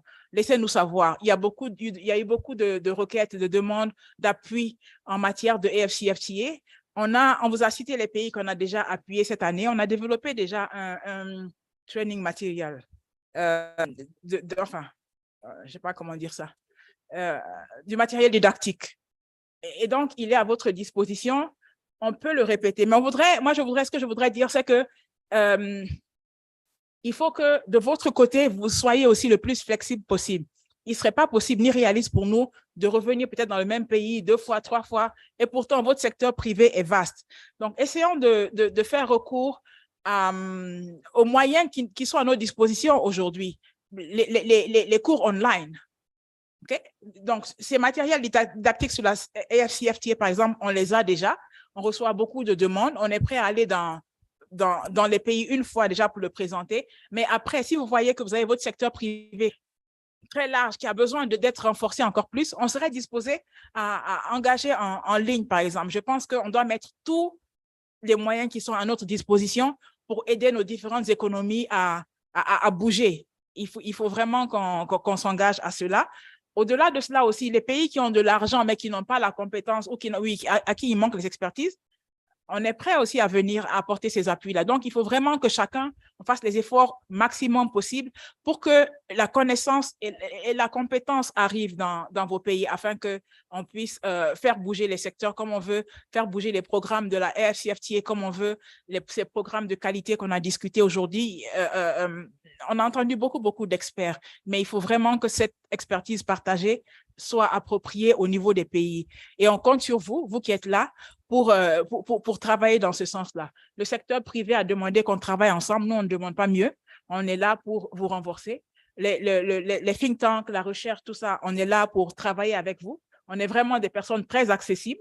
Get in touch, comme on dit en anglais, et puis on peut discuter en ligne et voir vraiment ce qu'on peut faire. La CEA, notre champ d'intervention, il est vraiment en haut de la chaîne du développement, en fait. On essaie d'influencer les politiques, on essaie d'aider les pays à se doter des politiques et des stratégies dont ils ont besoin, OK, pour développer différentes choses dans leur pays. Mais au-delà de ça, il nous est très difficile d'influencer à l'intérieur du pays. On vous aide à avoir les stratégies qu'il vaut, l'information qu'il vaut. Et ensuite, quelqu'un d'autre doit prendre ça et faire descendre à un autre niveau. Donc, c'est pour ça qu'on a une entité dont l'impact est assez difficile à mesurer, en fait, parce qu'on ne peut pas tout seul avoir des impacts. On peut avoir des impacts que si tout le monde, tous les différents acteurs travaillent avec nous. En première ligne, le secteur public qui doit mettre en place tous les cadres qu'il faut pour que l'économie fonctionne de manière normée et réglementée. Donc, on est vraiment très content, même honoré de vos appréciations, de votre intérêt pour ce que nous faisons. Je voudrais vous dire encore que nous sommes à votre disposition et continuons de travailler ensemble. S'il y a des choses que sur lesquels vous voulez des appuis, des renforcements, rapprochez-vous de nous. Comores, Madagascar, South Sudan, vous avez tous, la République centrafricaine, vous avez tous soulevé des besoins en renforcement. Vous avez ébauché vos besoins. Je vous engage, je vous encourage à vous rapprocher de nous davantage pour qu'on puisse aller un peu plus en profondeur et voir comment on peut adresser ensemble certaines de vos préoccupations. Je voudrais m'arrêter là. Ce n'est pas encore le temps de vous remercier. Demain encore, on est ensemble. Mais merci à mes collègues et Mélan pour la présentation très claire. Merci à Sandrine. Merci à Sonia. Merci à Suleiman. Merci à Grace. Et merci à vous tous qui avez posé des questions d'éclaircissement. Et bonne soirée pour aujourd'hui. Merci beaucoup. Et merci à notre chair. Merci beaucoup, Maman. Des derniers communiqués, la fiche d'évaluation pour la réunion vous a été envoyée. Prenez le temps vous sera envoyé ce soir. Et donc, prenez le temps de compléter la fiche et de nous la renvoyer pour que demain matin, nous l'ayons et que ça nous permette, comme ma collègue de SPOC l'a dit, de pouvoir évaluer ces activités et nous recentrer de façon efficiente. Deuxième communiqué, vous avez reçu les invitations je crois qu'il y avait notre MC. Madame, je commence à faire votre travail. Allez-y. Vous le faites si bien que vous pourriez continuer. Mais merci quand même et merci à vous tous pour votre patience. Le communiqué que j'ai, vous l'aviez mentionné, vous avez des invitations pour la soirée de gala. Il y a des bus, on m'a signifié de vous dire que les bus vous attendent là à l'entrée et on devrait être à l'heure. Hein. J'espère que vous n'êtes pas comme nous. Hein. J'espère que vous respectez l'heure. À 18h, on devrait être à Zion Beach, donc essayez un peu de vous hâter parce que les bus sont là. Et il y en a d'autres qui avaient mis leurs préoccupations, savoir est-ce qu'on va passer à 4 jours à Bujumbura sans devoir visiter Bujumbura. Je crois que le ministère en charge des finances et celui du commerce et qui a dans ses attributions de tourisme, il y a des visites qui sont prévues. Demain, on essaiera de faire très vite pour que vous puissiez un peu visiter des places stratégiques de Bujumbura et même en dehors de Bujumbura un peu. Voilà, je crois que c'est ça. Très bonne soirée. On reste ensemble jusqu'à tard. À demain. Thank you. ECA colleagues, let's meet here for 2 minutes. ECA colleagues, Central and Eastern Africa. Thank you.